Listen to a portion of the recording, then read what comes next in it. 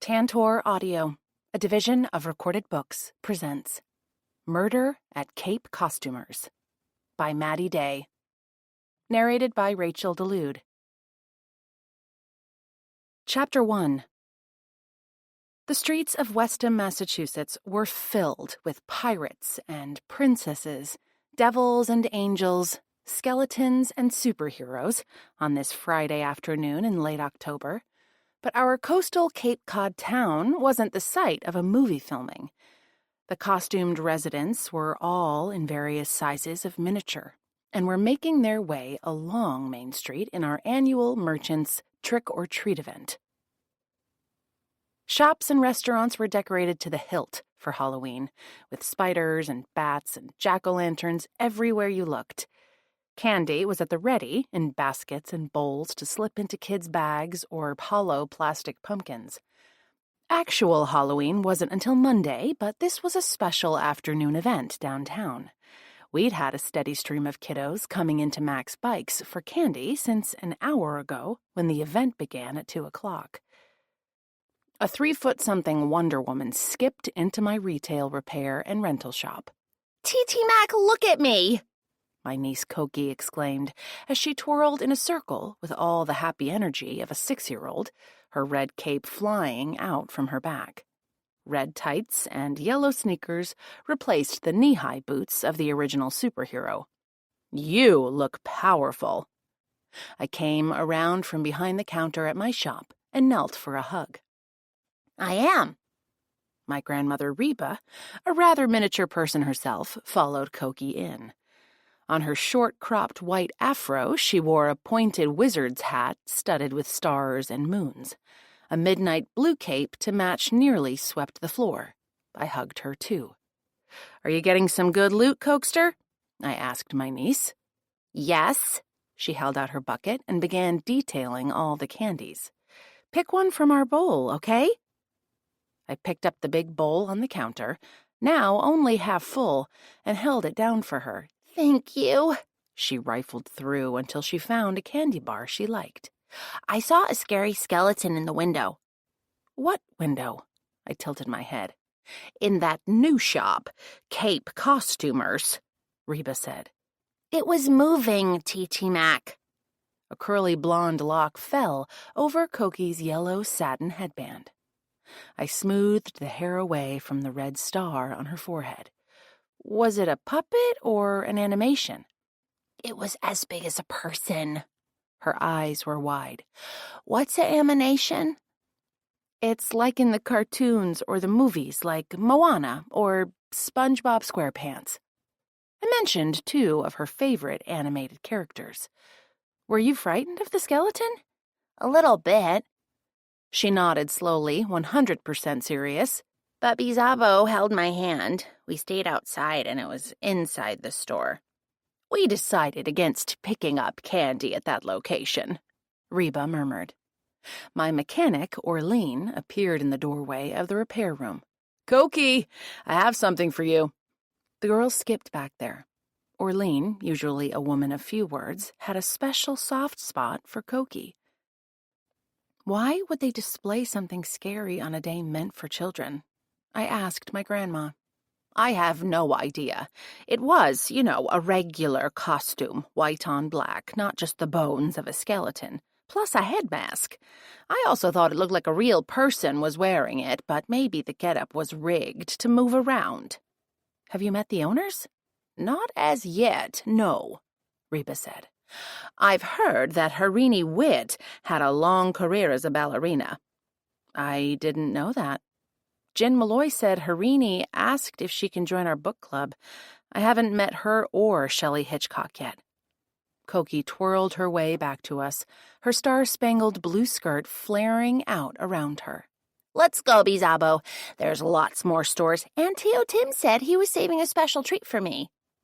Tio Tim, a devoted uncle who adored Koki, was also my handsome and brilliant husband, as well as owner and chief baker at Greta's Grains, the bakery down the street.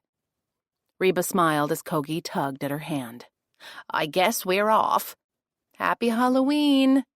I watched the wizard and the superhero trundle down the sidewalk hand in hand. Koki wasn't a fearful child. She'd always been curious and confident. For something in a costume shop window to scare her took a lot. I would take a stroll down there after we closed at 5 today and have a look at this skeleton myself. Harini and Shelley, apparently friends and business partners, had opened Cape Costumers only a month earlier in what had been an empty storefront. I wasn't the only Main Street shopkeeper to hope it was a permanent business and not merely a pop-up for the spookiest holiday of the year. Chapter 2. By the time I arrived at Cape Costumers at 5:30, the sun was about to set and a chilly wind whipped in from the bay. The change from daylight saving time to standard wouldn't happen for another 8 days, but the evenings already came early and the nights were dark. Store windows along Main Street were lit, as were the antique-style lights on lampposts. Tim's Bakery was dark, as always at the end of the afternoon, because it opened early every day. The rusty Anchor pub looked so warm and welcoming I was tempted to stop in.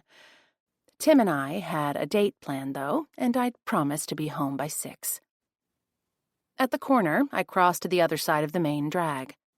The costume shop was beyond the library, nearly to Salty Taffy's, my friend Jin's candy store. When I got to Cape Costumers, I skirted a real black cat staring at me from atop a hay bale on the sidewalk. Cats and most dogs didn't play nicely with my allergies, which was why I was the human for an African gray parrot named Belle. One front window of the shop was devoid of a life-size skeleton, bones or otherwise. Bats and spider webbing and pumpkins, sure, along with a suit of armor and a Darth Vader getup. In the window on the other side of the entrance, though, an all-bones skeleton slumped in an antique armchair, with a dog skeleton waiting eagerly in eternity for its treat. The skeletons were flanked by a ghoulish, person-sized lobster, its mouth agape, as if the Scream painting had come to live in a crustacean. Wearing the uniform of a police chief, a white-faced, featureless mannequin with no hands stood at attention on the opposite side. I shuddered, but pulled open the door. While I was here, I might as well introduce myself. "Welcome to Cape Costumers," a woman said. She came around from behind a counter at the side of the store. "I'm Mac Almeida." I extended my hand. "Owner of Mac Spikes down the street. Welcome to Westham. Shelley Hitchcock, co-owner here. Good to meet you, Mac." She shook my hand. Hers was bony and cool, with heavy silver rings on both hands. She looked to be in her 60s, with reddish-brown hair in a short, chic, shaggy cut. She stood a couple of inches shorter than my 5'7". A black and white silk scarf was artfully loose around her neck, and she wore a black and silver long-sleeved dress on her lean frame. "You had good timing, opening close to Halloween," I said. "The nearest party store is quite a drive away in Hyannis." I glanced around the space. Racks held costumes ranging from a medieval maiden to Princess Leia, to a classic cowboy to a Ghanaian king. I didn't see a single sexy nurse outfit or cheap polyester costume made overseas. "Halloween's a big time for a costume shop, even a high-end one like ours. We hope to do business throughout the year, of course, and we can fill custom orders. We also have a dance section for all ages." She gestured to the far wall. "That's smart. What brought you to Westham in particular? Who doesn't love Cape Cod?" Her smile was tight. "For sure." Shelley cleared her throat. "And I have a friend with ties to the area." "Your business partner? Harini, right? I haven't met her, but she asked to join a book club I'm part of." "That's her name, but no, someone else." This time her cheeks pinked up. "Well, we're glad to have you among the merchants here. Our Chamber of Commerce is pretty active. I hope I'll see you at a meeting soon." "Thank you. I've already been approached by the director. Are you from Westham?" I laughed. "I sure am. My whole family is here. My grandma's a fixture around town. My dad's a minister. My mom is a popular astrologer. Astra Mackenzie? The same. She's wonderful. I've already had a consultation with her. That's great. I kept myself from rolling my eyes. I adored my mother, but I considered astrology a sham. At least it was a harmless one. Well, I'll let you get back to whatever. Are you all set for the holiday? Yep. By that, I meant I had several big bags of mini candy bars hidden away at home. I didn't do costumes. Ever. If you need a last-minute accessory, you know where to find me. You bet.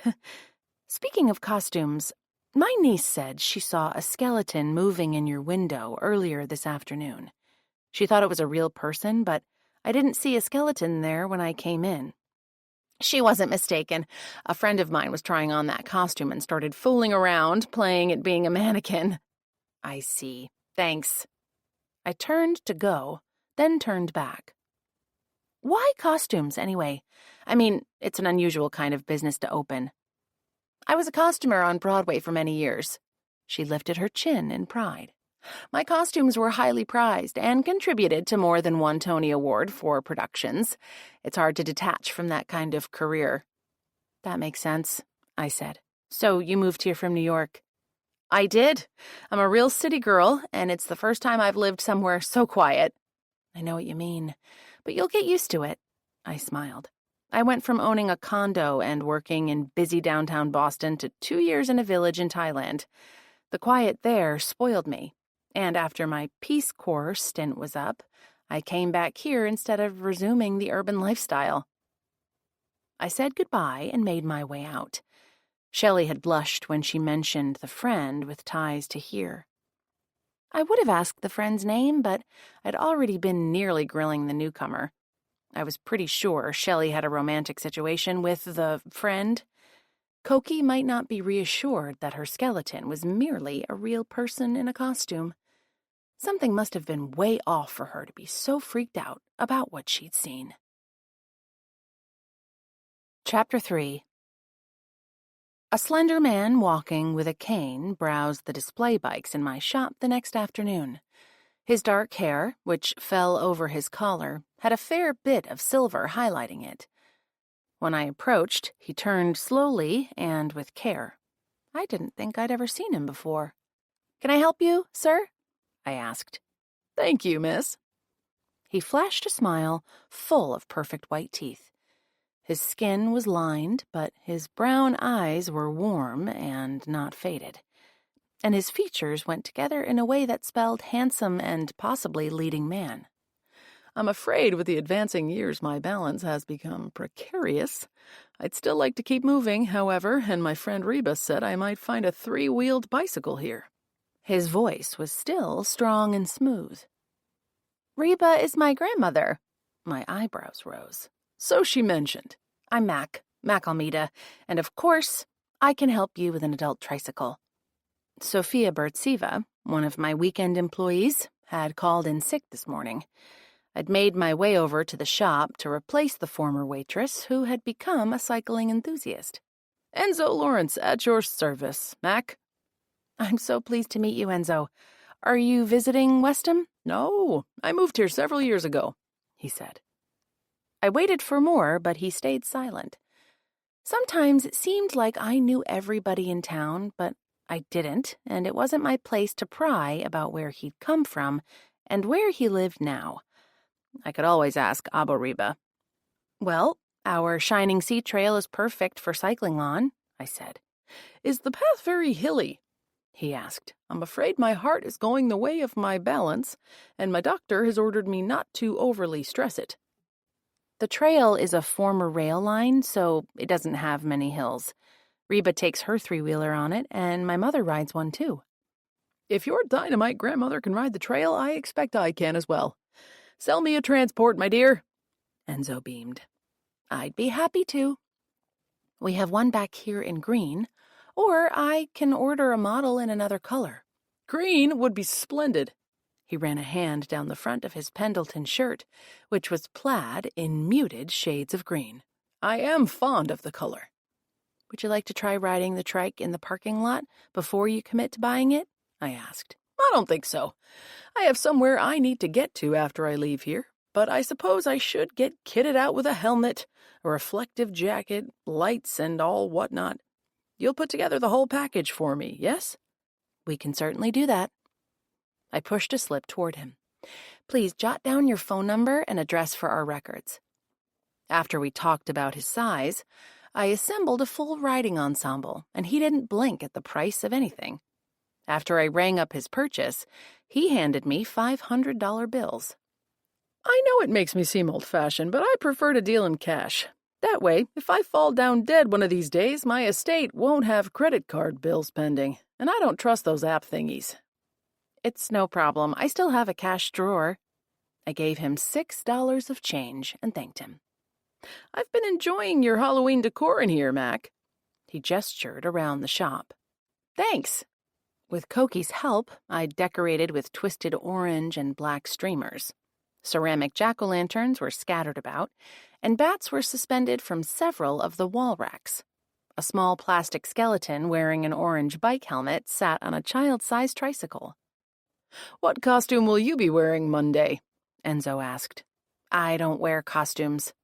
His jaw dropped. Not for any occasion. Nope. I'm never in a performance, and it's not my thing to dress like a character or whatever. I have worn splendid costumes in the past. He got a dreamy look in his eyes, gazing into the distance. Are you an actor? Maybe my thought about him being a leading man had been correct. I did have my modest successes on and off Broadway. Isn't there a Cape Cod Repertory Theater? I enjoyed the symphony, but I'd never been to a Broadway musical. Going to plays in the summer alongside all the zillions of Cape tourists didn't appeal to me. Indeed there is, the Cape Playhouse, he said. In fact, I appeared in several performances there over the summer. Cape Cod Theater Company is good, too. What are you going as for Halloween? He pointed at the skeleton on the trike. A much larger version of that. A rosy-cheeked group of women in biking togs pushed through the door. I'll let you get back to work, he said. We'll give your three-wheeler a quick going over, and I'll call or text you when it's ready. Perfect. If you should change your mind about a costume, there's a fabulous shop down the street. I happen to be friends with the owner, and she's a professional. Got it. Thank you for your business, Enzo. He slipped past the women and headed out. So, he was friends with Shelley and was going to be a skeleton on Halloween. He must have been who Koki had seen in the window. It was interesting that Reba knew Enzo, but I didn't find it surprising.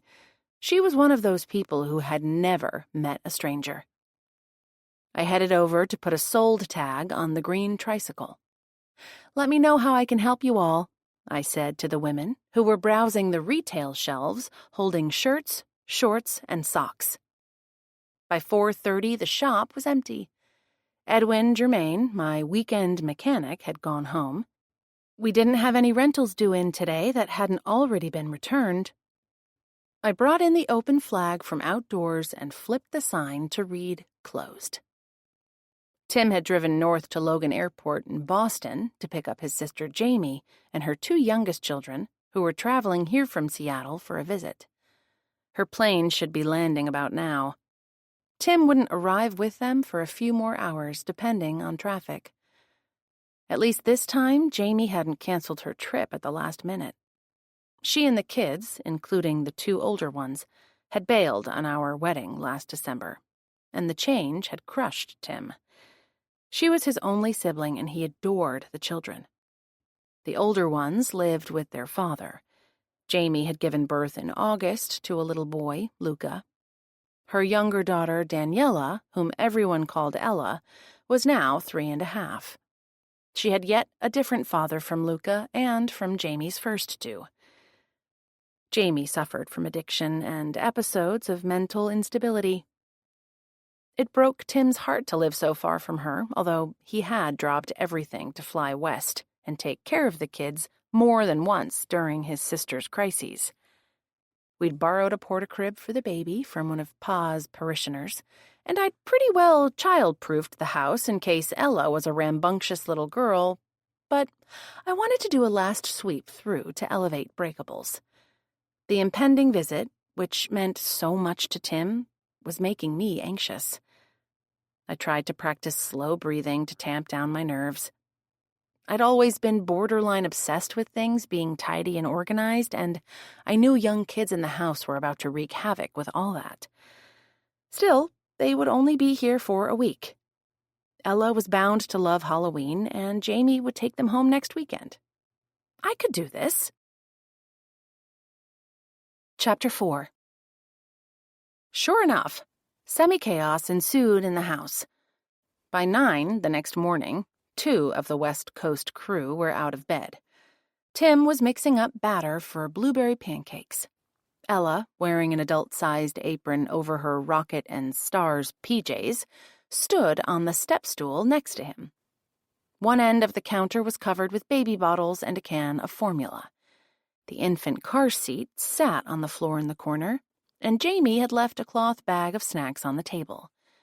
She had gotten up an hour earlier, fed Luca a bottle, and handed him off to Uncle Tim before going back to bed. Last night they arrived home after 8.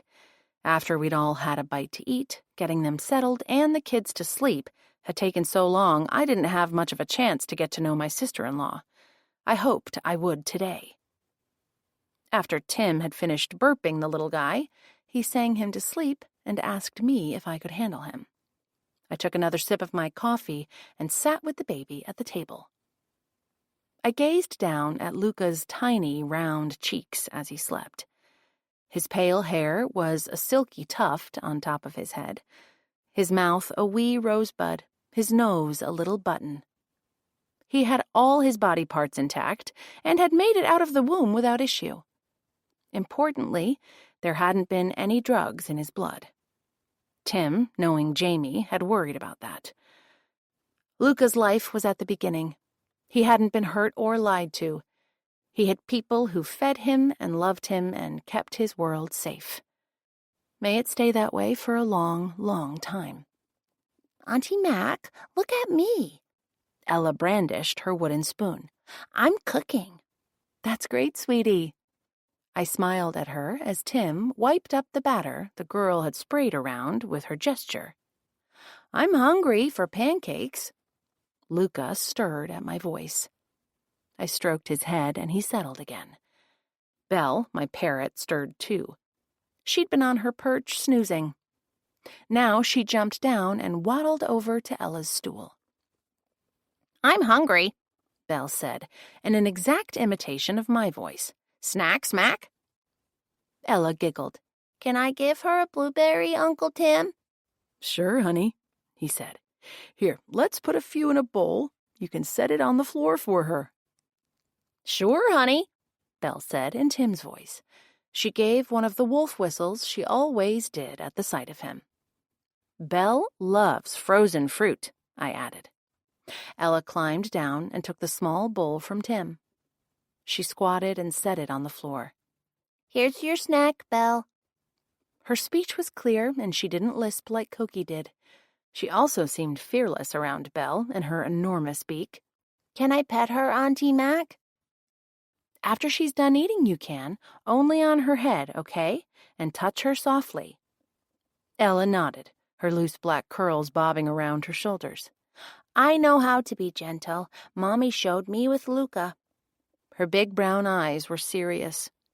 With her skin that looked tan even in winter, and her dark hair and eyes, she clearly had a different father than Luca.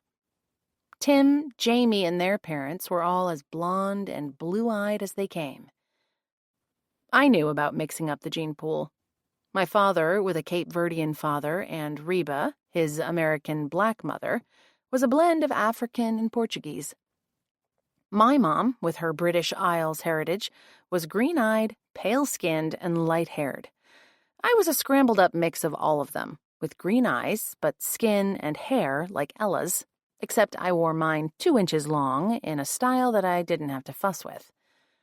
Ever since our marriage last December, Tim and I had been hoping we'd get a baby underway and have our own experiment in diversifying the gene pool.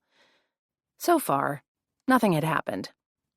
I wasn't eager to experience the mess of pregnancy and birth, but I loved children and family as much as he did.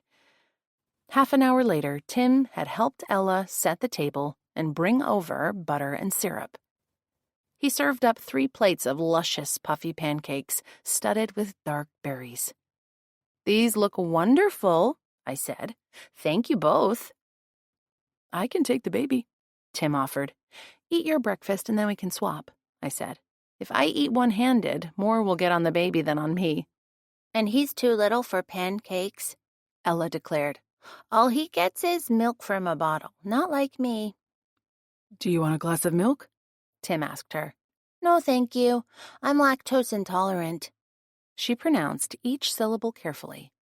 Tim raised his eyebrows and smiled at me in one of those grown-up communications between parents or caregivers I'd only observed until now. "How about orange juice, then?" I asked. "I bet Uncle Tim will pour you a glass." "Yes, please." The kid knew big words and was polite. Jamie was doing more than one thing right as a mom. Ella thanked Tim when he brought her juice. "Are you excited about Halloween, kiddo?" he asked. "Yes, but I don't know when it is." "It's tomorrow," I said. Her mouth wobbled. "We didn't bring my costume. I was going to be an astronaut." The poor thing. "I saw that you have space stuff on your jammies," I said. "I bet your cousin Koki has a costume you can wear. She's 6 now, but something she wore last year or the year before would probably fit you." "Did she go as an astronaut?" Ella perked up. "No, but I'm sure she has a couple of great costumes," I said. If she didn't, we would outfit Ella at the new costume shop. "You'll meet her at dinner tonight." "Does Koki have a little brother, too?" "Not yet. She's going to have a baby sister or brother, but it's still in its mommy's tummy." "Like Luca was." Ella forked in a bite of pancake. "Exactly," Tim said. My brother Derek and his new wife, Nellie, had had no trouble at all conceiving in the summer, and she was due in January. They were mixing up the gene pool, too. Nellie was black, and Derek's father had been Mom's first husband and white, although Pa had raised my half-brother as his own. Derek looked a lot like a male version of our mother. I couldn't wait to meet their baby. Jamie appeared in the doorway with bed hair and bleary eyes. A hip-length sleep shirt hung off her too-thin frame, and bare feet peeked out from pajama pants with rockets and stars on them. "Mommy," Ella said. "we made pancakes. There's more for you." Belle waddled over to the car seat, muttering in Ella's voice. "We made pancakes. Mommy, we made pancakes." "That's the bird?" Jamie sounded horrified. Belle had been asleep in her covered cage last night when they'd finally arrived. Jamie must not have noticed her when she'd gotten up earlier. "Get it away from the baby carrier!" She took a step toward Belle. Tim rose. "It's okay, sis. Belle won't hurt the seat." He moved between his sister and the parrot. "Belle's nice, Mommy," Ella said. "I fed her blueberries." "I hope you scrubbed your hands after that." Jamie sank onto a chair and rubbed her face. Ella looked worried. Luca's eyes drifted open. Tim set a steaming mug of black coffee in front of Jamie. "Do you take anything in it?" His voice was even more gentle than usual. She shook her head without speaking. The week would be a long one if Jamie was going to be freaked out about Belle. Chapter 5. The day ended as planned, with family dinner at my parents' home in the parsonage. Earlier, Tim had taken Jamie and the kids on a driving tour of this part of the Cape. Since it would have been tight fitting me in between the borrowed car seats for the baby and Ella, I'd stayed back. I took myself for a long solo walk and caught up on my book group reading at home. Last year, I'd shifted to not working on weekends. That was what employees were for. Yesterday had been an exception, with me subbing in for Sophia. I wanted to have tomorrow free, too, because I hoped to get to know Jamie better. Maybe she and I could get out for a walk together, or I could treat her to a manicure later in the week. Tim was taking the whole week off to be with his sister and the little ones. He wouldn't mind watching the kids while Jamie and I had some girl time. If she wanted to, that is. So far, she hadn't seemed to warm to me at all. It might be that she was generally unhappy. She was tender with her children, but I hadn't seen her smile at me once. I'd be willing to bet that a week hanging out with her sweet, generous, supportive big brother and having help with her children might ease her mood, at least for the short term. Now we were immersed in the bustle of my family. Nellie had made a big West African stew for everyone and stood stirring the pot with an apron over her growing baby bump. Abba Reba was holding court in the living room and held Luca on her lap. Koki had already taken Ella under her wing. Derek and Tim chatted about something. I headed into the kitchen, where Mom cut vegetables for the salad, and Pa slid a fragrant loaf of fresh bread out of the oven. In a family text thread last week, everyone had agreed not to have wine or beer tonight, so as not to tempt Jamie. She'd told Tim she'd been clean and sober for a year, and nobody wanted that to change, at least not on our watch. I sipped seltzer as I leaned against the kitchen counter, absorbing the yummy smells and letting the buzz of multiple conversations wash over me. After being introduced to everyone, Jamie stood in the doorway between the kitchen and the living room. She picked at her cuticle with her other hand. Her left knee jiggled in black leggings. She wore a long black sweater that made her look paler than usual, but her flax-colored hair was neatly tied back, and she'd applied light makeup and lip gloss before we left the house. Pa gave her his warmest, most welcoming smile. "Can I get you an iced tea or some cider, Jamie?" He spoke softly in that deep, reassuring voice that inspired both confidence and confidences. Being a minister was the perfect job for him. She looked startled. After a moment, she said, "Thank you, yes, cider sounds good." He came back with a glass of the classic fall drink. "This family can be a bit overwhelming, but we're so happy you're all here with us." My brother's been bugging me to come east. I figured this was as good a time as any. I'm between jobs right now, and... Her voice trailed off. "We're glad to have you." He leaned closer and murmured something I couldn't hear. I expected he offered to speak with her in private at his church office if she should want that. Jamie stared at him, then nodded. "Look, Mommy, Cousin Koki lended me a costume." Ella burst into the kitchen with a grinning Koki behind her. "Can you guess what I am?" Ella wore a miniature white lab coat and big black-rimmed plastic glasses, and she carried a clipboard. The lab coat included a pocket protector and 2 pens in the breast pocket. Jamie smiled at her daughter, one of the first smiles I'd seen from her. An astronaut?" "No, silly." Ella looked at me. "Auntie Mac, can you guess?" From behind Ella, Koki put her finger on her lips and shook her head. She knew I'd remember the costume from 2 years ago. I was glad Derek had kept the getup. When I phoned him this afternoon, he said of course they had a costume for Ella. I cocked my head and studied her for a moment. "I think you're a doctor." "No." Nellie came over and squatted in front of Ella. "Let's see. Lab coat, clipboard, glasses. I'd say you're a scientist, or maybe an astrophysicist." "Yes!" Koki clapped her hands. "Because astronauts are usually also scientists," Ella explained. "What are you going to be for Halloween, Auntie Nellie?" Nellie pushed up to standing with a little grunt. "I think I'll go as a pumpkin." My mom laughed. "An orange t-shirt and a green beret and you'll be all set." The children seemed to relax Jamie. She leaned against the door jamb, sipping her glass of apple cider. "Do you like to dig in the dirt, Ella?" Pa asked her. "Koki does." "Do I, Mommy?" Ella scrunched up her little nose. "When you get a chance, yes." Jamie glanced at the rest of us. "We live in an apartment, so we don't have a garden." "Well," my father continued, "I'm thinking of planting a church garden out in front. Several of our Quaker neighbors down the road have had a big garden behind their meeting house since last spring.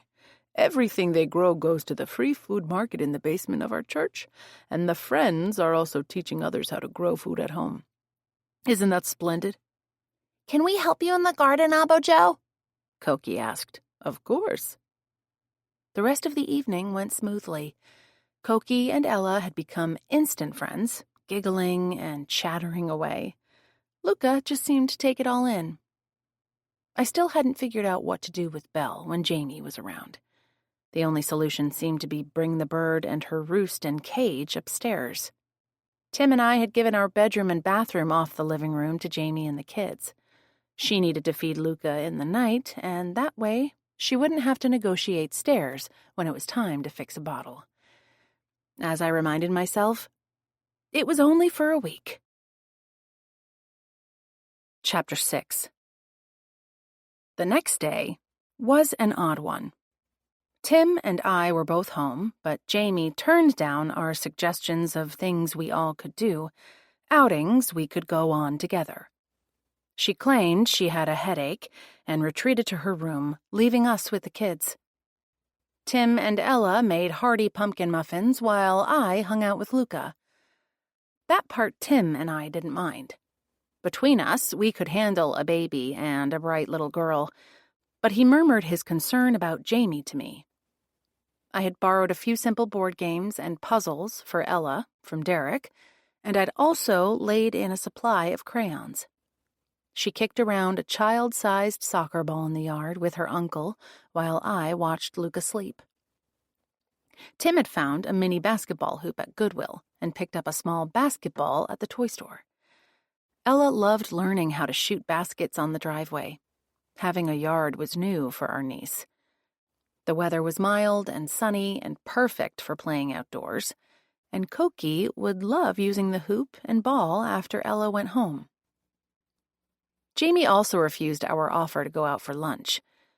Tim popped Luca into the soft front carrier my parents had loaned us, and we walked downtown to the Miss Westham Diner.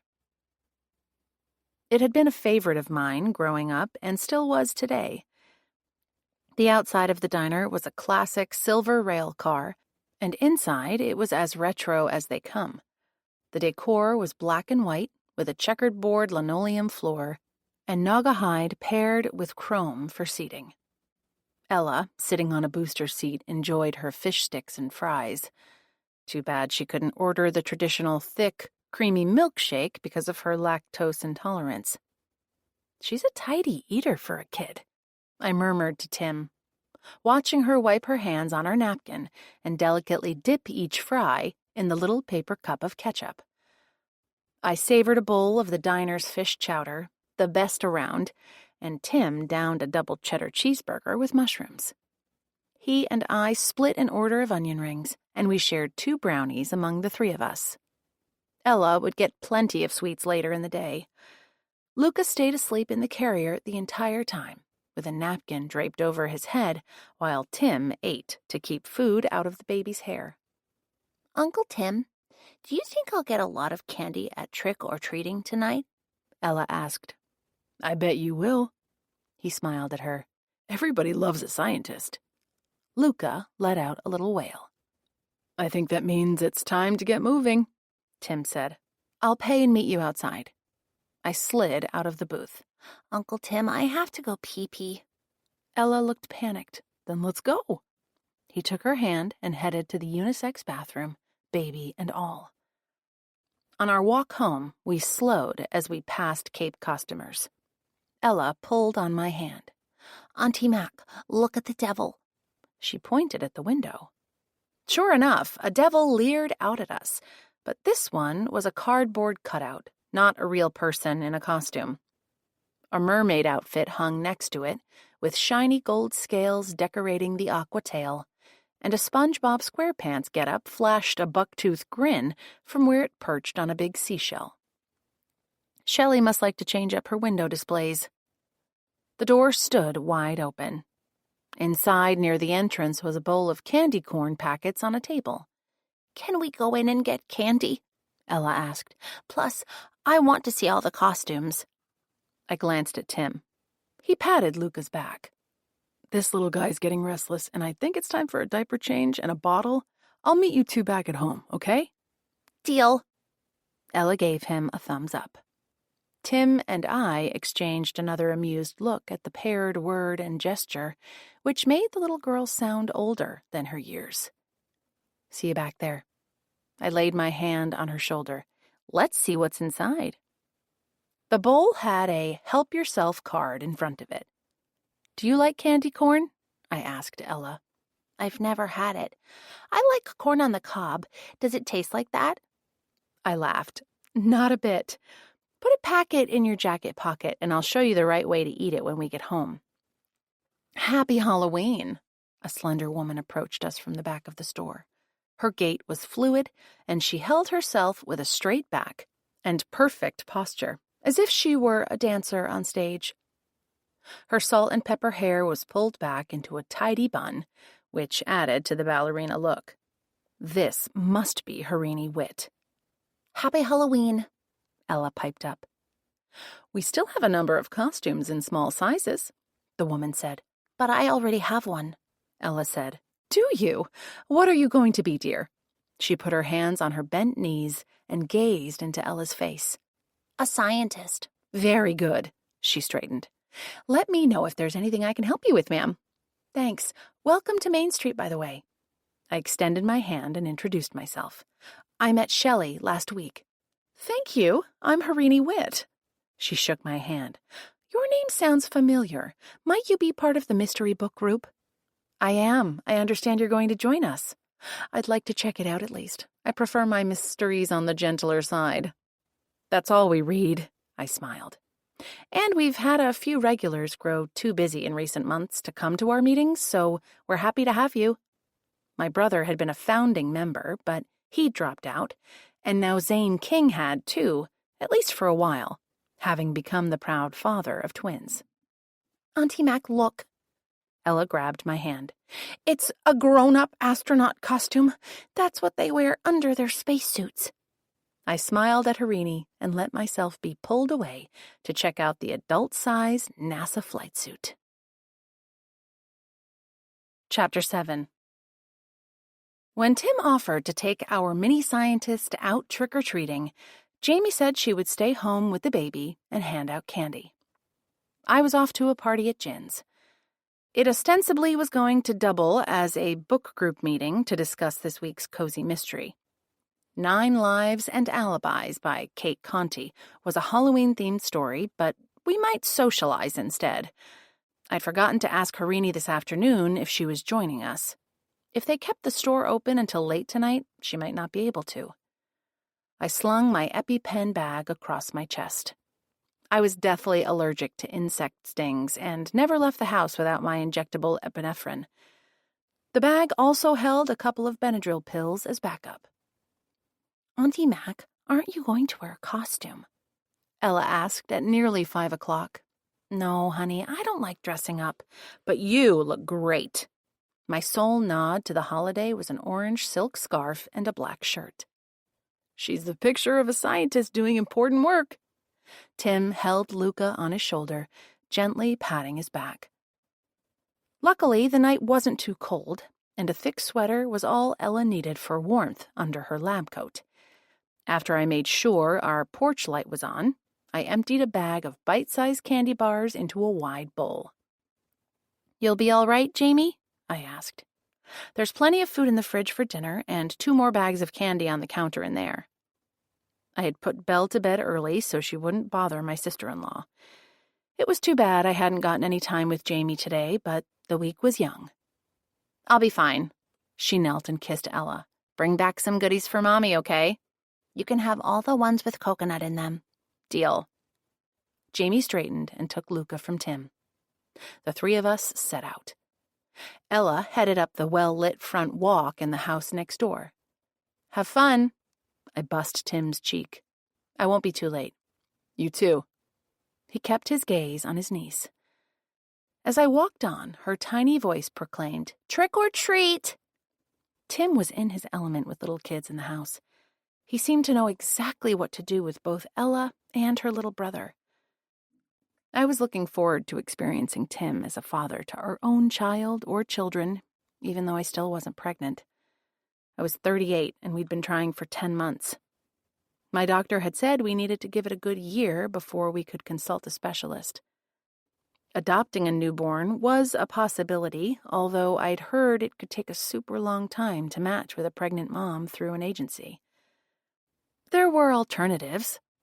Some people fostered an older child through their state's social services department and then adopted them, while others went outside the system entirely.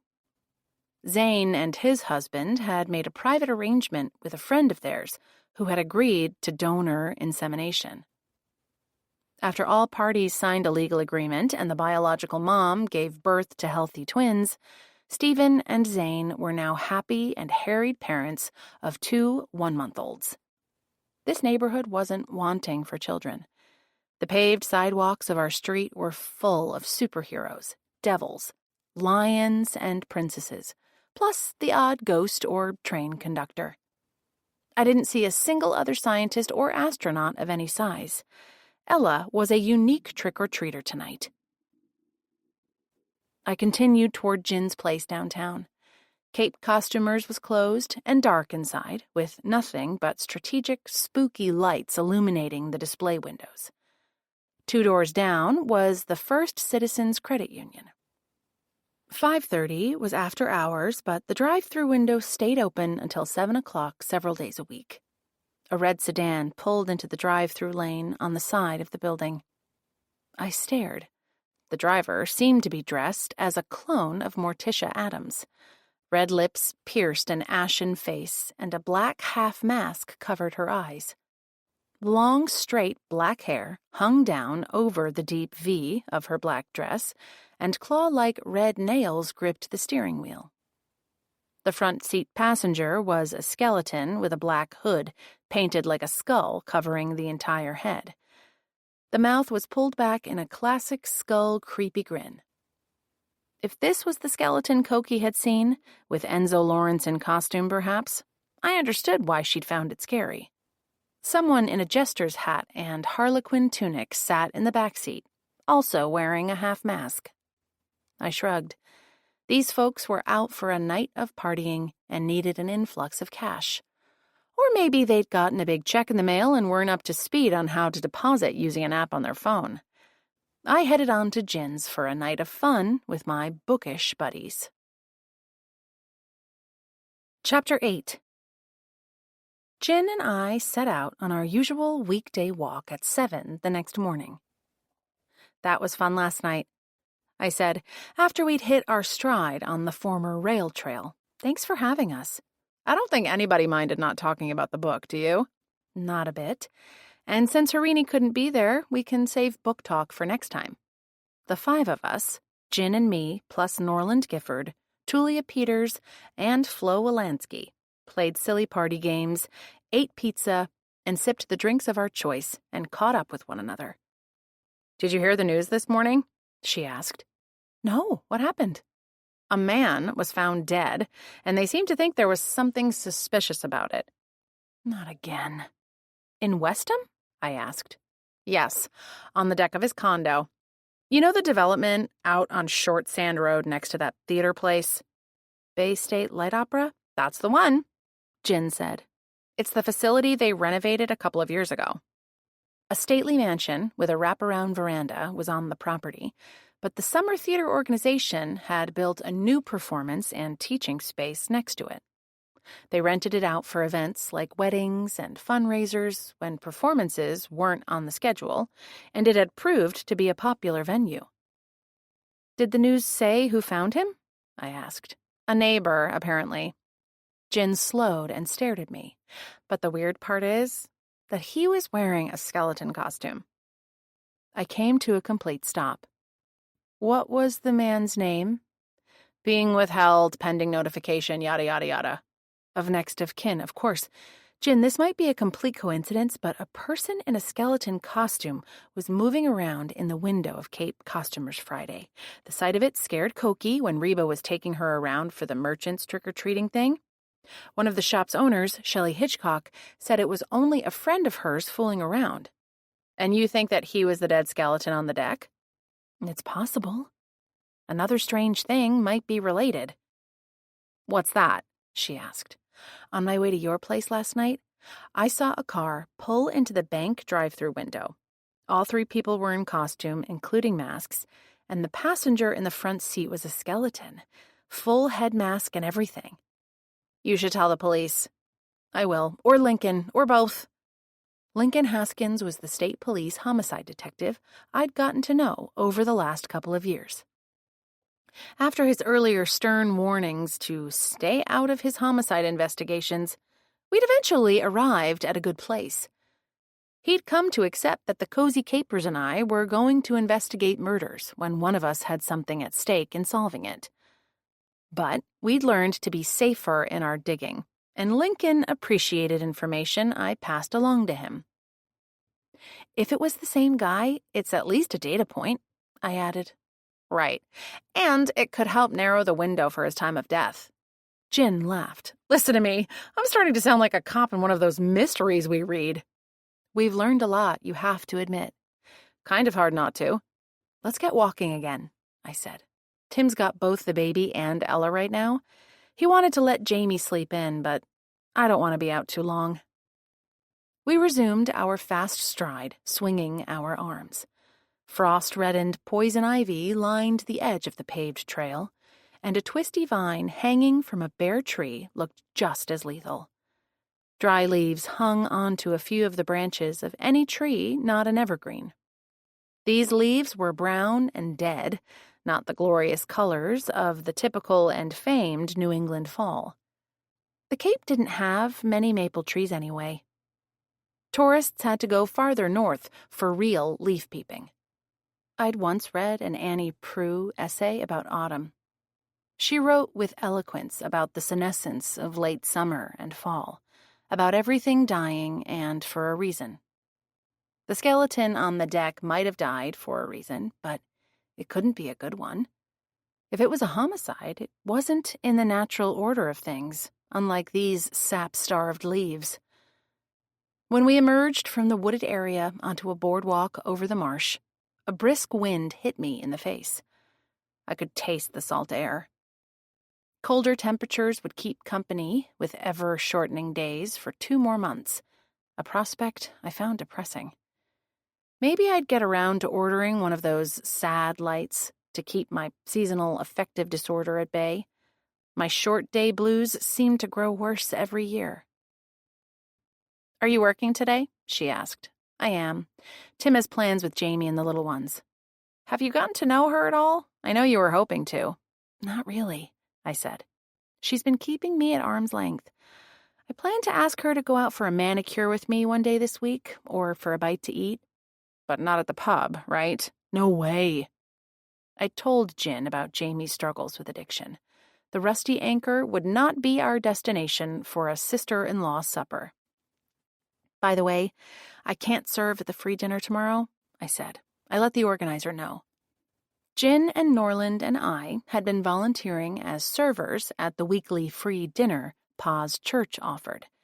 All were welcome, no questions asked.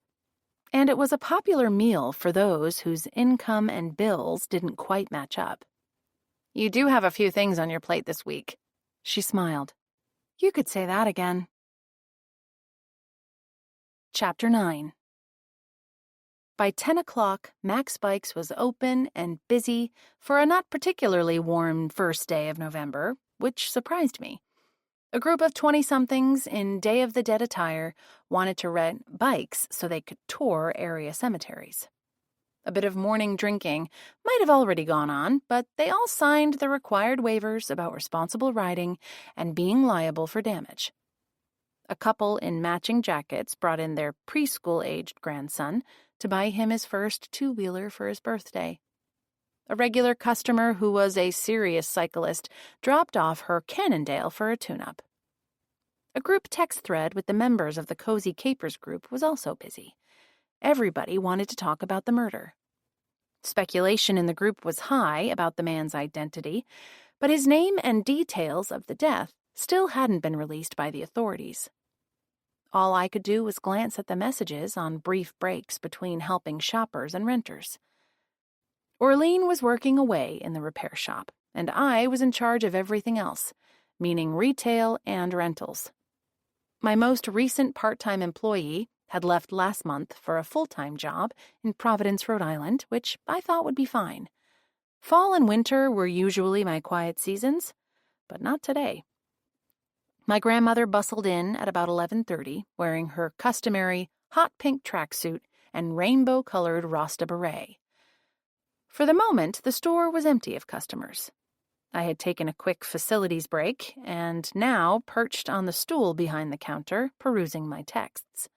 I looked up and smiled at Reba, inhaling her scent of coconut tinged with chlorine from her daily swimming habit. "Mackenzie, darling, I just heard the news." My Abba was pretty much the only person who called me by my full first name. "Good morning, Abori. Do you mean the man who was found dead?" "Of course." She set her fists on her tiny hips. "What else?" "It could be any other news. I don't know, the election? Maybe Koki lost another tooth, or there's flooding in Madagascar." "Don't be obtuse. Now. Of course I mean the murder. Is your group already on the case?" Her brown eyes were bright as the slightly rheumy eyes of a person over 80 can be. "They're trying to be, but nobody has any information, including whether it was actually murder." "See, that's the reason I'm here. I'm afraid it was my friend Enzo Lawrence." The man in the skeleton suit, as I'd suspected. "I'm so sorry, Abori. Were you too close?" "No, not in so many words," she said. "He was more of an acquaintance. We had mutual friends, which is how I found out." "He came into the shop and told me you recommended that he get an adult tricycle here." "Well, of course I did. Where else should he buy one?" I smiled at my biggest supporter. Unfortunately, we completed the sale, and it was waiting for Orlean to make sure it was ready for him to ride. I guess I should cancel out the purchase. "Good idea." "Hey, Reba." Orlean appeared in the doorway to the repair area. "Couldn't help but overhear the talk. That mean you want to cancel the treg check over, Mac?" "I'm afraid so," I said. "I doubt whoever his relatives are would want the expense to his estate." "Got it." She turned away. Orlean always spoke tersely, but she got the job done, and that was all I needed. "Did you see the announcement of his name on the local news?" I asked my grandma. "I've been so busy all morning, I haven't had a chance to look at anything but receipts and rental forms." "No." She shook her head. "My girlfriend called. Her great-niece works for the Barnstable police, and they got word. Naturally, she called B, who phoned me." "Naturally." I studied her. "Do you have any idea who might have wanted Enzo dead and out of the way?" She tapped her temple. "Not yet, but I'm putting my little gray cells to work." As she spoke, Norland Gifford pushed through the door. Westham's retired police chief was a member of the Cozy Capers and a friend. He also maintained close ties with the WPD. Reba brightened. "There's someone who might know." "My thoughts exactly," I said. "Good morning, Norland." "Morning, ladies." He didn't return our smiles. "Did I hear something about little gray cells?" "You sure did. I suppose you're here to talk about Enzo Lawrence's homicide with my granddaughter," Reba said. He gave a slow nod.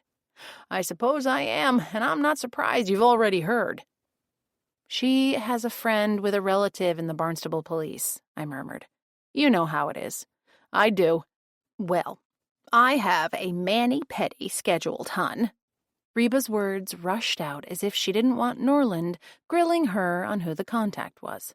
"I'll be getting along, but Mac, I wanted to ask if you'll come to the cemetery with me tonight, as we always do." "For Abo Alcindo?" I asked. "Of course I will." Although our annual pilgrimage had slipped my mind this year, she'd been bringing me with her to my grandfather's grave on the Day of the Dead since his death over a decade ago. At least when I was living in the state and not off on my travels.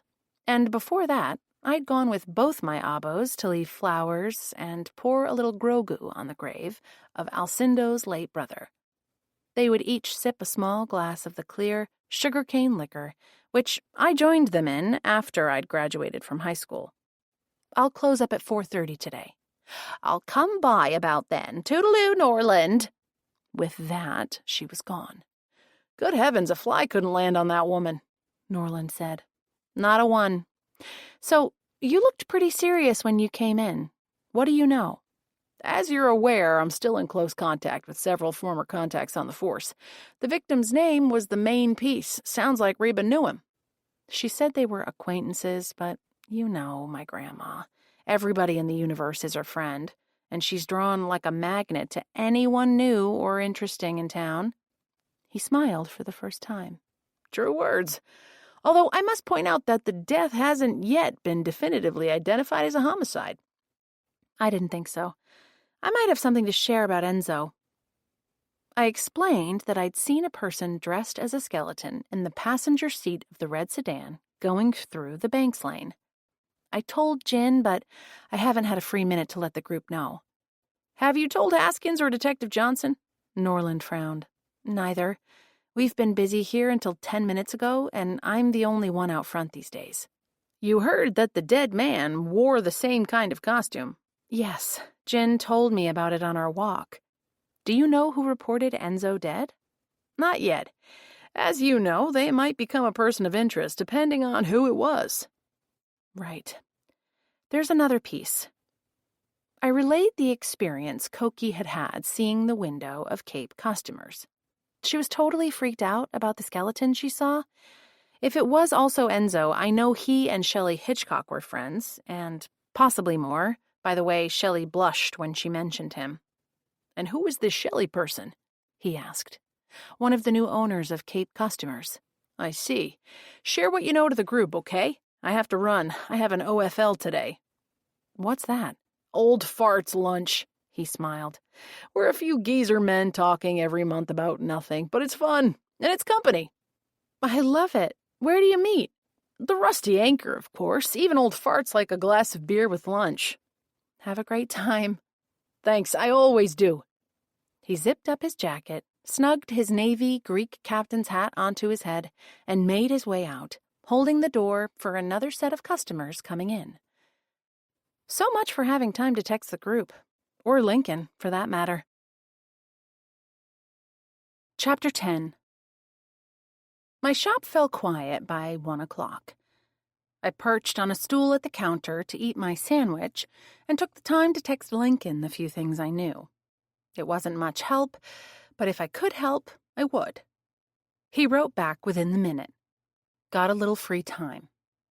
I replied that I did, and 5 minutes later he ambled through the door. Don't take this the wrong way, I said, but I'm glad I haven't seen you since July. He gave a low laugh. Same. The more months that go by without a homicide, the better. He was a big guy, 6'3", but he'd been working on his fitness on his doctor's recommendation. Now he sported a slimmer profile than he had a year and a half ago. And yet here you are, I said. Alas, yes. Does that mean the death is for sure a murder? We now believe so, yes, he said. I tilted my head. You got new glasses. He'd always worn heavy black frames. Now his eyeglasses were rimmed with a thinner tortoiseshell. I did. He blushed, something I'd never seen him do before. I like them, I smiled, wondering if a romantic interest might have something to do with his new look. In his mid-40s, he'd been divorced and single since I first met him. They suit you. Thank you. He cleared his throat. You said you had something to share. Maybe. You might want to talk with Shelley Hitchcock about the victim. She's the new co-owner of Cape Customers. I explained for the third time today about the skeleton in the window. And then I saw one in the passenger seat of a red sedan driving through the bank last evening at about 6. I don't know if either was Enzo, but he was in costume when he was found dead, wasn't he? He was. Which bank? The credit union on Main Street. So noted, Lincoln asked. And you know the victim's name? How? From Reba. Yeah, don't ask. She has her ways, but now it's my turn to ask a couple of questions, if that's okay. You can try me. Jin said a neighbor reported Enzo dead. Who was it? I asked. And do you have any idea what killed him? Oh, I have 3 questions. I guess the most important is who wanted the dude gone bad enough to end his life? If I knew the answer to the last one, Mac, I'd be booking a killer into a jail cell right now, not sitting here picking your brain. All right. But what about the first 2? The neighbor was simply a neighbor, as far as we can tell. She reported seeing something on the deck next door early this morning, and she went over to check. We're canvassing the area now to find anyone who might have seen unusual goings-on or anything suspicious last night. Why do you think it was a homicide? Was Enzo shot? Knifed to death? Nothing like that, but the medical examiner didn't like the look of his skin, and the body was in rigor mortis, in an odd position. A man came through the door, followed by 3 women. I greeted them, then turned to Lincoln. Thanks for the info, I said. I have to get back to work. Thank you for sharing what you know.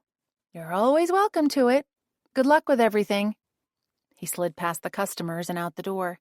I had so many questions and no time to think about them. The women were browsing the retail shelves, but the man approached. Looking a hair under 6 feet, he had the trim figure and erect bearing of an ex-military person, or maybe a current one, and the short hair to match. Welcome to Mac's Bikes, I said. I'm Mac. How can I help you? I'm visiting town for a bit and didn't bring my bicycle. What's the highest end model you rent? I'm afraid all the rentals are the same, except for size, and they're sturdy rather than high-end. Plus, we have a couple of tandems. His lip curled. I'm not accustomed to anything but the best. I kept silent. Unless he wanted to buy one of the Bianchis I had in stock, he was out of luck. Very well, he said. I'll rent, and for a week, please. I handed him the rental application and a pen. Will you want a helmet, too? No. Fill out the top section, initial the box to decline a helmet, and sign at the bottom, please. We require children under 18 to either bring or rent a helmet, but I couldn't do anything about adults who wanted to risk the safety of their brains. Even then, I'd seen teens ride away with the helmet unbuckled. If their parents didn't enforce safety, I couldn't either. He took the pen in his left hand and filled in the blanks in an over-the-top writing style. He slid the paper back to me. I understand there was a murder in town yesterday. Am I going to be all right riding the public trails? I did hear about a person being found dead and maybe not of natural causes. I didn't think it had hit the news by now. But I believe the police are on the case, and Westham is a safe town. I'm sure you'll be fine. Good. I told the women I'd be right with them and asked the man to follow me to the rental bikes area out back. I really needed to hire another employee. After I'd fixed up the guy with a bike, I asked, "What brings you to the Cape at this time of year?" It was well after the Cape's tourist season. He didn't meet my gaze. I have family business to attend to. Have a good ride. Let us know if you encounter any problems with the bike. Once things had quieted down again, I went to file his paperwork. His name was Herbert Lawrence, and he listed his address as Bedford, a town northwest of Boston that hosted Hanscom Air Force Base. I took a second look. He'd omitted a street address. Well, I had his cell phone, if it was correct. I could find him if he didn't return the bike, which I thought was unlikely, given the way he turned up his nose at it. Could his family business be with Enzo Lawrence, now deceased? Probably not. Lawrence was a common surname. Even if Herbert was a son or nephew, it was too early for him to have heard of the homicide. Chapter 11. Unlike their Portuguese colonizers, Cape Verdeans didn't fuss much with All Souls' Day. but my grandfather had spent time in Mexico. There, the Day of the Dead is a big deal, with graveside family picnics and music, costumes and parades. It's a holiday with somber origins that sometimes turns into a cemetery dance party. The annual ritual of tidying up graves and remembering those who had gone on before had been important to Alcindo. I loved having that connection with him and with Reba, and I dreaded the day when I would also be toasting her departed soul. I hoped that time was a long way in the future, and perhaps by then I'd have a little Reba great-grandchild to bring along and continue the tradition with.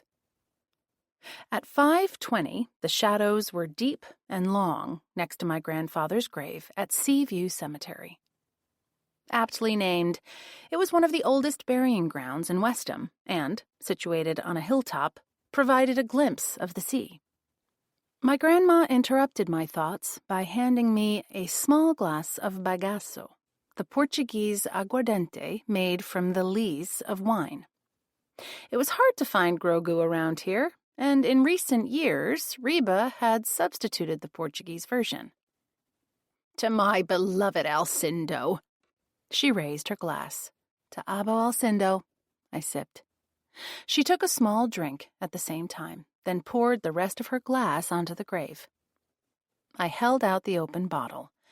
When she nodded, I refilled the glass. We clinked our drinks again. "I wish your father would join us here one year," Reba said after taking a sip. "Pa never does. Do you know why?" "Joseph had said he wants to hold the memory of his father close in other ways, not with a reminder of his death." She gave a little shrug. "That's his choice. Shall we sit for a moment and reminisce? My bones are tired today." "Of course." I followed her to the stone bench a few yards away. My grandma almost never complained of ailments, and this had me worried. Instead of reminiscing, she asked about the present. "How are things with Jamie and the children?" "Good question. She's great with them and is responsible, making sure little Luca is fed and clean. And she's sweet and fun with Ella, but something's going on with her." "Is she staying sober?" Reba asked. "She says she is, and I haven't detected any smell of alcohol or strange behavior. The thing is, she's so thin, and she seems withdrawn. Tonight I want to make a date for the two of us to do something fun, see if I can get her to open up." "That's a good idea, sweetheart. Those babies are darlings for sure. Well, little Luca is at the lump stage, as my sister used to say, but he's a cutie, and we'll see his personality emerge by and by." "A lump," I laughed. "I know what you mean. He drinks and sleeps and poops, but isn't smiling or doing much otherwise yet." "So what news about the murder? Did Lincoln have anything juicy to share?" "Way to pivot, Abo-Ree. I'm much too old not to ask the things I'm curious about." "I get it. Well, Lincoln didn't have a lot," I began. "The police don't seem to know the cause of death, and the person who reported Enzo lying on his deck was only a neighbor. I wonder if he'll be buried here." She waved her hand, taking in the scope of the burying yard. "I don't suppose Lincoln knew about Enzo's family." "We didn't talk about the next of kin." I took another small sip of the clear liquor, which warmed all the way down. "A man came into the shop after Lincoln left.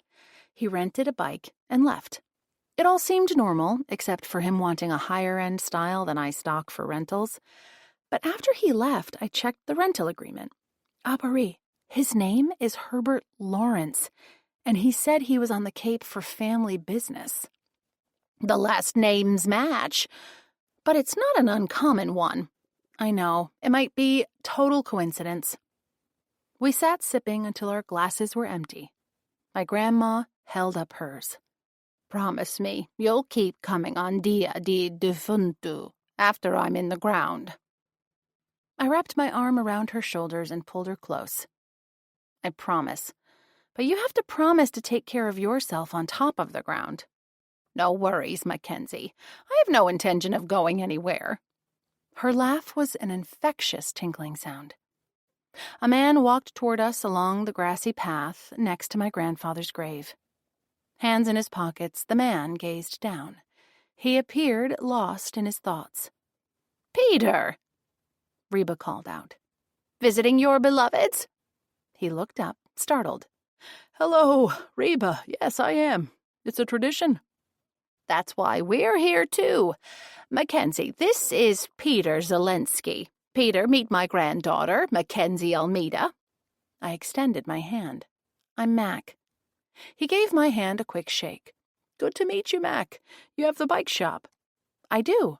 "My daughter is back living at home until she figures out what to do with her entirely useless degree in history, and she wants to ride her mom's old bike. I'll bring it in one of these days." "We can make it rideable as long as it's not too rusted," I said. His eyes drooped and his mouth turned down. He gave a longing glance behind him. "My wife last rode it 5 years ago, not long before she died." "I'm so sorry," I murmured. "It's okay." He patted my grandfather's gravestone. "Alcindo is a good man. You ladies take care now." "You too, Peter." Reba watched him until he was out of earshot. Poor fellow. He and his wife were so in love even after 20 years. But cancer doesn't care about the heart. It sure doesn't. How do you know him? He's been the investment advisor for pretty much everybody around here.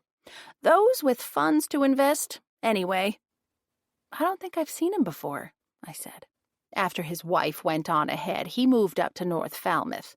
Couldn't bear staying in the house, according to what I heard. That would have been before I moved back to Westham, which explains why I didn't recognize him. "Yes," she agreed. "Before we go, I have a piece of non-murderous gossip for you." "Oh, do tell." "Did you know Lincoln has been stepping out with a lady?" "I wondered," I said. "He's looking kind of spruced up lately, and he has new glasses. Who's the woman?" "It's his ex-wife." I gaped. "No way." "Indeed, Delia Haskins." "I met her last summer at the Rusty Anchor, and I remember wondering about the name. So, they've gotten over whatever reason they got divorced and realized they missed each other?" "Those two suffered a tragedy no parent should ever go through," Reba said. My heart sank. "They lost a son or a daughter?" "Yes, their little girl and their only child. Their daughter passed from leukemia at age 3. People grieve in different ways, and certain couples can't find a way to reconcile their sorrow and their love for each other." "But now they have," I said. "That's awesome." "I hope it sticks." She stood and handed me her glass. "Let's go. I don't like being in a graveyard after dark." A shiver ran through me. I didn't believe in ghosts, but I agreed with my grandma. I didn't want to linger here after the sun went down, either. Chapter 12. I arrived home at almost 6 to a frazzled Tim, holding a sleepy Luca. Ella sat at the kitchen table in front of a full bowl of a creamy mac and cheese, and Jamie was nowhere to be seen. "Where do you want me?" I smiled at him. "Take this guy and see if you can convince his sister to eat. I desperately need a break." I held out my arms for the baby and sank into the chair next to my niece. "That looks yummy, Ella. Is it your favorite?" "No." She stuck out her lips. "I only like the orange mac and cheese." I spotted the box on the counter. Jamie must feed Ella the traditional brand, not the organic one that omits the garish orange food coloring in the dry cheese packet. Belle perched up from the stool across the room. "I only like the orange mac and cheese." The bird's imitation of Ella's voice was perfect and made me laugh. Ella giggled. "Belle is really funny, Auntie Mac." "She is," I said. "I'm hungry, honey. How about you feed me a bite, and then you take a bite?" Her expression brightened. "Feed you like a baby?" "Like a little kid, yes." I shifted Luca to my shoulder and held open my mouth. She maneuvered a spoonful into my mouth. It was cheesy, and I wondered about her lactose allergy. Maybe she could tolerate processed and cooked dairy, but not liquid milk and ice cream. Yummy, I said. Now it's your turn. She slid a bite into her own mouth. I bit my lip not to laugh at her surprised expression. She ate another spoonful. I think you were hungry, I smiled at her. I was. I didn't think I would like this kind, but it's good. I'm glad. Listen, I'm going to put your brother in his bed. I'll be right back, okay? Ella gave a serious nod. I have Belle to keep me company. She's good at keeping people company. That was the first word I'd heard her mispronounce. Quite a feat for such a young talker. I carried Luca into their bedroom and gently eased him down on his back. When his eyes fluttered open, I popped in his pacifier and tapped it softly until he went back to sleep. Jamie hadn't brought a baby monitor, but the kitchen wasn't far, and all the doors were open. I'd be able to hear him if he cried. Bella had moved to perch on the back of the chair I'd been sitting in. Ella's bowl held only 2 pieces of cheese-coated macaroni, and her glass of oat milk was less than half full. Tim had let me know he'd bought the milk alternative today. Where was Jamie, anyway? Tim must know, but he hadn't reappeared yet. Do you want more mac and cheese, Ella? I asked. Yes, please. Bella wants more, too. Did you already feed her some? Bella wants more. The parrot cocked her head. Snacks, Mac? We're saving the people food for the people, Belle, but you can have snacks. I served the human girl another bowlful and gave the bird girl a portion of frozen grapes, one of her favorite snacks. Tim came downstairs a few minutes later. When he saw Ella's empty bowl, he gave me an approving thumbs up. And she had seconds, I said. Atta girl, Tim smiled at her. Uncle Tim, when will Mommy come home? Ella asked. Probably after you go to sleep, but I know she'll give you a kiss as soon as she walks in the door. Okay. After I put Belle to bed, we spent the next hour hanging out with our niece. I got her into her jammies and helped her brush her teeth. Tim lay down next to her, read her a book, and sang softly to help her fall asleep in Jamie's absence. Luca blessedly stayed in slumberland in his temporary crib. Meanwhile, in the kitchen, I exerted all my culinary skills to heat up leftover chicken stew and set the table. I sliced half a loaf of Tim's excellent sourdough bread and set it out next to good Irish butter. 2 wine glasses and an open bottle of chilled white completed the spread. Tim and I toasted the quiet. I know you're wondering where my sister is, he began. I nodded, mouth full of stew. She said someone she knew in Seattle moved to Barnstable, Tim said. They agreed to meet for dinner at Jimmy's Harborside tonight. Did you give her your car? No. She walked down and said her friend would give her a ride home. Frowning, he took a sip of wine. And you're not sure if you should believe her. Right. What if she went to get wasted by herself at the bar? Maybe there is no friend. Ugh. I can go and see how she is if you want. You know, pretend I wanted some time with my sister-in-law, which I do, actually. That's sweet, honey. No, I think we need to trust her. Okay. She does seem troubled, but at least she's been responsible with the kids, right?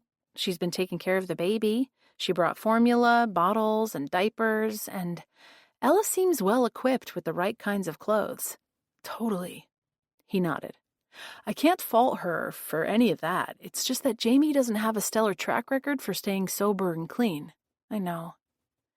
We don't need to obsess about my sister.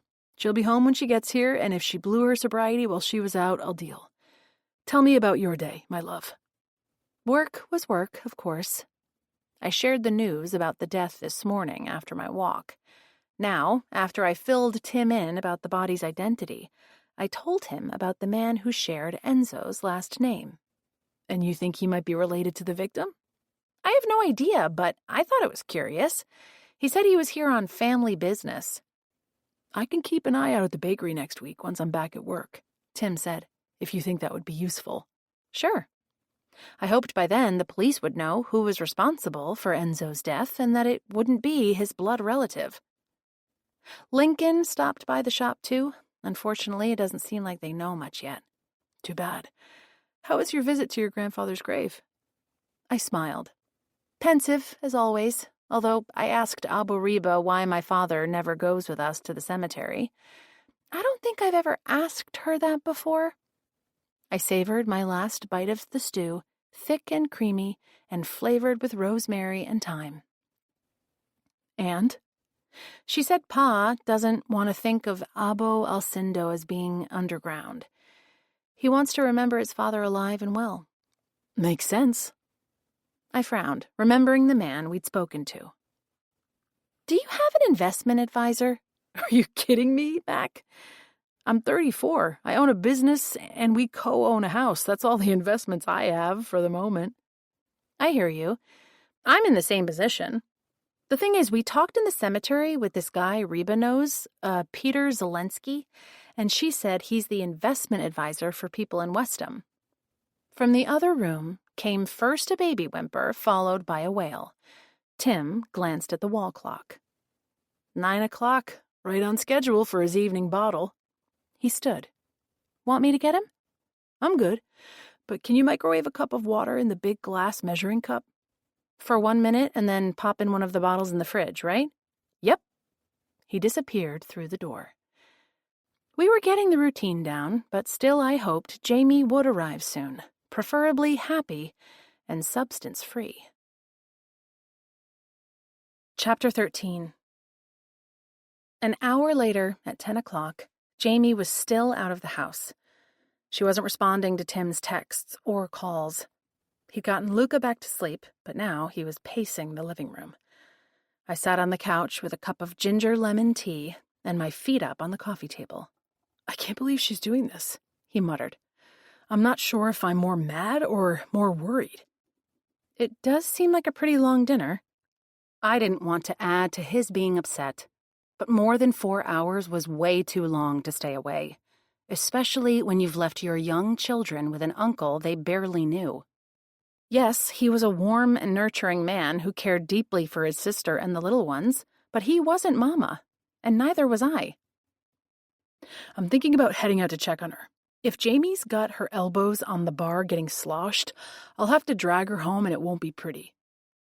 Go if you need to. I'll tend to the kiddos if either of them wakes up. I stifled a yawn. 10 was my bedtime. He sank down next to me. The thing is, I don't want to be the overpowering big brother. Is it too soon to go looking for her? I don't know, sweetheart. That has to be your call. It's too soon to ask the police to search for her. His eyes flew open in an alarmed look. The police? Do you think something bad happened to her? No, not at all. I swore silently. Why had I voiced that thought? Maybe you should call Jimmy's, see if she's there. I could describe her, I guess. Do you know the name of the friend she was meeting? Bob. Tim shook his head. That's it. No last name, only Bob. I shifted on the cushions. Something was pressing into my hip. I felt around in the crack between the cushion and the arm. No. I pulled out a cell phone in a lime green case. Isn't this hers? I asked. He dropped his face into his hands for a moment, then took the phone. It must be on silent, he said. No wonder she hasn't been responding. Who doesn't take their cell when they go out, and a mother of babies to boot? A troubled soul like Jamie, that's who. But I kept my response to myself. He knew the answer to his question. I have to find her, hun. He kissed my forehead and stood. Of course you do. You'll drive, yes? I will. I'm sorry to leave you alone here. I'm fine. I might snooze a bit, but it'll be a light sleep. I'll wake up if either Ella or Luca does, and I'm sure you'll be back soon, with your sister in tow.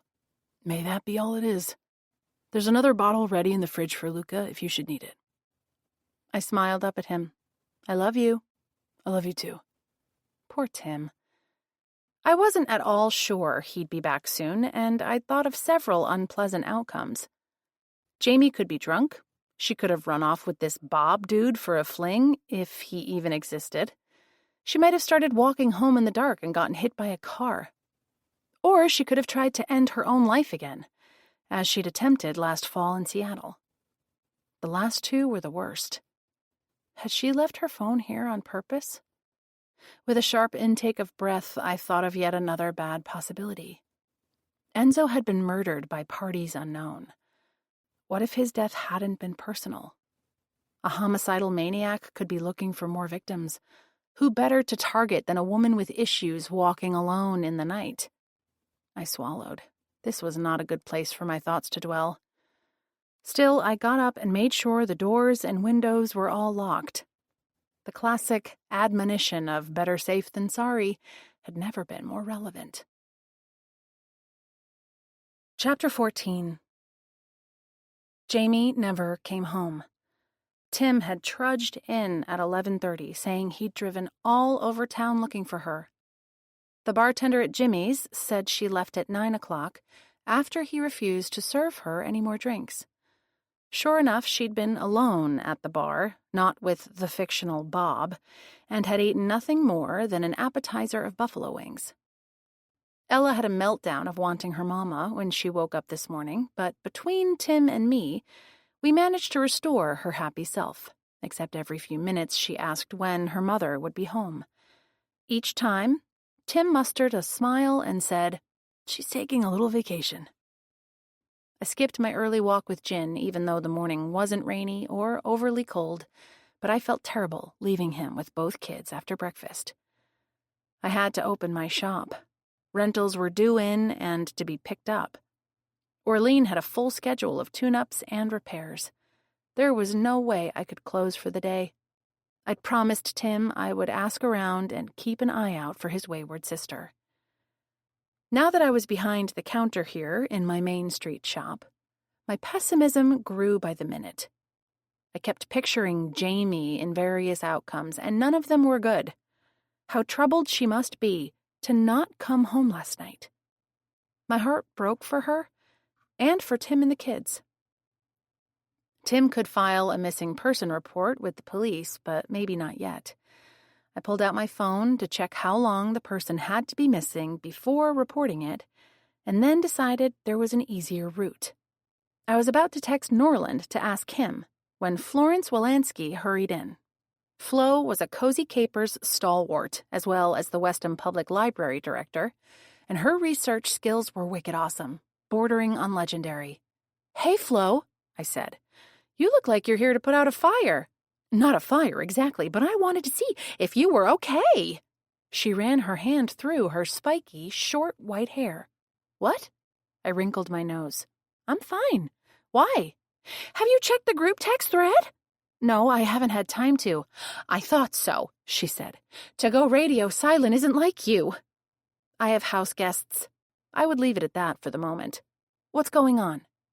"Seems Tulia had a customer yesterday who was on his phone talking about Uncle Enzo." I gave a slow nod. Did she get the customer's name? "Herbert something." "Herbert Lawrence? He was in here yesterday and rented a bike from me." "But he doesn't live in the area, right?" Flo asked. "He doesn't." I told her what he'd said about coming to Westham on family business. "He lives in Bedford, which is where Hanscom Air Force Base is." He looked kind of military. "So a guy who was trained on guns shows up to murder his uncle. Interesting. Wait, Enzo was shot?" I asked. "I don't know, but it's possible, right?" "I guess. I wonder who he was talking to." "Not a clue." She peered at me. "You look a little strained. Are you okay?" "Not really." I let out a long breath and beckoned her closer. Tim's sister and her kids are visiting from the West Coast. Jamie went out alone last night and never came home. I'm super worried, and Tim is frantic. At the same time, we both have to be calm and comforting for baby Luca and little Ella. It's a mess. "You poor thing, Mac. What do you need?" "I need Jamie to get her rear end home." I thought for a moment. "I was going to ask Norland about how long we need to wait before report her missing. Do you know?" She pulled out her phone and tapped and swiped. "For an adult of sound mind, 24 to 48 hours. Children and people with dementia are in a different category." "Thanks. I hope the police don't push back, saying she's a person of free will and there's no need to worry." "I suppose they might," Flo said. "Either way, we can certainly all keep our eyes out. Send the group a message. Describe her. Height, hair color, build, what she was wearing." She reached out and patted my arm. "Don't worry, Mac, she'll turn up. It's hard to be a single mom of little ones. I know, I did it." "You mean Jamie might have simply wanted to get away for a bit?" "It's possible." "You could be right." I thought for a moment. I'm sure it's the first time since the baby was born that she had a chance to be away from both kiddos. But disappearing like she did and drinking at Jimmy's still seems like a mean thing to do to Tim and to Ella. The little girl was super upset this morning when she woke up and her mother wasn't there. Tim had slept on the couch all night. The couch, luckily, was long enough for him, or nearly. "How old is the baby?" 3 months. "Your sister-in-law could be suffering from postpartum depression," Flo said. "I think you told us last year she was already prone to mental illness, or at least clinical depression. The months after giving birth can make that a lot worse." "That's no good. I doubt she's seeing anyone about it." Poor Jamie. Orlean approached from the repair room. "Hey, Flo. Mac, I couldn't help overhearing. Your sister-in-law's gone missing?" She wiped oily hands on a red rag. "I'm afraid so," I said. "Give me a thumbnail description. I'll look around for her." "Thanks, Orlean. Let's see. She's white, about 5'9", shoulder length, dark blonde hair, and she's thin. Her eyes are blue, like Tim's. I don't know what she was wearing last night when she went out." Flo nodded, tapping into her phone. "That's good," Orlean said. "Full name?" "Jamie. Oh, I don't know if she's Brunel like Tim, or if she still uses her ex-husband's name. I'll text him and ask him. I should know her last name, but Tim was the one who corresponded with her, and it was never via snail mail. Let me know." My mechanic might keep her words short, but she was long on heart. "Also," Orlean continued, "the two of you and the rest of that book group have got to be working on the murder. I knew Enzo from pickleball. May he rest in peace." I laughed. "You just gave me whiplash in 3 directions, Orlean. You play pickleball?" She lifted her chin. "Yep." "And Enzo Lawrence did too?" I asked. "Yep." Orlean turned on her heel and went back to work. "I sent the description to the group," Flo said. "Thanks. I'll add Jamie's last name and what she was wearing if I get that stuff from Tim." I tilted my head. "Do you also play pickleball?" "Sure. Norland plays, and once I saw Lincoln and Delia out on the court. Who doesn't play?" "Me, for one," I said. "Lincoln and Delia, huh?" "Reba told me they're seeing each other." "Yes. Isn't it the sweetest thing?" My thoughts were on the Enzo part of the last few exchanges. Did Enzo get along with other players? "He hasn't played much lately. He was having balance issues." Flo widened her eyes. "Wait, you think Enzo's killer also plays?" "It's possible." "I never played in the same game as Enzo, but Norland might have." Her phone dinged. "Oops, gotta run. Staff meeting over lunch. Don't forget we're going to the jail tomorrow. We have a 4:30 entry time." "Right. Thanks for the reminder." I watched her hurry away as fast as she'd come in. With everything that had been happening, our weekly volunteer shift at the county jail library in Barnstable had slipped my mind. Flo and I always went together. Many of the men and women incarcerated there had a thirst for books, which we were happy to quench. With any luck, Jamie would be back today, and I could leave Tim without a guilty conscience. Chapter 15. The minute Flo left, the shop got busy with hardy cyclists who didn't mind the cold. I really needed to hire a helper. I barely had time to text Tim to ask how he was doing, but I squeezed it in. I also mentioned he could hit up my parents if he needed help with the little ones. Their work schedules were often flexible enough to allow for drop-of-the-hat requests like that. Tim wrote back that he was managing and that he didn't have any news. He also said Astra was coming by to take Ella to the playground and for lunch. Being responsible for only a baby who mostly slept and not also a preschooler would be a lot easier on him. Mom must not have too many astrological consultations scheduled for today. I told him the book group and Orlean were all looking out for Jamie. I added X's and O's and sent the message. As the morning went on, I had people wanting rentals, others looking to pick up a patch kit or a new helmet, and a couple of repair requests. A white-haired couple browsed the new bikes. "Do you sell e-bikes or rent them?" the woman asked. "We're not as energetic as we once were, and an electric assist as we ride would be nice." "For now, I don't," I said. "But that might be a good idea. I'll look into it." It could also be a complication I didn't need. I suspected Orlean might not want the additional learning curve on how to maintain them either. On the other hand, I had plenty of senior citizen customers who would benefit from the boost an e-bike provides, and they might drive less if they had that option. It was something to think about. Orlean took her lunch break at noon, disappearing outside. In a brief lull, I managed to get through half my sandwich before a man wheeled in a bike. I took a second look as I swallowed that bite. It was Peter Zelensky from the cemetery, the widower who wanted his late wife's bike made rideable. "I am here, as promised." He removed a pair of sunglasses. "Good morning, Peter. Or I suppose it's afternoon by now." I wiped my mouth and came around the corner. It had been cloudy this morning, but the sun appeared to be shining now. I hadn't had a chance to go outside once since I opened the shop at 9. The bike was a light aqua women's 630 brand with upright handlebars, a wide, cushioned seat, mud fenders front and back, and a basket on the front. Not a racing cycle, for sure, but it was perfect for running errands around town and riding on the rail trail. The bike was dusty, though, and the front wheel was flat. "We can clean this up," I said. "Give it some oil and air and make sure the brakes are safe. Is that what you're looking for?" "Exactly, thank you." His breath smelled faintly of peanuts. Maybe he'd had a peanut butter sandwich for lunch. "I'm not sure how backed up my mechanic is, and she's out to lunch." I went back behind the counter. "Fill out the top portion of this form, and we'll give you a call about when you can pick up the bike." "That sounds good." He wrote down his information. "Quite the scandal about the homicide this week, isn't it?" "Scandal?" I blinked. "I'm not sure it's a scandal so much as a horrific crime, not to mention a tragedy for the man's family." Of course. He brushed the air. "I mean, the perpetrator must be someone local. Will Westham's fine reputation be tainted by one of their own being convicted for murder?" I took my time responding. "What makes you think the killer was from around here?" "Well, the victim was from away, wasn't he? Obviously someone here on the Cape didn't like what he was doing locally."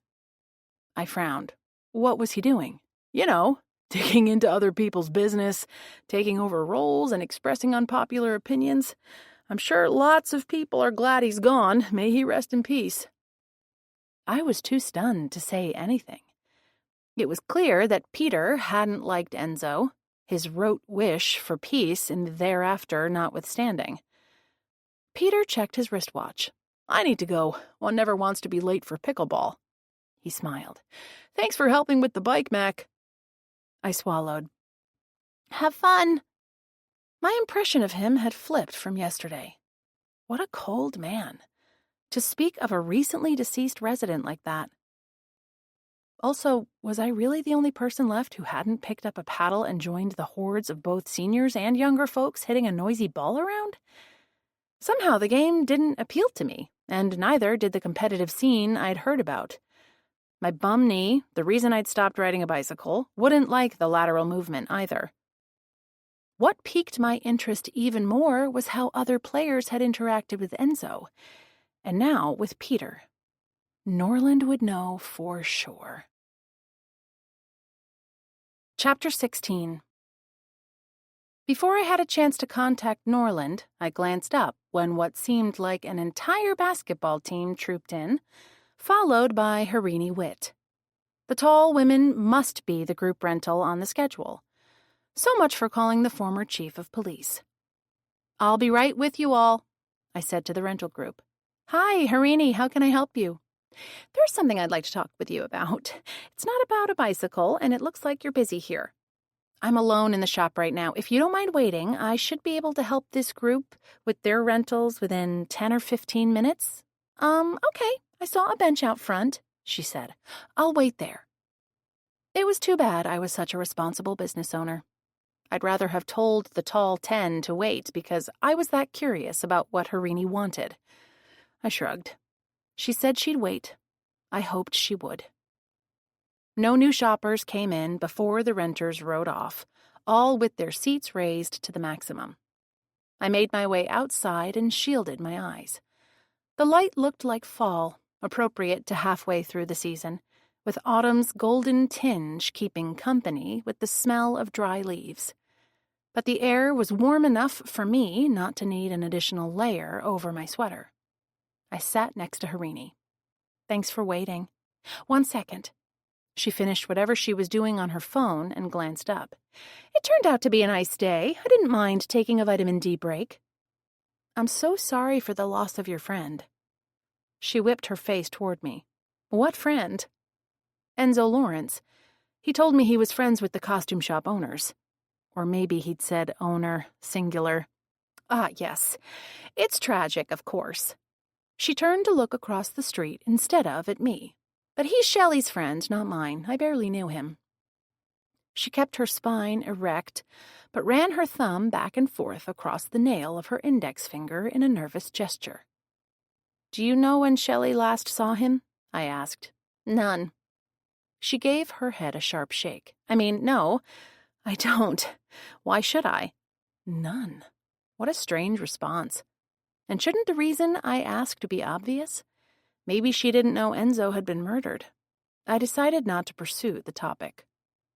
"I suppose your shop is probably closed now that the Halloween rush is over?" I said.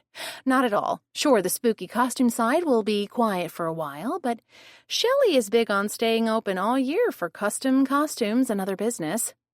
Harini relaxed her hand. "Plus, we have the dance section, and recital season will be in full force from now until Christmas. My grandmother said you were a professional ballerina. The dance stuff must be your area." "It is. Who's your grandmother?" "Reba Almeida. She's about this tall." I held my hand up to the level of my mouth. "And is often in a pink tracksuit." Harini smiled. "I met her last week. Delightful lady." "She is." We sat for another moment, but she didn't bring up the reason she'd wanted to talk with me. "Your name is lovely," I said. "Does it have a particular origin?" She and I had a similar skin tone. If pressed, I would guess her family was from somewhere in India, which was how the name sounded too. Maybe Wit was a former married name. It means deer or goddess in Hindi. Or so I'm told. I don't speak the language. She left it at that. I did too. People's ethnic origins were their own business. When a car pulled into the shop parking lot with a bike suspended on a rack attached to the back, I cleared my throat. "You wanted to talk about something?" I asked. "I see business approaching." She blew out a breath. "I heard you're a detective of some kind, like a private investigator." Again, she avoided my gaze. "No, that's not true. I own a bike shop. I'm part of a book group, that's all." She pressed her lips together. "I'm not sure when the book group is going to meet next," I added. "It might be tomorrow or Friday. I hope you still plan to join us." "I'll try. The candy shop lady has my number." "Gin?" "Yes, that's it. And I picked up a copy of The Mystery at the Book Nook," Harini said. The customer wheeled the tandem toward me. I stood. "I'm sorry, Harini, I have to get back to work now, but let me know if I can help with whatever you wanted to discuss, okay?" "Sure, thanks." She rose and made her way down the sidewalk, chin high and arms graceful, for all the world as if she was still on stage. I'd tried to develop a practice of being less nosy. Right now, I really wished I'd dug into why she wanted to talk with a private investigator and why she'd seemed so nervous at the mention of Enzo. Chapter 17. "Did you have fun today?" I asked Ella at about 6 o'clock. We sat at the kitchen table with plates of pizza that Tim had called in to be delivered. She swallowed her bite of cheese-free pizza, which instead had tomato sauce with bits of chicken. "I played with Grandma Astra. After lunch, we picked up Cookie at school and we played with Grandpa Joe and Tucker. That sounds fun. Of course, both my parents would chip in to help. It was. Her sweet smile slipped away. I looked for Mama, but I didn't see her anywhere. Her lip trembled. Oh, sweetie. You know how much she loves you, right? Ella nodded. I thought fast about what I could say. It's hard work being a mommy.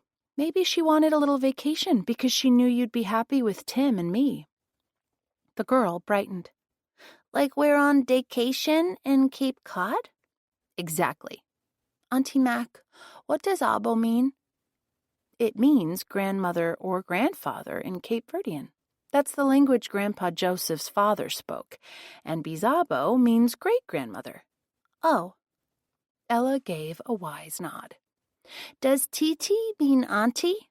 It does, and Tio means uncle, and there's Tio Tim.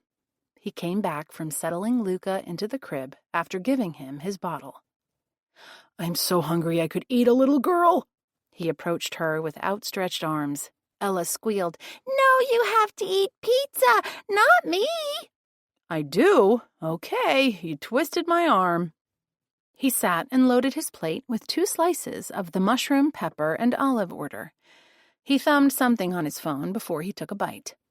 My phone dinged with an incoming text. I pulled it out. I need to go to WPD. Don't want to say it in front of her.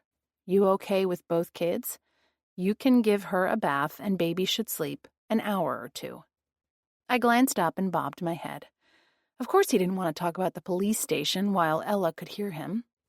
It had been 24 hours since Jamie left. With any luck, they would let him report her as missing by now. I texted back.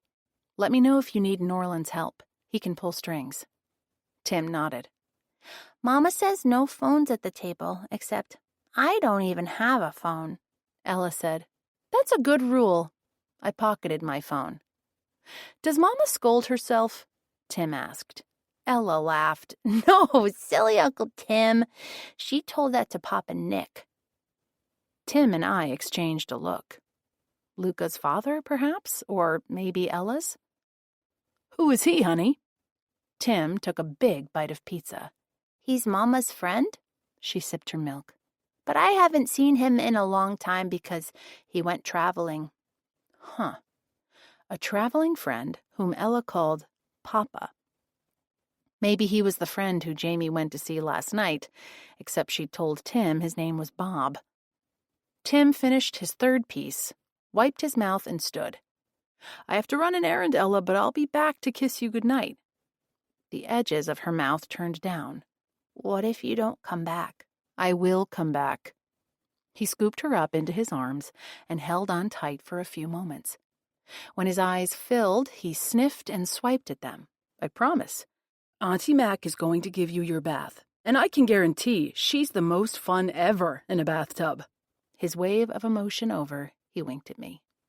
I blushed, remembering an epic hot tub session during our Caribbean honeymoon. Tim didn't get home until 8:30, when I was sitting in bed reading the New England classic Blueberries for Sal to Ella. When Luca began to wake up, Tim took over reading while I took the baby into the other room for a diaper change and bottle. After both little ones were asleep, Tim joined me in the kitchen. The police agreed to file a report. I'm glad, I said. Can I pour you a beer? He kissed me. That would be perfect. A couple of minutes later, we snuggled on the couch, him with a beer, me with a glass of white wine. They pestered me with questions, Mac. What kind of questions? Certain questions were to be expected: when she arrived, where she lives, her phone number, her height and hair color and all. He furrowed his brow. But then it turned to whether she and I had argued, whether she knows anyone else here, if she drove, and so on. Who was doing the asking? Officer Kimuri. Wasn't she on the case last December? Nikki Kimuri? She was, I said. The thing is, hon, I felt like she was suspicious of me. Me! We're talking about my baby sister here. I leaned against his strong, warm arm. Nikki doesn't know you. She might have dealt with different kinds of families where a brother would be happy to make a sister disappear. I know. He let out a long, noisy breath that caught at the end. Of course you wouldn't hurt Jamie. You don't even swat flies. But we have to make sure the WPD understands that about you. I resolved to contact Norlin and ask for his help, ASAP, or Lincoln. Suspecting Tim was beyond ridiculous. I'm so worried, Mac. And I have to hide it from Ella. We'll find Jamie, sweetheart. We will, he murmured. We sat in silence, sipping our drinks for a few minutes. I wasn't sure what he was thinking, but right now wasn't the time to ask. My own thoughts were too dark to share with him. Would we find her soon? Would she be alive and well? Would she appear tomorrow, smiling, telling a reasonable story about why she'd gone away and not come back? I wasn't sure that would happen. Chapter 18. When I offered to stay home the next morning, Tim said to go ahead and walk with Jin. He and Ella had hatched a plan to take the baby with them for breakfast at his bakery, and Mom was coming over to take the little girl for the day at 10 o'clock. It was a blustery morning on the rail trail. I was glad I'd worn a knit cap and a long-sleeved shirt under my windbreaker. These weeks between the fun and decorations of Halloween and the delicious gathering of the clan for Thanksgiving always depressed me. The days grew shorter and the daylight feeble. Nothing new was growing, nothing was being planted, and everything in nature was either in decline or already dead. The winter loomed, feeling longer and darker each year. Jamie being missing only added to the darkness. Tim's impression that the police thought he might have something to do with her disappearance made it worse. A murderer at large didn't help. Exercise always improved my mood, at least a little. I swung my arms as we kept up the pace. How are things with the visitors? Jin asked. Have you been able to spend time one-on-one with Jamie? Didn't you read the group thread yesterday? I grabbed her arm and pulled her to a halt. No, I had a super busy day and my phone was on its last speck of charge. Why? What's happened? Jamie went out Halloween night and still hasn't come back. Flo said she sent that around to the Cozy Capers. You're kidding, Jin gaped. I'm not. But Jamie has babies. She left them with you and Tim? Yup. Wow, she shivered. Can we walk and talk? Of course.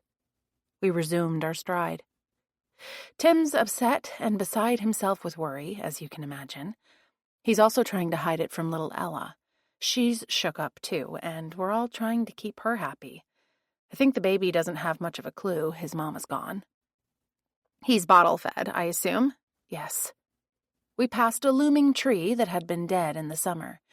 Its diseased trunk and craggy, broken limbs were riddled with woodpecker holes big and small. Which is a blessing in this case. I can only imagine his distress if Jamie was breastfeeding and the baby had to switch to formula in a baby bottle all of a sudden. I hope she comes back soon. We all do. I only hope she's alive and not something worse. Right, Jin grimaced. She has a messy history. What does she look like? I can keep an eye out. I described Jamie. I think her description is part of what Flo sent. Tim filed a missing person report with the Weston Police Department last night. Good. Darn, I forgot to get Jamie's last name from him and what she was wearing when she went out. She'd already left when I got home on Tuesday. You don't know your sister-in-law's last name? Jin asked. No, odd as that seems. This is the first time I've met her, and I've never heard anyone introduce her to someone other than family. It could be Brunel, like Tim's, or something else. I shrugged. Anyway, Tim had the impression Officer Kimuri thought he might have been involved in Jamie's disappearance. Nothing could be more ludicrous. Nikki Kimuri? Yes. It sounds like you know her, I said. The woman loves high-quality sweets, especially ones with caramel. She comes into the shop to buy candy all the time. The other day, Reba and I met a man named Peter Zelensky in the cemetery. He's a widower and was visiting his wife's grave. I know him from pickleball, Jin said. He brought his wife's bike in yesterday for me to fix up for his adult daughter. He's apparently an investment advisor. Do you have investments? Are you kidding? I own a business, Mac. I laughed. That was Tim's reaction, too. I mean, I sock away money in an IRA when I can. And I did inherit a little bit from my grandparents, but none of it is enough to hire someone to manage it. I hear you, I said. I'm in the same boat, minus the inheritance. Most of my investments went into buying and setting up my bike shop. Like me and the candy shop. I thought so. Anyway, Peter pretty much maligned Enzo's character.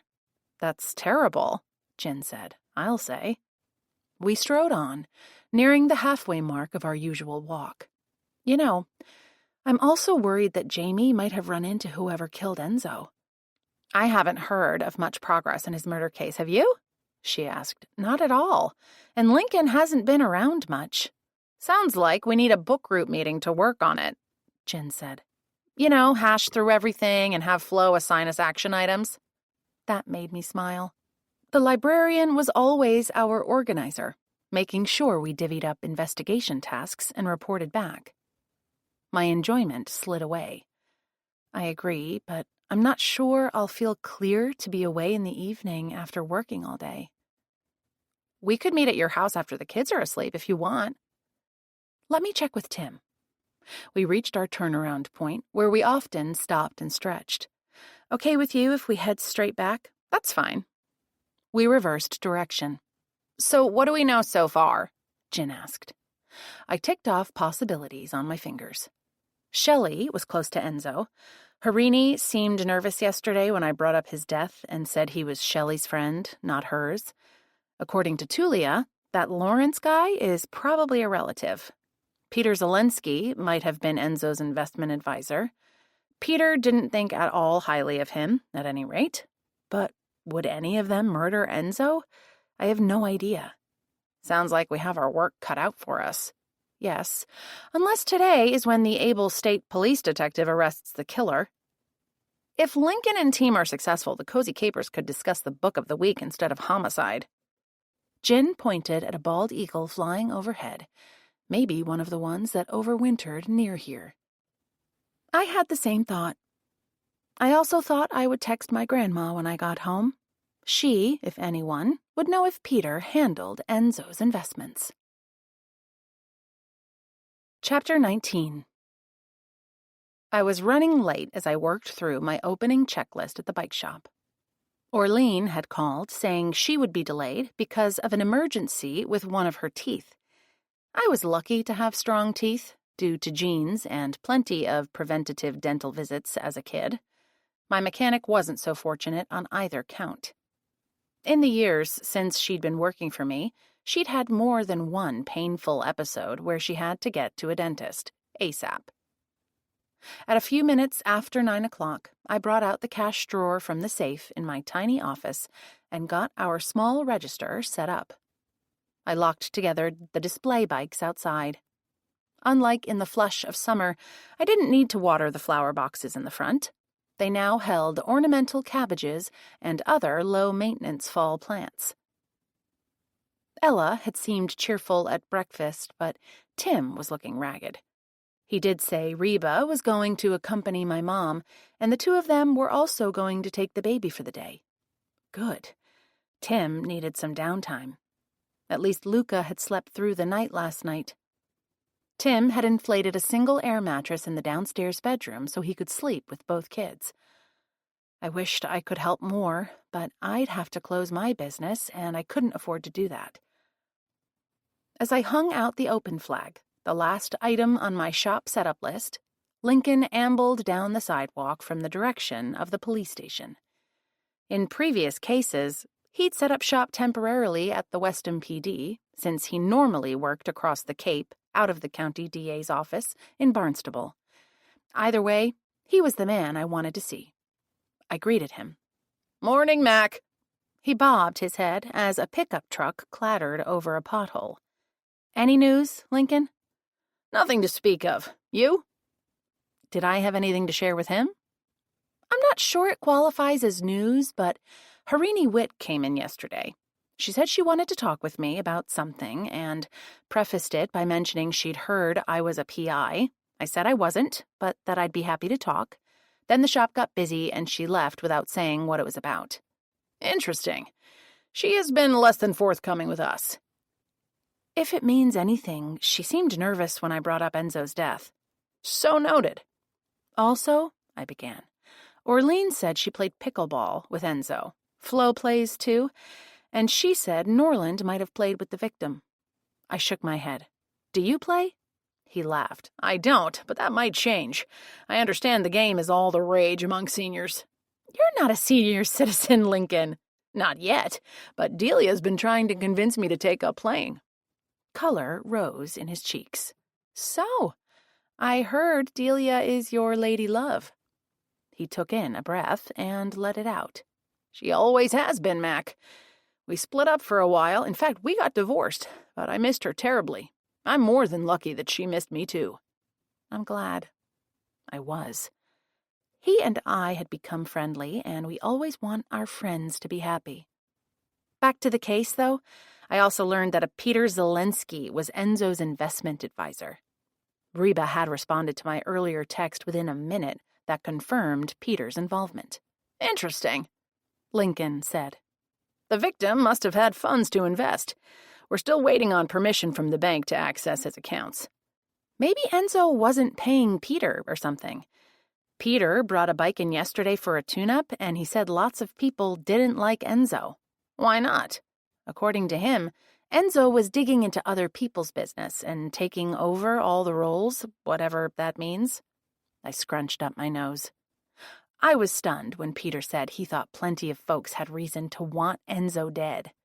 That's a strong statement. I know. Somebody said Peter is among the pickleball players. I'll check into him. Have you talked with Shelley Hitchcock at all? I watched a tiny cyclone of dried leaves scurry by in the cold breeze, and was glad I'd worn a warm turtleneck. The wind brought the scent of coffee and bacon from the coffee shop 2 blocks away. I tried to, but she wasn't in, he said. The other day when you were here, what was it, Tuesday? He nodded. Right after you left, a man came in wanting to rent a bike. His last name was Lawrence, and he said he had family business in the area, or something like that. Same surname as the victim, Lincoln said. What else did you learn about him?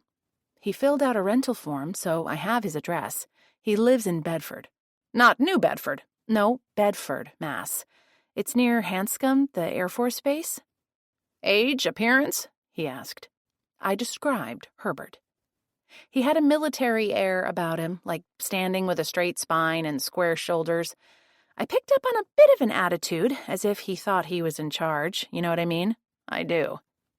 Viewing life that way might be great in warfare, but maybe not in everyday life, I said. Anyway, I don't think I know anything else about the murder. I assume you and your team are out checking alibis and security footage and all that? Naturally, and running into plenty of dead ends, I'm sorry to say. That's too bad. I cleared my throat. Have you heard about Tim's sister? Jamie Brunel, missing person, yes. I'm afraid I have. How is your husband making out? He's pretty upset. Plus, we have her baby and preschooler to take care of. Lincoln blinked. She left 2 little children with you? She told Tim she was meeting a friend for dinner on Tuesday. She never came home. I blew out a breath. The thing is, I was thinking one possibility was that she ran into Enzo's killer. Maybe she's the second victim. I suppose that's possible. Let me check with the Weston PD. I can ask Chief Leighton what they've learned. I'd appreciate that. I didn't want to mention it to Tim, but I've been running all the possible scenarios through my mind. None of them are good. No, but you're aware most murders aren't committed by someone unknown to the victim, Mac. What are the odds your sister-in-law knew the same set of people as Enzo Lawrence? Slim to none. I imagine she went off on a jaunt, or perhaps suffered an accident. Or a relapse. She has substance issues? He asked. She has had in the past, plenty of them, combined with depression. Tough stuff. How are her kiddos doing in her absence? He lowered his chin and gazed at me over the top of his glasses, his voice full of care and concern. Ella, who's 3.5, has had a couple of weepy meltdowns. Overall, she's doing okay. Luca was born in August. I'm sure he has a sense his mother isn't around, but he gets fed and changed and held and seems fine so far. Tim is super good with both kids. I'm sure you are as well. His phone buzzed. I'll be off. Don't worry, Mac. Jamie will turn up. We'll find her. Thanks. Let it be sooner rather than later. You bet. I'll be in touch. He walked away at a brisker pace than usual. I headed back inside. If the detective could help locate Jamie, so much the better, no matter the outcome. Chapter 20. I glanced up a couple of hours later from where I was straightening shirts and shorts on the retail shelves. Orlean still hadn't arrived, but this wasn't her. It wasn't my mom and grandma with a baby and a preschooler in tow either. Instead, a wind-blown Delia Haskins hurried in. It's gusting out there, Mac. She ran a hand through her ear-length dark hair, which was decorated by a fair number of white hairs. I hope it doesn't usher in a storm, I smiled at her. How have you been? Not bad, thanks. I haven't seen you in the pub much these days. You haven't popped by for a bowl of chowder for lunch. Delia tended bar part-time at the Rusty Anchor. I know. I gestured around the momentarily quiet shop. I'm currently without a third employee, and it gets too busy in here to leave. I hear you. We're operating without enough staff as well, and my work gets wicked busy when somebody calls in sick. I gazed at her. Delia, were you working Tuesday night? Not Halloween, right? No, the night after, November 1st. I was, she nodded. Why? It's kind of a long story. My husband's sister came to visit on the weekend from the Northwest. She was only going to stay for a week, but she went out that night and hasn't come home. That's awful. I know. Plus, Jamie's a troubled person with addiction issues. The bartender at Jimmy's Harborside said she got kicked out for over-drinking at about 9. I wondered if she walked over to the Rusty Anchor after that. What does she look like? Delia asked. I described her hair and her thin figure. She has big blue eyes like Tim's. Delia said. I don't recall seeing someone like that, at least not on a bar stool. Would she have been alone? Probably. She said she was meeting a friend for dinner, but that seems to have been the story she wanted us to hear rather than the truth. I'll ask my coworkers. Thanks, I said. Tim convinced the police to file a report on her as missing. Good. Is Link on the case? Link. Oh, yes, they were back together. I'd never heard anyone call him by a nickname. She confirmed it by her cheeks growing pink. I hope so. I mentioned Jamie going AWOL to him a few hours ago, I said. Poor Tim. He'd expected to spend the week enjoying being reunited with his sister and her children. Instead, he'd had a week of increasing worry. I'm sure Link will be able to help, Delia said. So, the grapevine says you and he are back together. Small-town grapevines, you gotta love 'em. She shook her head, but she was still glowing. We have been taking baby steps toward togetherness, yes. That's awesome. He's been looking kind of spiffed up lately. Falling back in love can do that to a guy. I wanted to ask about the child they'd lost. That kind of question could wait until later. Or never. Mac, I know you have a reputation for getting involved with certain kinds of crimes in the past, Delia said. I lowered my voice despite the empty bike shop. Like murders? She bobbed her head. You and the book group, right? She asked. Yes, we have poked our noses in here and there. I do have a bicycle-related reason for stopping by, but I also thought you'd want to know what I overheard this week, about Enzo's death. Oh. I'm all ears, as long as this place stays quiet. So, I know Enzo a bit through pickleball. Am I the only person who doesn't play? She laughed. Maybe. I think I've convinced Link to join. I used to be a crack tennis player, but he doesn't play, and pickleball is much easier on the joints. Despite both of us being under 50, the body starts griping a lot earlier than when we were younger. I get it. Anyway, I digress, Delia said. I was hanging around waiting for a court to open up. Enzo, may he rest in peace, and this dude named Peter were going at it big time. Peter Zelensky had said he played pickleball. By going at it, do you mean fighting or with their game? I asked. Both. The teams get matched up at random, and those two were paired for singles. Peter seemed bitter, bordering on furious about something Enzo did or didn't do. Did Enzo return the anger? Kind of, she said. He acted arrogant, like he was right and Peter was wrong. Mac, it wasn't pretty. Usually the players are at least decent. We all want to get aerobic exercise, and that's it. But I guess it's inevitable that social stuff happens on both ends of the spectrum. Do you mean romances sparking? Sure. For example, your mechanic has a thing going with a dude from Bacasset. Wait, what? Orlean?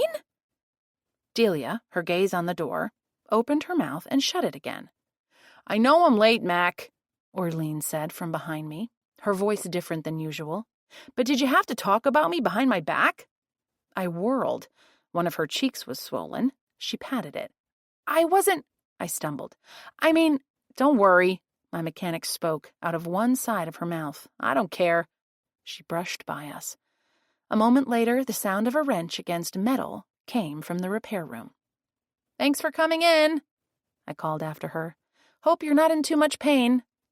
I turned back to Delia and pulled an oops face. At any rate, Delia continued, but in a softer voice, entanglements of the disgruntled sort also happen all the time, especially when players are super competitive. As Peter and Enzo were. Yes, although something else was going on there. Do you think Peter was angry enough to kill Enzo? Her eyebrows rose to her hairline. You think he did it? What a horrible thought. I have no real idea, I said. I want to know what you think, though. She set her fists on her slender hips. You should come watch a few games. Her voice returned to normal. Let's see. Today's Thursday. We play tomorrow morning at 7, and again Sunday morning. Some people also play Wednesday afternoons. I saw Peter at the cemetery yesterday afternoon, and he said he didn't want to be late for a game. I thought for a second. Can you check the schedule and let me know when Peter will be there? I have the schedule, Mac. Orlean chimed in from yards away. I smiled, pointed to my ear, and gave a thumbs up to Delia. My mechanic had uncannily keen hearing. Thanks, Orlean, I called back. I will too, Delia said. Now, can I reserve 2 rentals for next week? My sister and her husband are coming from San Diego, and they love riding on the local paths. Of course. I led her to the rental area. The door opened to a half-dozen customers, one after another. I made a low sound that might have been a groan. We're short-handed at the pub, but they won't give me any more hours. My graphic design business is only limping along right now. I can work part-time here for you if it would help, Delia said. Are you serious? This was too good to be true. Why not? I'm a pro at retail and I love riding my bike. I'm sure you can teach me the bits I don't already know. Delia, you're hired. Want to start right now? She threw back her head and laughed. I can't today, but tomorrow for sure. I extended my hand. You're hired. Let's get your relatives set up for next week and we can work out the details later. She shook my hand. It's a deal. Chapter 21. My feet were sore, and my stomach was a hollow pit when the store emptied at about 1:30. I grabbed a bathroom break and my ham and cheddar sandwich out of the mini-fridge, in that order, then sat at the retail counter, scarfing down lunch. At least I'd have someone to take half the customer load soon. Delia hadn't said how many shifts or what kinds of hours she could work. The shop's bottom line was in fine shape. I could afford to hire another employee, and I would give her all the shifts she wanted. I hadn't heard a word from Tim or Mom. I'd texted her to bring the kids by the shop if she wanted. So far, she hadn't acknowledged my message. As soon as school let out, Ella would be happy playing with Koki. The question persisted about where Jamie was. Surely, if she was in an area hospital, someone would be able to find her. The same applied if she'd died or been killed, as awful as those prospects were. Bodies don't vanish. If she'd left town, alone or with someone else, it could take longer to find her, especially since she wasn't wanted for a crime. I called Tim, all of a sudden wishing I could touch him, even if through fiber optics or a satellite. He didn't pick up, and I left a quick voicemail instead. Thinking of you, my love. Call me if you want to. I disconnected with a heavy heart. Harini pushed through the door wearing a tentative expression. Good, you're not busy. We aren't at the moment. How can I help you? Well, she began, then stopped when noises came from the repair room. Is someone else here? Yes, my mechanic. She pulled her brows together, glancing left and right. When she spoke, she used such a low voice I could barely hear her. What I wanted to ask is what you know about Enzo Lawrence, his, death. She kept her gaze on a corner of the room, not my face. I don't know anything except what I've heard on the news, or rather through the grapevine, but I'd keep that part to myself. Somebody found Enzo's body, still in a Halloween costume, on his deck. For reasons I don't know, the police think the death is suspicious. That's it. Are you sure? Yes. I tilted my head. Why? She whipped her head toward the door when it opened. Never mind. Hey, Mac! Norland sauntered in, hands stuffed in the pockets of his jacket. Norland, have you met Harini Witt? Only briefly. He stepped forward and extended his hand. Norland Gifford, Ms. Witt. She shook his hand, but her smile seemed perfunctory. You're one of the new costume shop owners, he said. Welcome to town. Thank you. Do you also own a Main Street business? Not I, he gave a low chuckle. But I was formerly in charge of keeping the streets safe. He's the just previous Weston police chief, I explained. Harini's eyes flashed, and she stiffened for a brief moment. I'm 100% retired, Norland said. Nothing to worry about. These days, my job is being a doddering and adoring grandfather, with the occasional volunteer gig thrown in. You're the furthest thing from doddering I can imagine, I told him. My, flattery will get you everywhere. He winked at Harini. I've been impressed by the costumes, Ms. Witt, and what you've done with the shop. Do you and Ms. Hitchcock co-own the building, or are you leasing it? She blinked. Shelley is the sole property owner, but we co-own the business. And your housemates as well, someone told me. Norland continued in a casual tone that didn't fool me for a second. Yes, we share the apartment in back, at least for now. She raised her chin. I'll be moving out when I find a better situation. You can't beat that commute to work. I avoided Norland's gaze. Not at all. Well, I'd better get back to the shop. Harini relaxed her shoulders. Good to meet you, sir. See you around, Mac. The door swung shut after her. You were up to something there, I said, my gaze on the door. A guy I know mentioned that the two might have an imbalance of financial equity. Interesting. Is this guy anybody I know? Nope. But you caught her reaction when you said I'm retired police. Norland asked. You bet. She couldn't hide her fear. Or maybe it was distrust at hearing you were in law enforcement. Did she bring a bike to be fixed or want to rent one? No. I gave my head a shake. She stopped by yesterday and seemed to want to talk, but things were too busy, or maybe she couldn't work up the nerve. Today, the shop was quiet. She asked what I knew about Enzo's death. And I only said what I believe is public knowledge about him being found in costume on November 1st, and that the authorities seemed to think something was suspicious about his death. She refused to say why she wanted to know. Other than that, she thinks I'm a private investigator. I put on my best Mona Lisa smile. To which, of course, you said you aren't. Of course. Here's a story for you. An older woman I met in Bangkok when I was in the Peace Corps had a mouse pad for her computer. She wouldn't say where she got it, but we were all pretty sure she worked for the CIA. The mouse pad had a cartoony drawing of a dude in a fedora and belted trench coat. Under his picture was a list of 5 things to do when confronted. Number 1 was admit nothing, followed by deny everything. I shrugged. Comes in handy from time to time. He chuckled again. I should say. But seriously, Norland, time's moving along. Shouldn't Lincoln or somebody be making an arrest by now? He came in earlier to pick my brain, but didn't offer all that much. I'm sure he'd like to have the bad guy behind bars, but You know full well that investigating murder can take time, Mac. I know. I let out a sigh. Is there any bike business I can help you with, or did you stop in to chat? I did want to pick up a patch kit, but don't you think we need a book group meeting? Except not about the book. I tapped the countertop. Jin suggested the same thing. I think tonight is too soon for me. I really need to stay home and support Tim, but tomorrow evening could work, as long as we meet at my house after the kiddos go to bed, and only if it's okay with Tim. Of course, he said. What if we see if anybody can gather for a quick, impromptu meeting right now? You're kind of brilliant, I nodded. You're already here, and the store is quiet. Flo usually takes a late lunch. I'll call her, and you try to reach Jin and Tulia. Deal. He set to work on his phone. I called Flo, who said she'd be over in 10 minutes. I gave a quick glance at the rental book. No bikes were due in today. I moved to the repair area. I'd like to close early, I said to Orlean. You want to take your sore mouth home? That'd be great, Mac. My mechanic laid a hand on her cheek, wincing as she did. Thanks.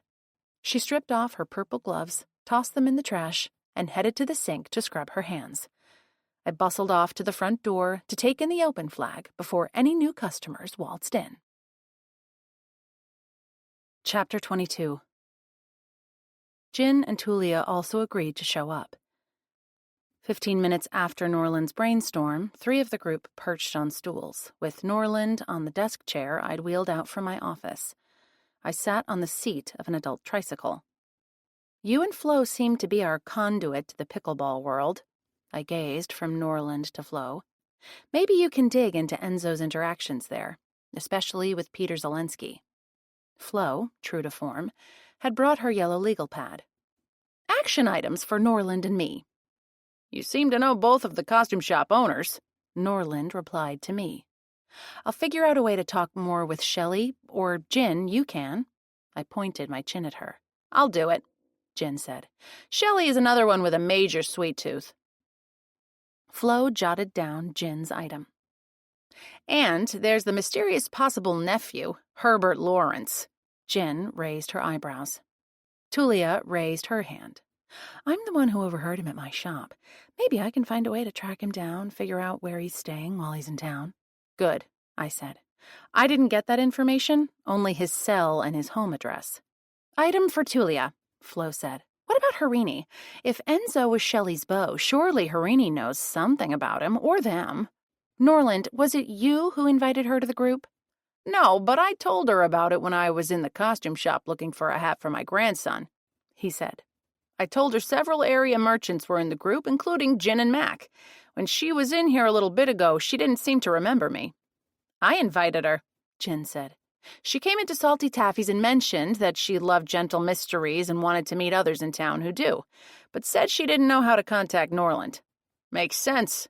Norland tapped a note into his phone. I'm happy to speak with her about Enzo if I can. Do that, Flo said, and I'll handle Zelensky. Among all of us, we should be able to work up the research, I said. I mean, I don't want to get in Lincoln's way, but if we can help while staying safe, so much the better. Speaking of Lincoln, Mac, Norland began. You mentioned earlier you'd spoken with him. Oh, do tell, Flo said. Yeah, I told him things, and he basically told me nothing, I grimaced. It's ever thus, isn't it? Tulia asked. Sometimes, for sure, I agreed. Lincoln said he and his team were checking alibis and security footage and such. He told me he hadn't been able to reach Shelley and that Harini had been tight-lipped or something to that effect. After I told him Peter Zelensky said he'd been Enzo's investment advisor, Lincoln found it interesting that Enzo had enough money to invest. The police haven't gotten permission to access his bank accounts yet. I wonder if Enzo's phone has anything useful, Tulia said. Not that we'd be able to do anything about it. Jin slid off her stool. I need to get back to my shop. Same, Flo said. Everybody's got their assignments, Mac. You'll just keep following up with Lincoln, yes? As best I can, yes. Chapter 23. After everybody left at 3:30, action items in hand, I puttered around, finishing my closing checklist. I straightened the retail shelves, put in a couple of pending merchandise orders, and checked my payroll app. Coming up soon, as in 3 days ago, was my quarterly tax payment to the town. I usually paid ahead of time, but this period got away from me, big time. I was pretty sure they gave residents and businesses a few days' grace, except nobody wanted to test the policy, especially not me. I wrote the tax check, slid it into the envelope, and grabbed my bag and coat. Town hall didn't close until 4:30, but I had plenty of time. I wished I could pay online, but the Westham Town Administration was a bit behind the times in that regard. I had my foot on the ramp, going up the side of the 3-story brick town hall building, when a woman's voice called from behind me. "Mac, can I have a word?" I groaned to myself as I turned to see Westham Police Chief Leighton hurrying toward me. Otherwise known as Victoria, she'd treated me as a rival when we were in high school together. Sure, we both got good grades and happened to share an interest in debating, but it wasn't like we were competing for the same anything, and I never knew what I'd done to provoke her all those years ago. Although I'd done my best to be cordial and polite and patch things up in recent years, I wasn't sure it had worked. "I can talk as soon as I drop off my tax bill." I waved the envelope. "I'll be back in 1 minute. 2 tops. Go." She waved me on with an impatient gesture. "I'll wait." Inside, the high ceilings and original woodwork of the doors and wide, tall windows had been preserved, but the plumbing and wiring were all updated. Tech functionality was as current as it could be, and insulation had been added. An elevator and the ramp outside were part of a decade-old addition, bringing the facility into ADA compliance. As promised, I was out in under 2 minutes. When I emerged, Victoria was leaning against the ramp's railing, swiping through her phone. She didn't see me for a moment, and I studied her. The petite woman looked more tired since she'd given birth to her first baby in the late spring, but her white blonde hair was pulled back in her usual disciplined bun, and she wore her preferred police-issue uniform. If you asked the citizen on the street to draw a chief of police, the resulting picture was unlikely to resemble Victoria. Still, she was good at her job, as long as somewhat prickly came with the job description. "That addition is awesome," I approached her. "Were you involved in the renovation controversy?" I'd been out of the country and had missed all the local brouhaha about adding the new section and updating the rest. My parents had kept me informed about the minority of town voters who'd opposed our municipal offices catching up to the current century. I was glad most people had seen the sense in spending the money now to provide accessibility to all and enable us to reach into the future. "I sure as heck was," she said. "I was up for sergeant at the time. Part of the reason I passed muster for promotion was keeping my cool among the hot-headed factions." She straightened and slid her phone into her pocket. "Now then, Mac, I assume you and your little group think you're going to get involved in the current homicide investigation?" I flashed her a wide-eyed look of innocence that would fool no one, especially not her. "Just don't, all right?" She jammed her fists onto her hips. "Your habit of poking around and putting yourself and others in harm's way has got to stop, as of now." "Yes, ma'am." I made a mock salute. "I appreciate your concern for my safety. If you'll excuse me, I have a hot date with a bunch of incarcerated readers, but don't worry, I won't be in harm's way. A guard will be there."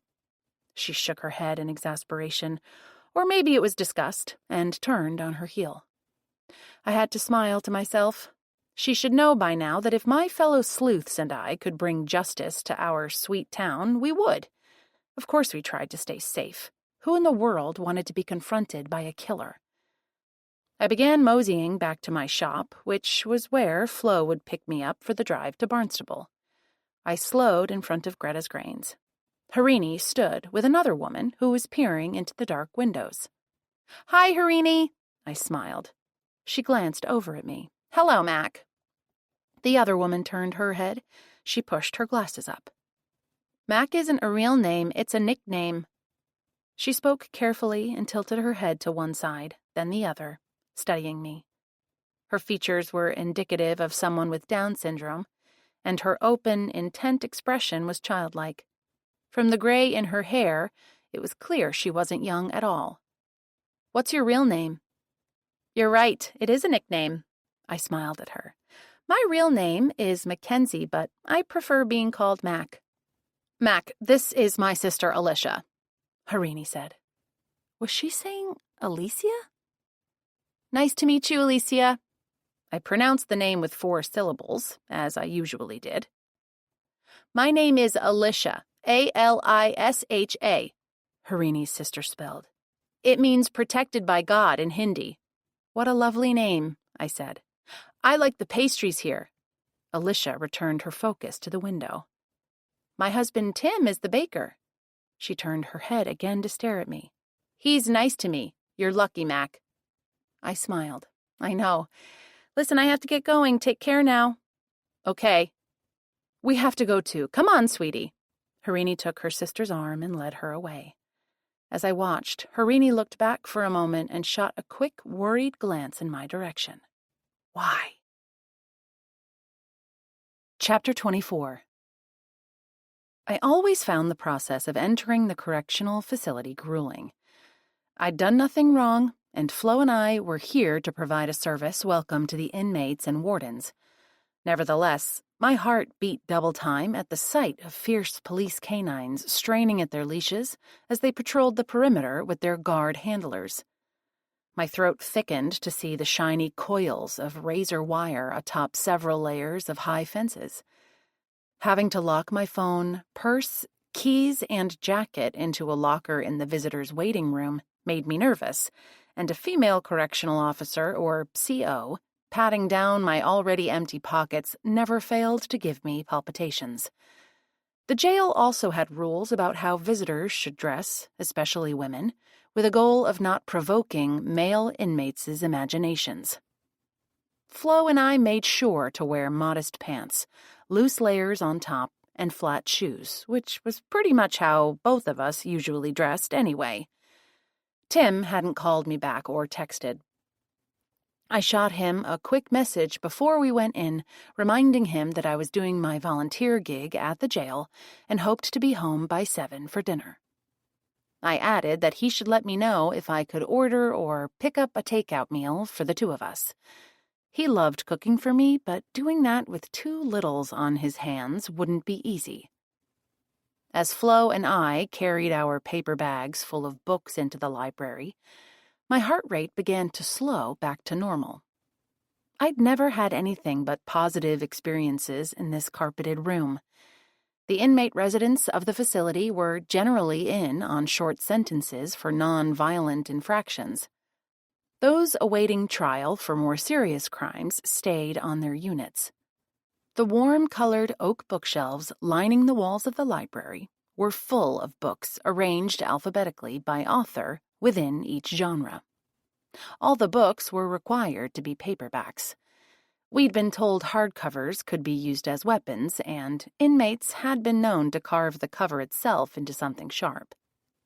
The nonfiction sections were primarily law books and biographies, but incarcerated people here seemed to prefer the escape of fiction, and who could blame them?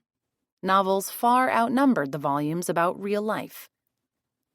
The residents of the facility got 20 minutes a week to browse the shelves and pick out their reading for the next 7 days. Having an organized selection was important with such limited time for them to find the books they wanted. Interestingly, the library didn't have a checkout system. Inmates could take as many books as they wanted and then either return them on their next visit, or the books would be picked up when the librarian visited the units. The director of a library in a neighboring town had begun to volunteer here after the paid prison librarian position was eliminated during the pandemic. He was happy to have Flo step in to share the load. She and I got to work shelving the new donations, cross-checking them against the list of books inmates had requested, and setting those aside. I glanced up when a buzzer sounded. A female CO escorted in a young white woman with gorgeous curly hair that fell below her shoulders. She'd told me she was 21 and, due to hanging out with the wrong people and driving home after having too much to drink, was in for vehicular homicide. Hi, Kat, I smiled. Here for some classics? Yes, please. She was reading her way through American novels like Catcher in the Rye and Of Mice and Men, books that she'd somehow managed to avoid in high school. She kept a running list of the books she'd read in a rounded script on lined paper, adding notes here and there about content or her thoughts. She selected a few volumes and was escorted out. A male CO then brought in a half-dozen men, including a tall, thin black gentleman named Xavier. Well-spoken and polite without acting deferential, he never missed a library visit and read everything from Egyptian history to Gestalt psychology dream analysis, although he preferred fiction. "I'd like to make the most of my time inside," he'd said. "Why let it get you down when it can lift you up?" Today he sported a pair of red reading glasses perched on his narrow nose. "Those look helpful," I said. "You bet, ma'am. Every time I'm incarcerated, the first thing I do is go to the nurse and ask for readers." I nodded, not quite ready to ask how many times he'd been in before now. Flo and I busied ourselves passing out requested books, answering questions, and shelving when we had a couple of minutes free. I glanced at the clock, which indicated the first 20-minute period would be over in 2 minutes. "Ma'am?" Xavier spoke quietly to me. "You both come over here from Westham, correct?"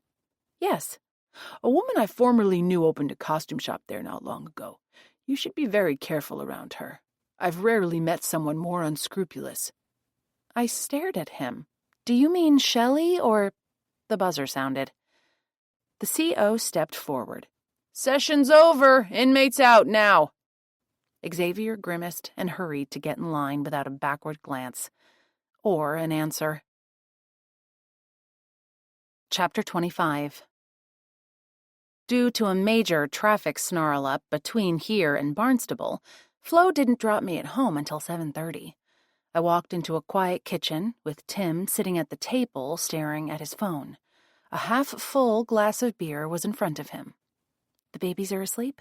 I asked, after I leaned down to kiss him. "They are.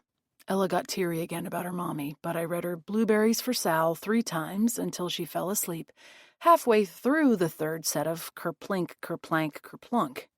Tim's smile was not his usual beam, and his face was haggard. "You're the best uncle ever."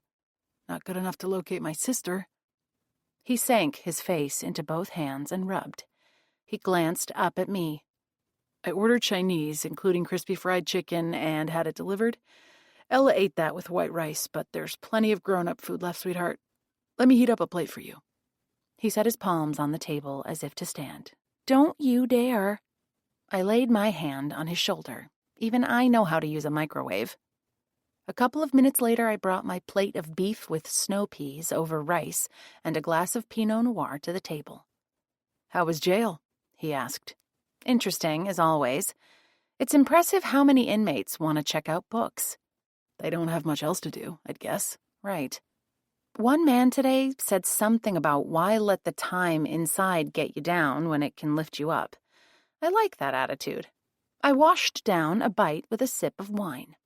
And then he mentioned that every time he's incarcerated, he asks for a pair of reading glasses.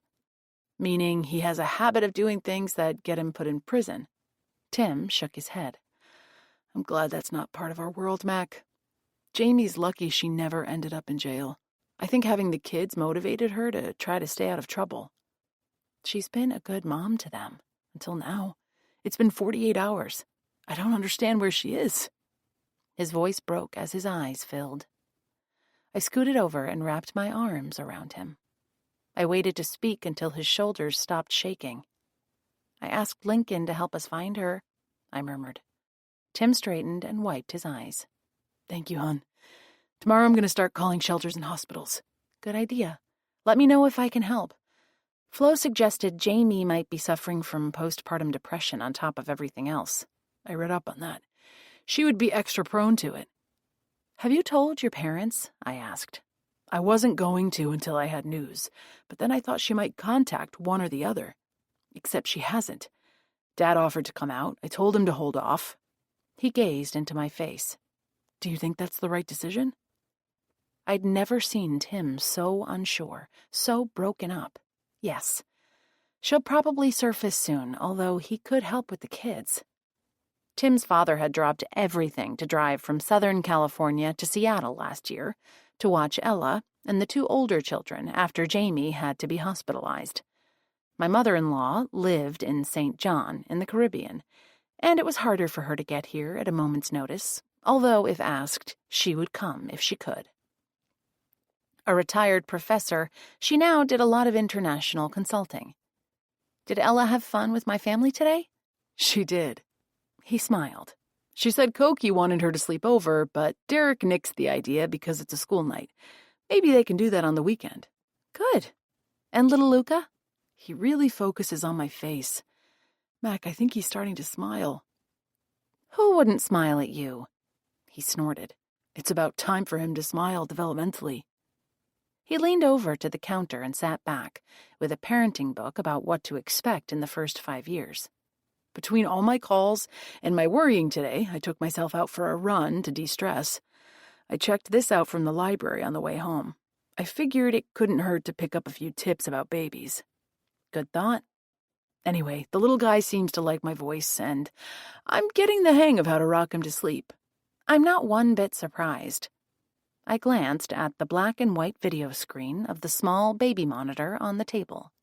We decided a simple monitor would be a good thing to have around, and Tim had picked one up. He's moving around in there. Do you want me to get him? Tim peered at the monitor. He isn't due for a bottle until about 9. We can wait and see if he settles himself. If he doesn't, I've found patting him in place usually gets him back to sleep. Almost immediately, a wail came from both the monitor and the bedroom. I started to stand. No, I'll go, he said. Finish your dinner.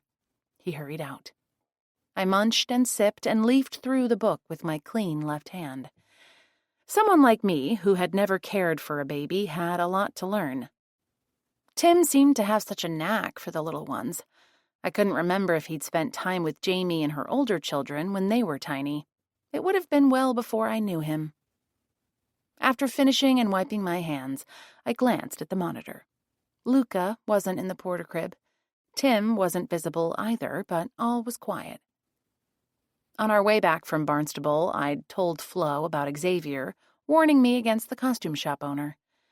Neither of us had a way to figure out if he'd meant Shelley or Harini. Now I brought up the Cozy Capers thread about the murder on the phone. I checked to be sure Harini wasn't part of it, and her name wasn't in the group. She didn't seem to be chomping at the bit to discuss the book, which was fine. As far as I was concerned, we could postpone that kind of meeting until after a killer was locked up. Flo hadn't texted the group about what Xavier told me, so I did. I added another quick message. Any thoughts about that? Tulia responded first. No idea which owner he could have meant. Norland added a note. I'll see if I can find out anything. My hummingbird metabolism meant I was still hungry. I heated up the last piece of crispy chicken with some rice and poured a splash more wine. While I ate, I scrolled back through the thread until the last message I'd read. There weren't that many, and nobody seemed to know anything new. I'd hoped somebody would have encountered Herbert Lawrence. No sightings of Herbert, the apparent nephew? Jin wrote back, not by me. I waited, but my phone stayed quiet. Everybody else must have become busy with their lives tonight. We really did need to get together again in person soon. I had cleared with Tim having everybody gather here. Let's meet at my house tomorrow at 8, quietly. I added a message only to Jin. I'm going to watch pickleball tomorrow a.m. instead of walking. Sorry. She responded in a few seconds. Norland convinced me to play. See you there. Jin planned to join the ranks of pickleballers? She'd better not put an end to our morning walks. I valued them for the friendship we shared as much as for the exercise. I blinked. My eyes were tired. It was time to take out my contact lenses and think about bed. I cleaned up the kitchen, put my phone on mute, and peeked into the downstairs bedroom. Tim sat leaning back in the easy chair in the corner, baby on his chest, wrapped in his strong arms, Uncle and nephew both off in dreamland. Ella was also sound asleep, thumb in her mouth, and curled up with the stuffed seal we'd sent her for last year's birthday. Jamie had said Celine had become the girl's favorite stuffy. I'd go up and relieve my eyes, then come down and stake a place on the couch to read. I wanted to be sure we got the baby fed at 9, a half hour from now, and that Tim didn't get so deep into sleep he was at risk of dropping the wee one. Who knew? Maybe Jamie herself would wander in, pretending nothing was wrong with abandoning her children for 2 days and causing her brother no end of grief. Somehow I doubted that would happen, but I'd be delighted to be surprised by an unexpected surprise. Chapter 26. I'd told Jen last night I wouldn't be walking this morning because I wanted to go observe interactions on the pickleball court. But when a sweet girl in a nightgown flung herself into my arms in the kitchen at 7 o'clock, the pickleball plan also went out the window. My niece was a much higher priority than me playing at being a detective. "Good morning, Miss Ella," I said, into her dark curls as she snuggled in, clutching her stuffy with one arm, her thumb in her mouth.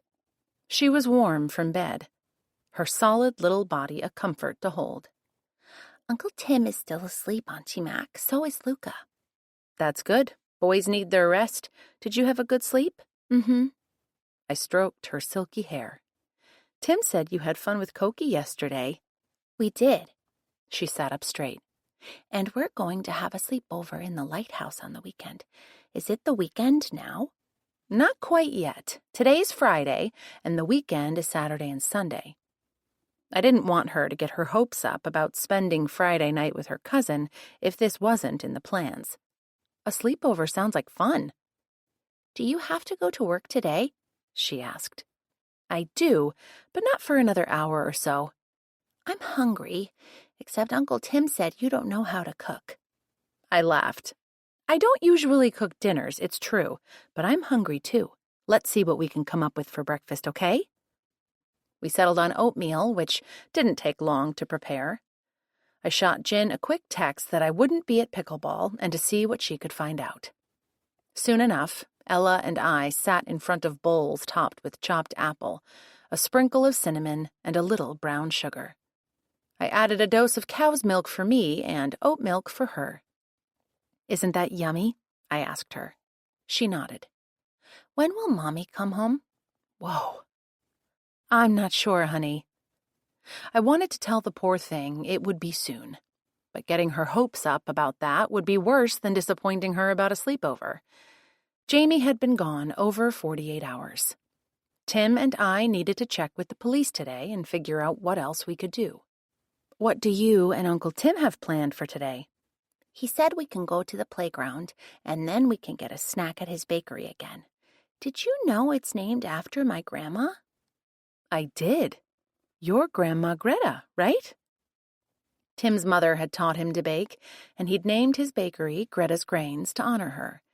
Tim's bread and pastries didn't have the same ring. Yes, Ella began. But she lives on an island, so I don't get to see her very often. I told Mommy I want to go visit, and she said maybe next year. That sounds like fun. You and Uncle Tim can come too. She tilted her head regarding me.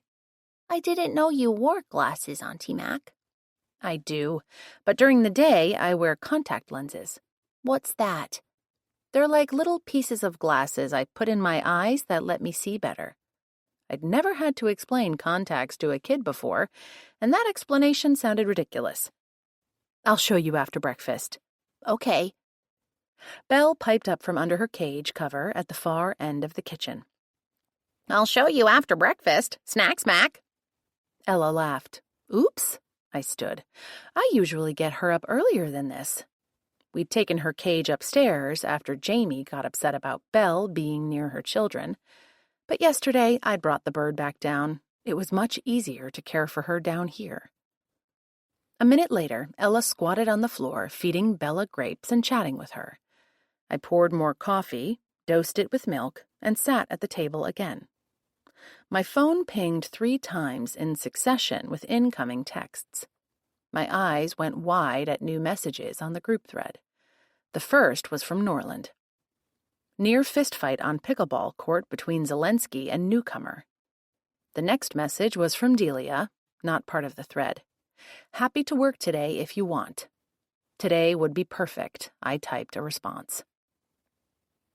Great, thanks. I open at 9. She wrote right back. Crazy dust-up on p-ball court just now.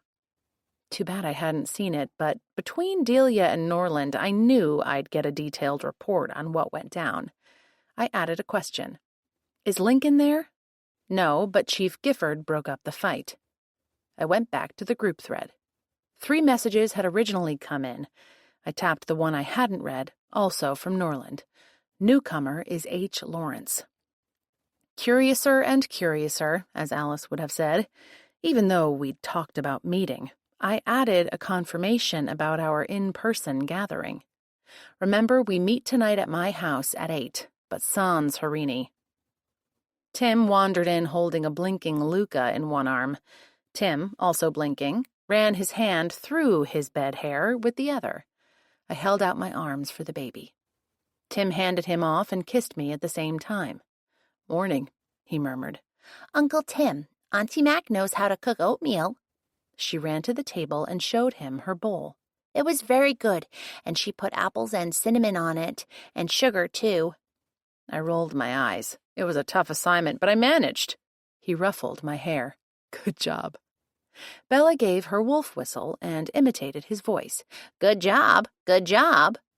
Tim knelt and opened his arms to his niece. How's my favorite Ella this morning? Good. Auntie Mac's going to show me the little glasses she puts in her eyes. Wow, I'd like to see that too. Tim hugged her and stood. To me, he said, I'll be right back. Thanks for covering for me here. That little dude was up several times in the night. He covered a yawn. Who needs to watch pickleball when you have a girlie to hang out with? Do you want to go back to bed? I checked the stove clock. I don't need to leave for another hour. No, I'm awake. I'll fix the baby's bottle when I come back. He disappeared through the door for what I expected was a bathroom break, and likely also checking for news about Jamie. Luca seemed content for now to sit with me and watch his sister interact with a big parrot. I wouldn't check my messages while I had charge of 2 children. Even though I was dying to know more about the dust-up, as Delia put it, kiddos came first. Every time. Chapter 27. I finished showing Delia around the shop by 9:30. Why don't you handle retail, and I'll focus on rentals and other stuff. If you can't find anything, please ask. Sounds good, she said. Between Orlean and me, we can handle questions people have about repairs and how bikes work. I raised my voice. Right, Orlean? Yep. I really appreciate your being willing to take some hours with us, Delia. I explained the pay and how I preferred to do direct deposit. We can figure out a regular schedule as we go.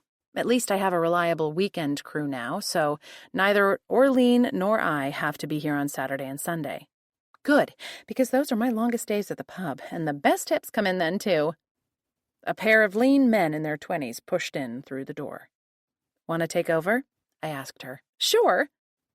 I sidled away to the rental area, where I could still hear but not appear to be overseeing. Delia did fine. After she sold matching Max Bikes cycling shirts to the pair from New Jersey, she handed them a trail map and pointed out the nearest access to the Shining Sea multi-use trail. The path used to be a rail line that ran south to Woods Hole and north, too, she explained. Daily laborers and society people alike took it. One of the men paid her, and they both thanked her for the mini history lesson. Delia was a local, and she served tourists drinks and food all the time at the Rusty Anchor. Of course she knew the history. I moseyed back after they'd left. How'd I do? She asked. You passed with flying colors and then some. I smiled. Good. I love letting people in on what the past was like around here. I think I'm a frustrated history teacher. You could still do that, couldn't you? If a district didn't want me to show them a teaching certificate and a master's degree, sure. She batted away the suggestion. It's fine. I wear my amateur badge with pride, and I volunteer at the Historical Society when I can. A shiver rippled through me. A bad actor associated with the Historical Society had tried to kill me last year. Luckily, that person was now behind bars for a long, long time. Cool, I said. Speaking of history, I heard about what you found behind a wall in your house last winter. An imprisoned skeleton? That's crazy stuff. It was stunning, I have to admit. And I'm glad it's all behind us. I cleared my throat. While it's quiet in here, can you tell me what you witnessed on the pickleball court this morning? That was something. I mean, sure, certain people are super competitive players. There's this guy, Scott, and he'll argue about a ball being a quarter inch onto the line. He intensely wants to win. I won't play with that one, Orlean chimed in from the repair area. What a jerk. She's right. Scott is 80 and pretty fit for that age, but man, can he ever get irate. Delia gave her head a shake. I have to say, most players are reasonable. They're out there to get exercise and have fun, maybe make a few friends. That's it, but not this morning. This new dude showed up, name of Herbert. He and Peter seem to know each other. Peter Zelensky, I said. Yes. I was playing on the next court, so I didn't get all of it, but they seemed equally disgruntled with each other. I heard the word cheated from one side and unethical from the other. They stopped playing and stood there shouting at each other. Norland finally got between them and told them to take it off the court. Instead, Herbert stalked away and Peter disappeared somewhere. Wow, and you don't know what it was about? No, I missed how it began. Orlean sidled in. Definitely something about money, about finances. I didn't catch specifics either. Thanks, I said to her back as she returned to the breaks she was working on. By the way, Mac, Delia said, I checked with my co-workers at the pub last night. I'm pretty sure your sister-in-law wasn't in the Rusty Anchor that evening. Additional information was good, but my heart broke a little more for Tim. Thanks so much for checking, I told her. The store got busy after that, with a steady stream of customers of all shapes, sizes, ages, and needs. I barely had time to think, despite Delia helping. When I did have a moment free, all I could dwell on was that both Peter and Herbert also had ties to Enzo. Chapter 28. By 12:30, Delia seemed at ease working in the store, and right now it was empty of customers. I grabbed the bank bag and slung my EpiPen bag across my chest. I'll be back by the time you have to leave, I told Delia. 2:00, right? Yes, thanks. I need to run home and tend to my pooch before my pub shift starts at 3. Call me if it gets busy here, or there's something you don't know. I'll be done with my errands in plenty of time. Do either of you want me to pick up lunch for you? I raised my voice to include Orlean, but both declined the offer. I'd been so far out of my routine this morning, I'd forgotten to pack my usual ham and cheese sandwich. Business was quiet at the Lobster Shack, too. On a Friday in the summer, you could barely get in the door before 2:00. Now, only one customer was ahead of me, and owner Tulia Peters seemed to be doing all the work without the benefit of her usual counter-employee. Mac, I'll be right with you, she said. 5 minutes later, I sat at one of the few small tables in the mostly take-out restaurant with a cup of the best fish chowder on the cape and a luscious crab cake in front of me. Tulia sank into a chair opposite me. I might close up early today, she said. Westham is dead at this time of year, at least when it comes to people wanting a seafood lunch or take-out dinner. I hear you. I've had a surprising number of customers, but maybe they're all eating at home, and my business could dwindle to a trickle the minute it gets really cold. I can deal with quiet, Tulia said. What I put away in the summer months compensates for a few slow ones. We get plenty of tourists starting before Thanksgiving and on into New Year's, too. I could only nod as I savored another spoonful of the thick, savory soup. I can't stop thinking about the dude who referred to Uncle Enzo on the phone in here, she said. I haven't found out anything else about him so far. Last night, Jen texted that she hadn't seen him. Right. Maybe I didn't share it with the group. When Herbert rented a bike from me this week, He listed his address as in Bedford, and he shares a last name with the victim. Herbert has a kind of military posture, if you know what I mean. I noticed that. I wondered if he might be in the service at the base in Hanscom up there. Good thought. Tulia narrowed her eyes. I might be able to check into that, and he's my action item anyway. Are you connected with the base somehow? In a way. I'll let you know. Maybe I'll have news tonight when we meet. Awesome. I finished the soup and dug into the crab cake.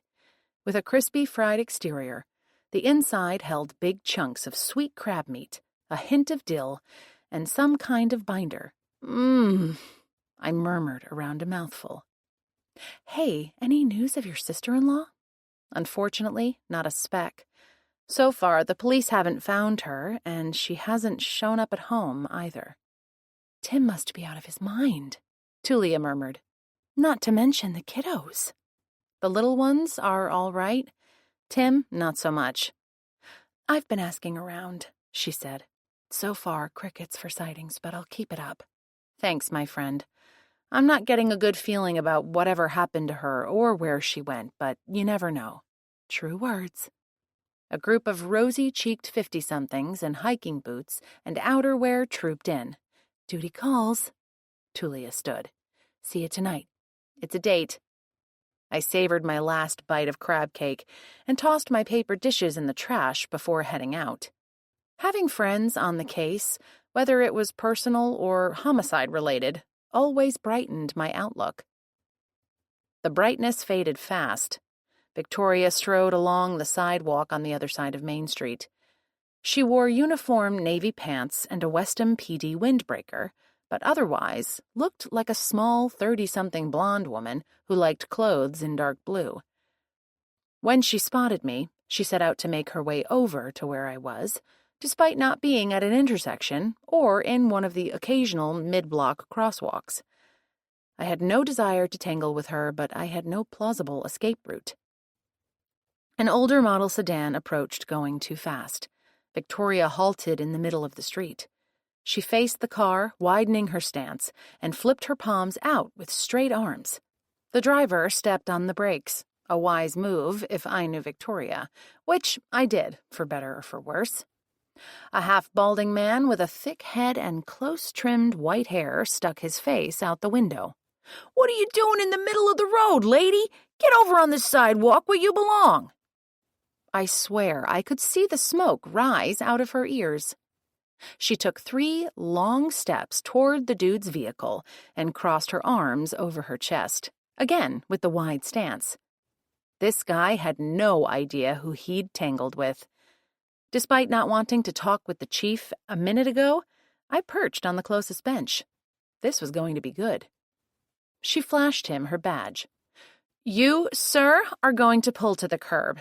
You are going to show me your license and registration, and if you ever accost a pedestrian again, I can guarantee you'll have a lovely little vacation admiring the wallpaper in the Westham jail."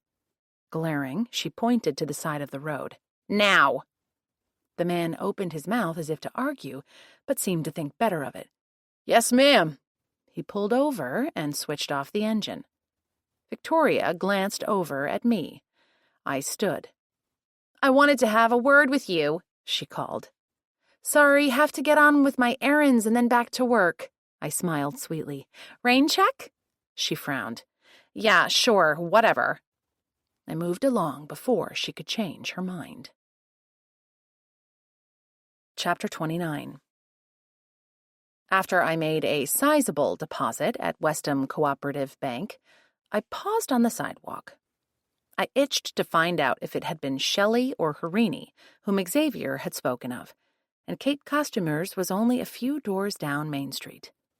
It occurred to me that while I'd talked to Harini, I hadn't interacted with Shelley since last Friday. She was Jin's action item, but more information never hurt. Before I reached the costume shop, a small group of loved ones came toward me from the other direction. Aboriba held Ella's hand, with Pa next to them holding Luca in a familiar-looking soft carrier strapped to his chest. I smiled and waved, waiting for them. "Auntie Mac, I got to eat lunch in the parsonage," Ella announced. Grandpa Joseph made sandwiches. That's awesome. He makes yummy sandwiches. What kind did you have? Ella wrinkled her little brow. Tuna and peanut butter. On the same sandwich? I asked. Yes, She nodded. I liked it. Pa shrugged. I offered a choice and she asked for both on one sandwich. It's actually not bad. You should try it, Auntie Mac. Ella piped up. It's very good. I smiled at her. I'll give it a try. Apart from lunch, we thought we should give Tim a break, Reba said. I'm sure he appreciated that. I patted the baby's back through the carrier. His knit hat was the only thing visible as he slept. I carried you in the same snuggly, Mackenzie, Pa said in his low baritone, until you were big enough to ride in a backpack. Seriously? I took another look. The carrier did appear a bit worn. I remember that, my grandma said. You always fell right to sleep when your father carried you. Derek can carry their baby in it after he or she is born. I expected Pa had saved the soft carrier, imagining I could use it for my baby too. I hoped that would happen. Are we going to the candy shop now, Grandpa? Ella tugged on his sleeve. Yes, sweetheart, we are. Pa winked at me. She squealed and clapped her hands. Say hi to Jin for me, I said. She owns Salty Taffies. She owns a whole candy store? Ella's big dark eyes grew bigger. She sure does. Do you know what a bestie is? I asked her. It's a friend who is your bestest one. Exactly. I gave her a high five. It's what Jin and I are, besties. My bestie at home is named Nicholas, but Koki is my bestie here. Perfect. Hey, I'll see you later, alligator. I had a whole routine of those phrases with Koki. Ella repeated it before taking Reba's hand. Ella skipped down the sidewalk, with Reba walking briskly and Pa ambling behind. I could teach the girl the rest of the phrases later, unless Koki beat me to it. A minute later, I meandered into the costume shop. I didn't have a single valid reason to be in there, though. I thought fast. I could pretend my niece was taking a dance class, except she wasn't. I hadn't been invited to a masquerade party or have any need for a fancy costume, not that I would want to wear one. If Harini was working, I couldn't pretend we'd scheduled a book group meeting to discuss 9 lives and alibis, because we hadn't. Shelley waved a hand from the dance outfits area. Welcome back, Mac. I greeted her as I approached. How's business? A bit slow, but that's to be expected after the Halloween season ends. She was dressed far more casually today than she had been last week, in a black cardigan over a green turtleneck with black knit pants. What did you go as for Halloween? I did my best to make the question sound offhand. My favorite dark character, of course, Morticia Addams. Bingo. That had to have been Shelley in the bank drive-thru. You're perfect for that, I said. You already have the dark hair. Add a black dress and white makeup and you're all set. Indeed, although I find it interesting you know so much about her. Most young people have no idea who Morticia is. I used to watch Addams Family reruns with my grandmother when I was little. She's a big fan of the series. I see. So, how can I help you? She asked. I was out at the bank and realized I hadn't offered my condolences on the loss of your friend. She folded her arms over her chest. What friend is that? Enzo Lawrence, of course. He told me you two were special friends. I crossed mental fingers at stretching the truth with the added adjective, but anything goes in the pursuit of justice. I'm so sorry. She lifted her chin. Thank you. His passing is a great loss to everyone. I heard he was found on his deck, still in costume. It must have been quite a shock to the person who saw him like that. Of course. She looked away and straightened a tidy pile of leotards that didn't need it. You must have met Enzo in New York. How long had you two been friends? She tilted her head and frowned at me. So it's true. What is? You're a detective, a PI. Not at all. Ugh. I had gone too far with my questions. Would I ever learn? I run a bike shop. I'm a small business owner, like you. Of course. She pulled her phone out of the pocket on the side of her thigh. "If you'll excuse me, I have an appointment soon." "Of course, I'll be off." I turned to go, but pivoted to face her again. "I forgot. Xavier said to say hello." Her eyes flashed in what looked like alarm. "Where do you— Isn't he— What now?" "I ran into him yesterday. When he heard I was from Westham, he sent his greetings to you." "Sort of." Shelley blinked. "Thank you, I think." "Want me to return the greetings?" "Whatever." She pocketed her phone and strode toward the back of the store. "You have a good day," I called after her. She raised a hand without turning around. I walked to Mac's Bikes, my thoughts on her reaction to the news that I'd spoken with Xavier, which I found interesting in the extreme. Chapter 30. By 3:30, I was eyeing the clock. Delia left after I came back, and the shop had been quiet since.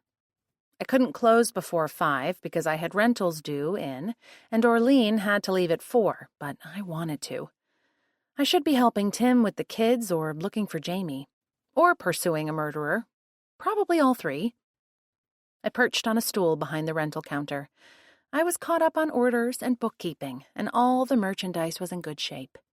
Maybe the internet could help me with a bit of murder digging. Shelley Hitchcock was a mystery.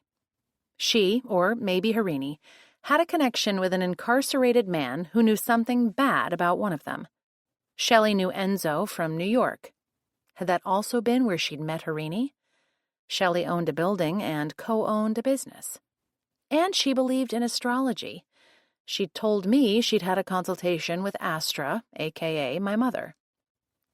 Mom might have insights about Shelley, unless— would telling me violate confidentiality or something?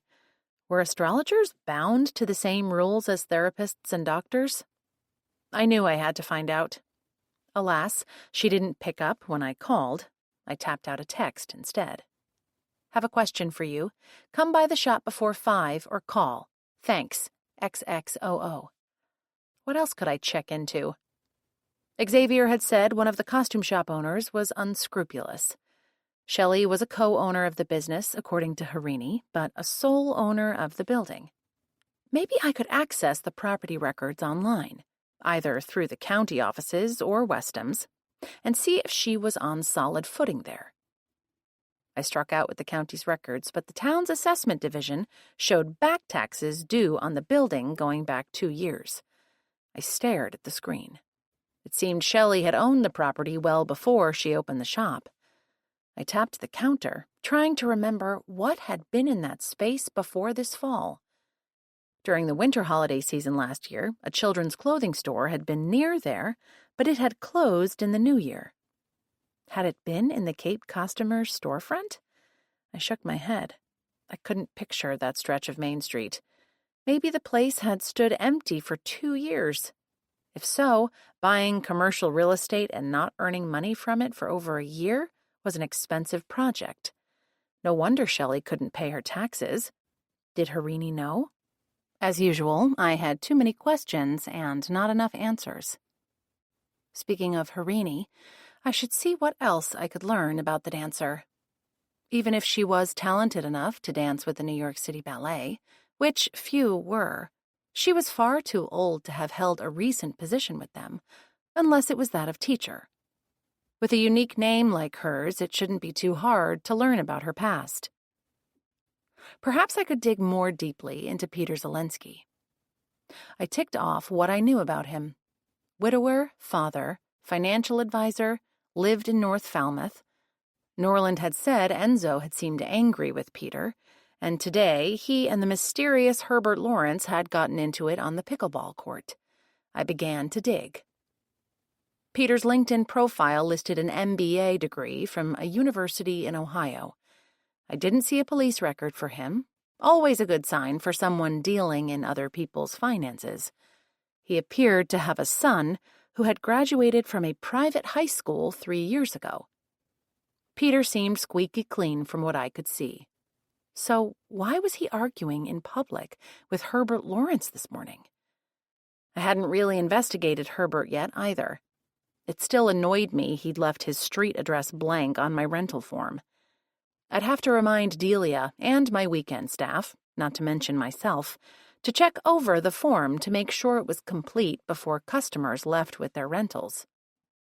I first searched for Herbert Lawrence in conjunction with United States Air Force and hit gold right away. He was an independent contractor for the Air Force in something called Information Services.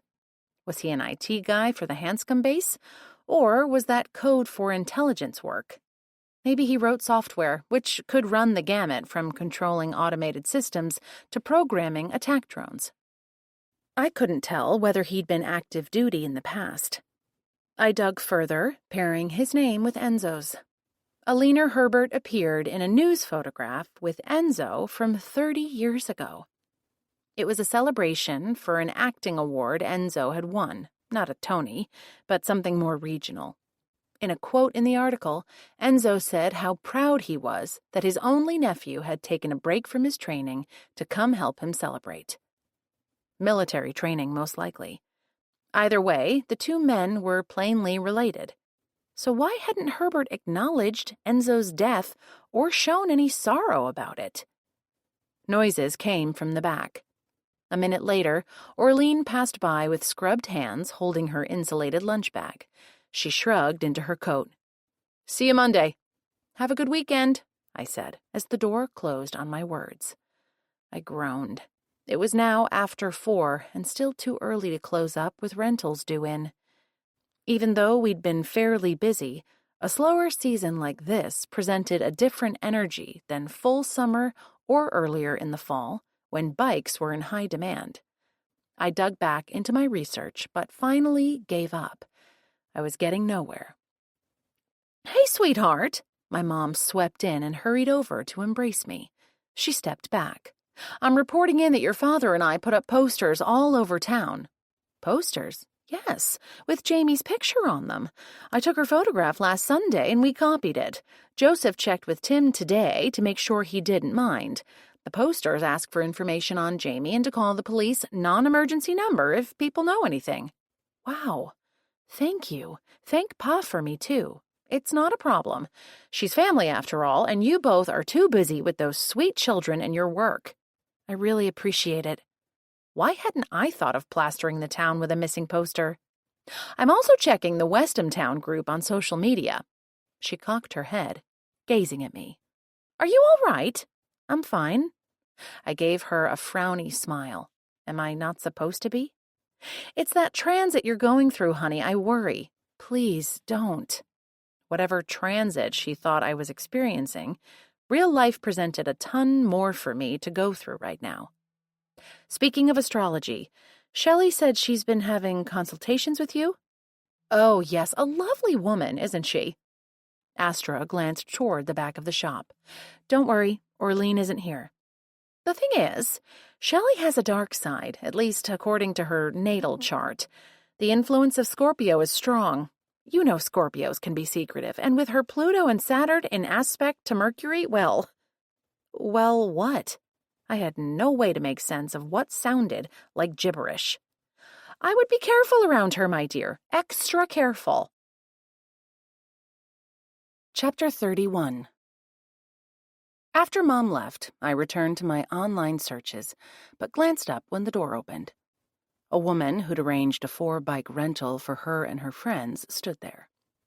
Their bikes weren't due back until tomorrow at the end of the day, but this woman's cheeks were flushed, and she wore an annoyed look, her lips pressed into a crooked line. "Hi," I said. "Is everything all right?" "The bikes are fine, but one of my friends said she absolutely must get home tonight, not tomorrow, so we're leaving. The bikes are all out back by your rental container." She placed her palm on the door jamb and began to turn. "Hang on a second, please. Let me pull your paperwork. I need to check the bicycles before you leave."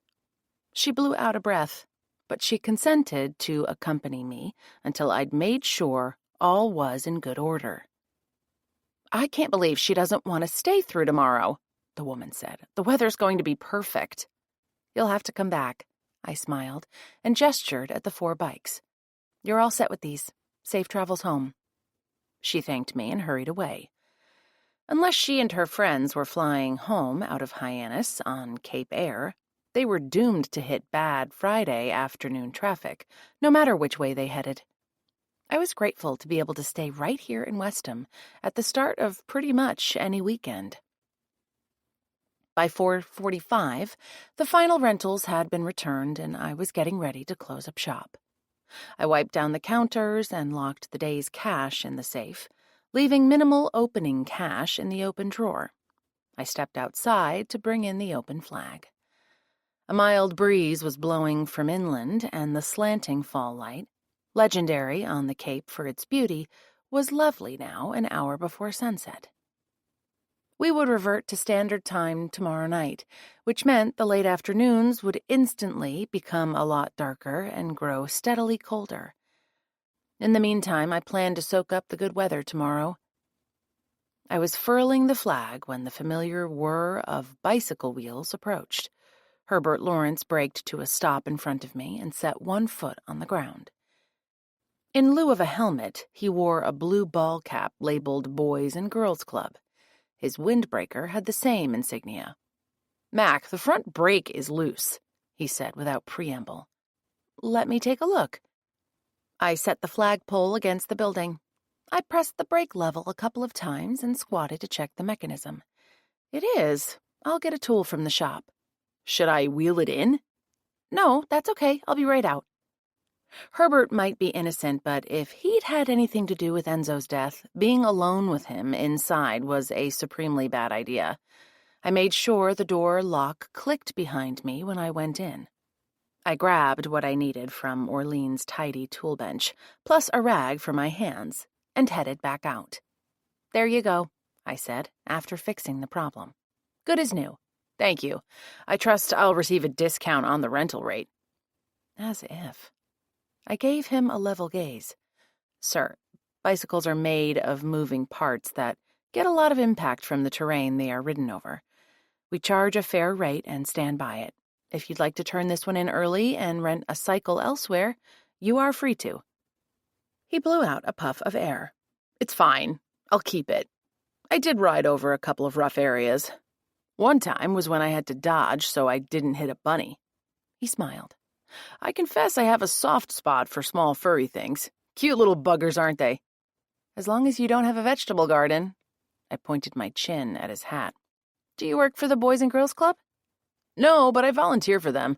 I teach chess and lead a fitness class." The kids must appreciate that. "I hope your visit to the Cape is going well, besides those breaks, I mean." "It's fine." His smile disappeared. "Were you related to the man who died this week? You have the same last name. If so, let me offer my condolences." "Thank you, but that isn't necessary." A group of couples paired up on a half-dozen large motorcycles came down the street at a soft roar, thankfully in possession of better mufflers than some. Still, I waited until they passed. "I heard you joined the ranks of local pickleball players," I said. He narrowed his eyes. "Who told you that?" "A friend who plays." I kept my voice casual. "It's important to stay active." He put a leg over the bike and tested the brake lever for himself. "This seems fine now." "I'd have to agree with you about staying active. So, how do you know Peter Zelensky?" "What?" He glared at me, nostrils flared and eyes glittering.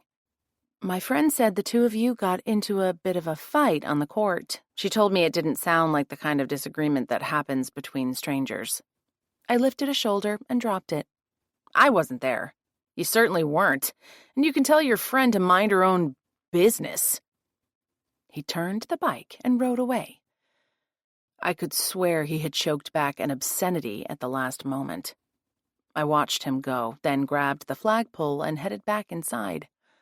My questions had shaken up Herbert Lawrence's cozy snow globe, and he hadn't liked it. He also hadn't denied he was related to Enzo. It was a conversation to share with the cozy capers when we met tonight. I was looking forward to hearing whatever they might have learned and their take on Herbert's defensiveness. The sooner we solved this homicide, the better. As often happened, the police seemed to be moving too slowly for anyone's taste. Chapter 32. Is there any way we can find out who inherits Enzo's estate? I asked the Cozy Capers that evening at a bit after 8 o'clock. Jin, Flo, Norland, and Tulia sat around the kitchen table with me. The door to the living room was closed, but I'd still reminded them to keep their voices down, as 2 little ones slumbered 2 rooms away. Tim was upstairs on his laptop with the baby monitor at hand. 3 of us sipped white wine, while Norland nursed a beer and Tulia, as usual, was enjoying a ginger ale. Enzo's estate?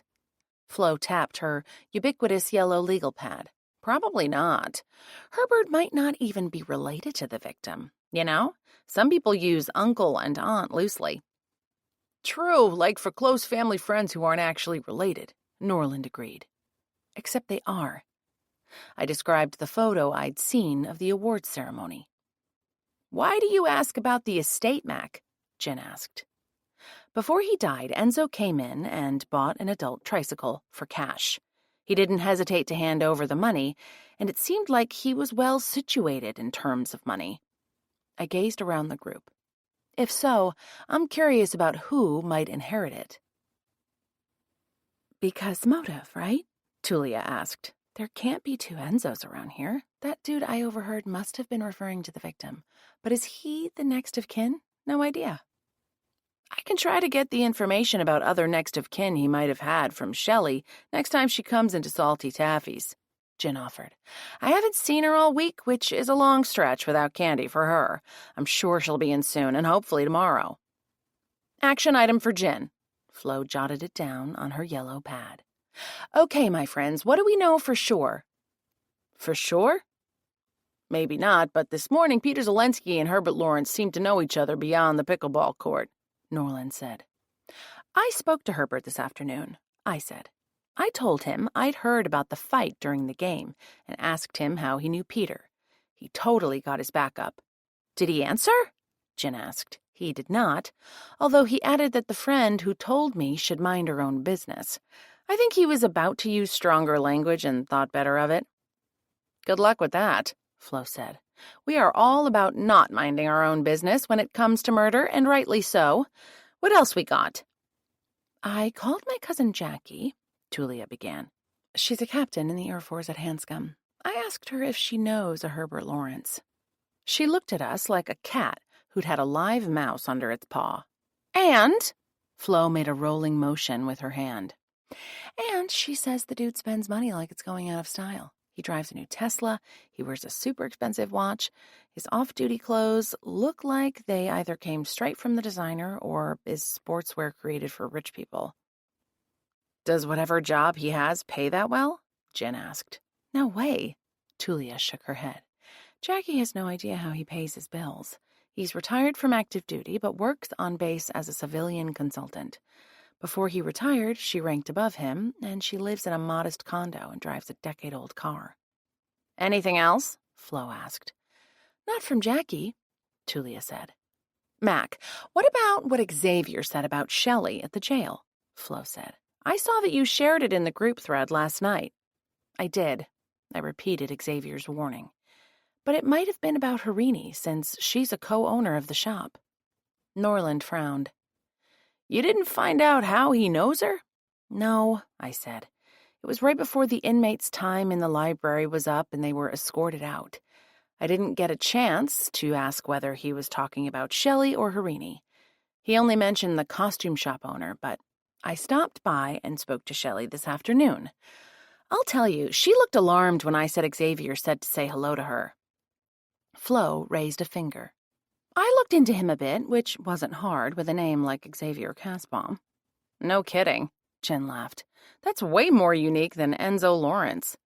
You are aware that the word unique, Flo began. Yeah. Jen rolled her eyes. It can't be modified. Something is either unique or it's not. But you have to admit that you know what I mean. At any rate, Flo cleared her throat. Caspom also lived in New York City and apparently was peripherally involved in the theater. Is he an actor? Tulia asked. Only if you mean a bad actor, Flo replied. He has sometimes worked as a guard, a bouncer, or a bodyguard, but when he runs short on funds, he seems to think it's fine to rob a liquor store or a box office. Norland, who had bent his head over his phone, glanced up. With suspicion of Shelley Hitchcock's help in one case. I whistled. "Tell us more," Julia said. They couldn't come up with enough evidence to convict her. Norland said. "How did Xavier get nabbed on the Cape?" I asked. He was apprehended for attempting to rob a convenience store in Hyannis, Norland said. "Maybe he followed Shelley up here," I said. "Or Enzo," Julia added. "At least he's not our killer if he's been inside at Barnstable for a while." He's been incarcerated there since last summer. Norland gazed at me. Have you spoken with Lincoln recently? Not since yesterday morning, which I told you all about. It seems like ages ago. We could have invited him to join us tonight. Jen grinned. As if. I joined her in the smile. He would have politely declined, and also told us to butt out of the investigation. What about Harini Witt? Flo asked. She must have also known Enzo in New York. Do we know if she had a reason to kill him? Nobody offered anything more than a head shake or a shrug. I raised a finger. The only thing I know is when I first met Harini at the costume shop, she said she shared the apartment behind the shop with Shelley. She mentioned that she was planning to move out as soon as she found something better. Maybe the two of them don't get along as well now that they're both working and living together. It might not have anything to do with the murder, though. Do you think you can dig a little deeper on that, Mac? Flo asked. I can try. I was hoping to relax with Tim and the kids tomorrow, but our schedules were flexible. Norland pointed his beer bottle at me. When Harini dropped by your shop yesterday, Mac, remember how fast she left when she heard I was former police? Right, there's that too. She came in and asked how much I knew about Enzo's death, but I never learned why she was asking. I'll see what I can find out. Flo noted my action item on her list. It seems like we really need to know more about Enzo himself, I murmured. Who was he? How did he treat people? Did he have secrets? Everyone has secrets. Flo kept her gaze on the pad of paper. And the dude was 80, Julia said. That's a pretty good run right there. Nobody gets through that many years without making a few enemies. I'm sure I never have. Norland folded his hands under his chin and batted his lashes over wide, innocent eyes. From a 70-something former police chief with gray hair framing a lined face, the expression looked funny enough to make us all laugh. But seriously, I can check into his past, see if he has a record, and look into his past employment and financial affairs, as far as I'm able. So noted, Flo said. For my part, I'll see what I can learn about Peter Zelensky. I witnessed that argument this morning, and I think I might have a contact who can help us. Julia raised her hand. I'll get back to my cousin and work with her to see if she can learn where Herbert gets his big bucks. Would I be correct to think you don't have any news about Jamie? Norland asked me, his tone as soft as Luca's little cheek. Unfortunately, that's right, but my family has put up posters all over town, and Mom is monitoring social media. A mini wail came from the bedroom. And I'm going to kick you all out right now. The baby needs his bottle. Everyone hurried to stand, and I got 4 quick hugs before my friends slipped out the back door. I switched off the overhead light, leaving only the under-counter light strip on, and turned my focus to family. Chapter 33. We had a flurry of activity the next morning, which included breakfast and reading picture books to Ella and everybody getting ready for their Saturday. Derek and Koki were expected any minute to pick up Ella for a day of cousin play and the promised sleepover. Tim had whipped up a batch of cinnamon scones to go with scrambled eggs and bacon, making the house smell like heaven. Ella approved, eating an extra half scone after she'd finished her plate. Now our niece hopped up and down with excitement, holding her little Cape Cod backpack full of several changes of clothes, her nightie and toothbrush, and her stuffed seal. I threaded her curly ponytail through a pink Seattle ball cap and helped her put on matching pink sneakers. We call them tennies, Auntie Mac, not sneakers. That's because you're from the West Coast, sweetie. Here, the word tennies means you're going to play tennis in them, but you can call your shoes whatever you want.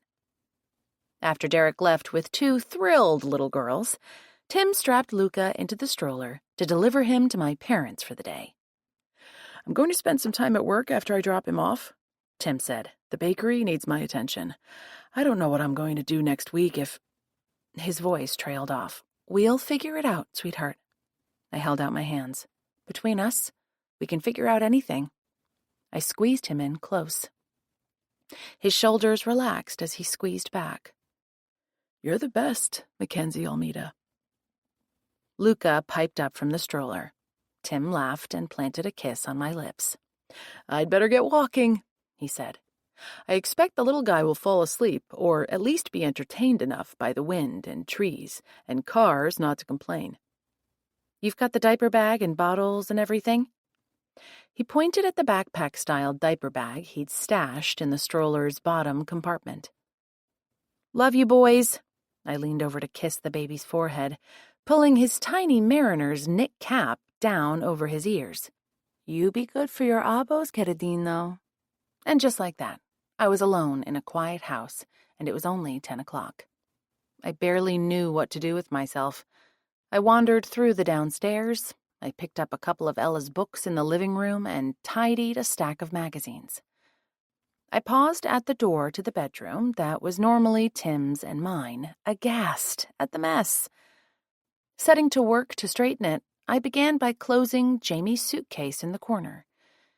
If she came back, she wouldn't appreciate anyone having gone through it.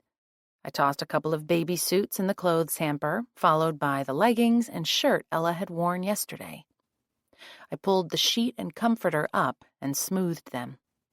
As I grabbed a pillow to fluff, it knocked a mostly empty baby bottle to the floor, which rolled under the bed. Kneeling, I bent over to see how far it had gone on the hardwood floor. It wasn't the only bottle under there. I sat back on my heels holding 5 vodka nip bottles, all empty. Poor Jamie. She'd said she was staying straight and sober, but it clearly had proved too hard a challenge for her to accomplish. Had she brought these nips in her suitcase? If not, we'd gone out without her more than once. She could have dashed down to the convenience store and stocked up. If I searched the room, I imagined I'd find more, whether full or empty. It didn't matter now. My own challenge was deciding if I should tell Tim what I'd found. I hated to add to his worries, to make him even sadder than he already was. We both tried to be open and honest in our marriage, but sometimes talking about hard things was a matter of timing. I gathered up the bottles, small and larger, and headed to the kitchen. The baby bottle I rinsed out for now. The nips went into a paper bag, which I folded over and stuck into a corner of the hutch. I'd deal with those later. Chapter 34. Belle was oddly quiet as she sat on her roost. I poured the last half cup of coffee and dosed it with milk before warming it up in the microwave. I added a spoonful of sugar as an indulgence after it was warm. I puttered around doing the breakfast dishes, wiping down the counters and putting Jamie out of my mind for the moment. If I knew how to cook, I could plan a nice grown-up dinner for my man and me, except the last time I tried to make dinner, Tim had to rescue my pad thai. In lieu of another disaster in the kitchen, I decided that ordering Japanese takeout for dinner and serving it on pretty dishes alongside a pair of lit tapers would be good enough. Attempting to eat out at a decent restaurant with an infant at his bedtime wasn't a brilliant idea in anybody's playbook. As I showered, I thought about Tim's sadness that none of his inquiries about Jamie yesterday had yielded information. Area shelters and hospitals had either not seen her or refused to give Tim any information. Maybe Lincoln had had more luck. I ran through what we'd talked about at last evening's Cozy Capers meeting. My task was to find out more about Harini Witt. I could stay here and search the internet, but I would also stroll by the costume shop. Either she or Shelley should be working. We had a Chamber of Commerce social event coming up. I could use inviting them to it as an excuse for stopping in. Good. I liked having a plan. I wasn't so sure Shelley would welcome another visit from me. If I kept my tone light and businesslike and stuck to my story of inviting her to the chamber gig, I should be safe from her suspecting me of more sleuthing. Maybe. Clean, dressed, and with contacts in, I settled at the kitchen table with my tablet, another scone on a small plate, and a glass of water. I picked up the scone with my left hand and leaned over the plate to keep the crumbs and sugar contained as I munched. I swiped into searching with my right hand. Luckily for me, nobody else in the universe seemed to have the same name as Harini's. I found a relatively recent article featuring her teaching dance to a class of mostly kids of color in New York. I saw a photo from 20 years earlier of her at the Met Gala. Dressed in a tasteful and flattering dark floor-length gown, she was on the arm of a man whom the caption identified as James F. Witt. When I searched on that name, I came across his obituary from 7 years ago. That answered one question I'd had, whether she was divorced or widowed, or whether her family from childhood had the surname of Witt. I kept digging. She'd taught at the Boston Ballet School for about 10 years, not so surprising for a person who'd made dance her life, but that rabbit hole led to an announcement of her engagement to James, listing Harini Mukherjee as a rising star in the ballet world. All interesting, but none of it answered questions about her ties with the unfortunate victim. I'd give it one more stab. I first paired her married name with Enzo Lawrence, but got zip. When I changed his name in the search bar to Shelley Hitchcock, things picked up. I found a squib in the local news reporting on the opening of Cape Costumers. Then I found something that made me sit back and think. About a decade earlier, a theater-oriented gossip column included a juicy tidbit. Favorite off-Broadway silver fox seen with still graceful ballerina H.W. Will hunky older E.L. break up another marriage or break another heart? Watch this spot for all the latest hot sightings. Oh. Harini and Enzo had apparently been a number, and while she was still married to boot. I flipped back to the Witt obituary and nodded to myself. James had been a decade older than his wife, and he had died due to complications from dementia. As recently as last week, Enzo had been the special friend of Harini's business partner. No wonder she wanted to move out, I said aloud. No wonder she wanted to move out, Belle piped up in my voice. No wonder. Seriously, I agreed. I can't do this. Belle shifted her voice. I stared. She sounded exactly like Jamie. I can't do it anymore. Belle continued her perfect imitation. I can't do it anymore. I can't. I just can't. My scalp turned to goosebumps and the chill ran down to my toes. Jamie had to have uttered those words when she was alone with Belle. Seriously. The bird reverted to my voice. Seriously. Seriously. Snack smack? I let my shoulders drop. Sure, Belle. With the parrot happily munching on frozen carrot bites, I considered what to do. I didn't want to dash Tim's hopes. Jamie could have been referring to how hard it was to stay straight and sober. Judging from the nip bottles, she'd done something about that. Or she could have been thinking about her life. I hoped Belle wouldn't repeat those phrases in front of Ella or Tim. I wasn't going to share what the bird had said if I didn't have to. And if she did speak in Jamie's voice, saying that again, I'd meant what I said to him before he left. We'd figure it out. Together. Chapter 35.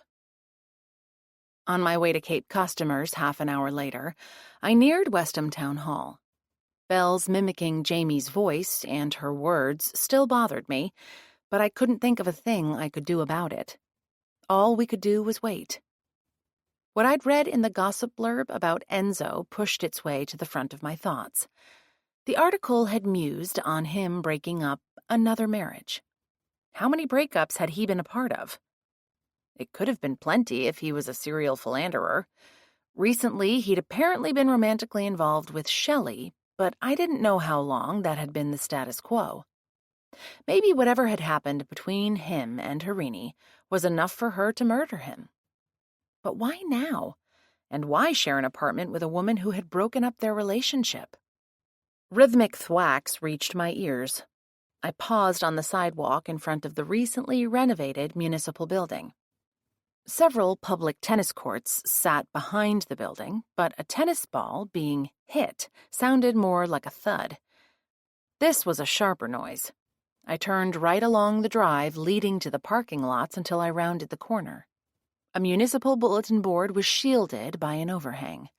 One of Mom's posters about Jamie was front and center, along with dozens of other smaller notices about fundraisers, yard sales, and sign-ups for winter youth basketball. Would the missing poster get the attention of someone who had seen something? I could only hope it would elicit new information. Inside the high tennis court fence, 2 sets of doubles hit yellow balls back and forth over short nets, while a dozen others stood nearby looking on and chatting.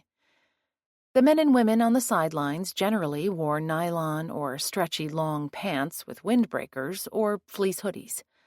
A few on the court were dressed in shorts and long-sleeve t-shirts, despite the blustery fall day. I approached, but watched from outside the chain-link fence. The solid flat paddles were bigger than a ping-pong paddle and smaller than a sheet of paper. The ball had holes in it but looked thicker and maybe a bit softer than the kind of ball little kids played with. Delia played on the same side as a man with short, thin white hair ringing a mostly bald pate. Both were about my height, but the man was stocky where Delia was wiry. Despite appearing almost twice her age, he was holding his own on the court. I peered at him. This was the guy Victoria pulled over for not respecting a pedestrian, yesterday. Playing opposite them was Peter Zelensky and a woman I didn't know, and I also didn't recognize any of the 4 players on the other court. No Flo, no Orlean, although neither worked on Saturdays. Orlean was in my shop every weekday. My weekend guy, Edwin, could handle repairs and maintenance as well as the rest of our business. Peter glanced over at me while awaiting a serve. I smiled and gave a little wave. He frowned and looked away, focused on the game. I couldn't imagine he didn't recognize who I was. I turned when someone hurried up, breathless, next to me. Harini wore a navy tracksuit and carried a sports bag over her shoulder. I greeted her. "Looks like you're on trend." "Hi, Mac. I don't know about trends, but I've always loved racket sports. You're not playing?" "Me?" I laughed. "No way. Did you play in New York?" Her bouncy stance stilled. "No. I wonder if Enzo did." "I wouldn't know." She kept her gaze on the game. "Oh? I heard somewhere you 2 were going out for a while." Harini swiveled her face to stare into mine. "You can't believe everything you hear." She strode around the open gate and entered the court to stand on the sidelines. She drew a paddle from her bag and swung it with one arm, then the other, to warm up her arms, I guessed. "That was a fair ball!" Delia's partner stalked to the net, his lips pressed into an unpleasant line. "No." Peter wiped sweat off his forehead with his sleeve. "It was out." "I saw it land," the man insisted. "I get the point." Peter glanced at the woman he was playing with. "Nope. Peter's right," she said. "Clearly out." "Scott," Delia said. "Relax, they're right. And, what does it matter? It's Saturday. We're playing a game for fun and exercise." Scott gave his head a shake but resumed play. Still, the next time he got a shot on the ball, he slammed it so hard into the other side of the court the woman simply stepped aside. This Scott guy seemed to have anger bottled up inside. It might be worth asking around if he'd had disputes with Enzo. I sniffed, catching a whiff of aftershave. Some people don't know how to have fun. A deep voice beside me said. Lincoln, I patted my heart. You're the second person to sneak up on me. He chuckled. Mac, one of the first things they teach in the academy is to always be aware of your surroundings. I guess that explains it then, since attending police academy has never been on my bucket list. I took a second look at him. Along with sweatpants and sneakers, he wore a pullover sweatshirt with a word in a language I didn't recognize on the front. You're in exercise clothes. Are you joining these maniacs? I gestured toward the court. Afraid I am. He kept his gaze on the game, but a little smile played on his lips. Delia twisted my arm. I've played a couple of times, and I'm sure I embarrassed her, but I figured, why not give it a shot? Good luck. What does your shirt say? I asked. It's hello in Wampanoag. You know, I've been studying the language. I do, and I think it's awesome. The game seemed to end. The 4 players met at the net and touched the handles of their paddles together. Do you know anything about the man who was playing with Delia? I asked. His name is Scott. I don't. Why? He's super competitive and seems angry. And you wondered if he knew our recent victim. Lincoln looked over the top of his glasses at me. It did cross my mind. I'll see what I can find out. He shifted his gaze back to the court.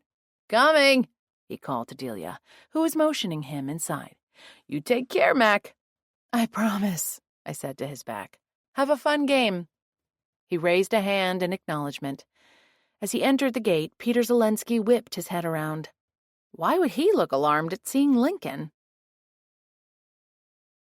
Chapter 36. The front windows of Cape Costumers now featured Thanksgiving decor on one side of the entrance, complete with a mannequin wearing a turkey costume. A printed sign I hadn't seen before in the corner of the window advertised custom costumes for any occasion, as well as tailoring. The window on the other side of the store was devoted to dancewear of all kinds, from tutus to tap shoes, leotards to leopard print leggings, ballet tights to pink toe shoe bags. Halloween was over, and they'd moved on. Would that include decorating for Christmas before Turkey Day? I'd wait and see. I was firmly in the camp of giving every holiday its season, but no more, which was what I did in Mac's Bikes. We'd taken down the Halloween decorations on November 1st. Christmas and Hanukkah stuff wouldn't appear until the weekend after Thanksgiving, and so on throughout the year. I knew other retailers felt differently, and that was their choice. The black cat glared at me from atop the hay bale on the sidewalk. Ugh. It arched its back and hissed. Good kitty, I murmured, giving it a wide berth before I reached for the door. I sneezed despite the distance. Sometimes it felt like pets shot their dander at me on purpose. My allergic immune system maintained there were no good kitties or doggies. At least not for me. Except for Koki's hypoallergenic pup. Tucker had hair instead of fur, which made it possible for me to be around him occasionally. Inside the store was quiet. Nobody stood behind the counter at the back. No shoppers browsed the costume aisles or the dance area. I cocked my head and listened. When I was a girl, I'd spent time at Abu Riba's side while she sewed quilts for premature babies and Halloween costumes for Derek and me, plus summer shirts for him and dresses for me. She'd hemmed lengths of West African and Indonesian batik fabric for tablecloths and made matching cloth napkins. If that wasn't the sound of a sewing machine coming from the far end of the store, I'd have to get my hearing checked. I moseyed to the back. I was almost to the open door behind the counter when the whirring stopped. You're completely off base, Shelley's voice muttered. That's not true, and you know it. Yes, it is, a man insisted, and you owe me. I squinted, trying to place the voice. It was familiar, but the name attached to it remained elusive. The machine started up again. Whoever the dude was spoke louder. Too bad his words were masked, to me at least, by the sound of a needle zipping in and out of fabric at high speed. The whirring ceased, followed by the familiar fwop of the little lever flipping up, which released the cloth from being secured under the presser foot. I need you to leave right now, Shelley said. You can talk to my lawyer if you have anything more to say. I can guarantee you I will, he snarled. I didn't dare circle around behind the counter to peek in. In fact, I should probably clear out of the store before either of those angry people came out and caught me eavesdropping. I slid toward the exit as quietly and fast as I could. Besides, he added, I know things about you you're going to wish I didn't. Listen, Shelley said, her voice growing louder. You need to get on your horse and ride, buddy, preferably back out of town. You're not getting what you mistakenly think you're owed, ever, unless it's over my dead body or yours. Are you threatening me? He growled. I crept the last 2 yards to the exit in record time, and I'd never been so relieved a store didn't have a bell on the door.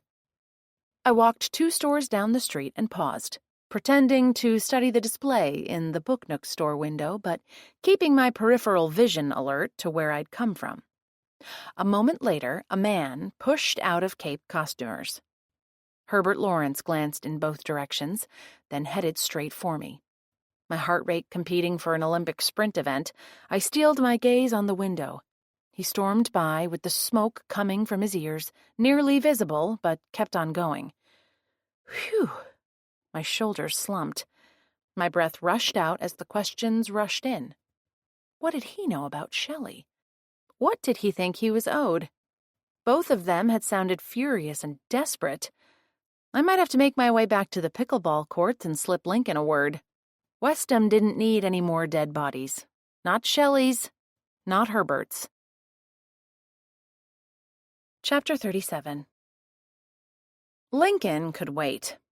Anyway, he would be busy lobbing a ball with a paddle to his reignited love about now. I cautiously re-entered the costume shop. The sewing had resumed, but this time it seemed prudent to announce myself. "Hello," I called when I neared the counter. The noise stopped. The lever again went fwop. Shelley appeared in the doorway, eyebrows drawn together, and the corners of her mouth downturned.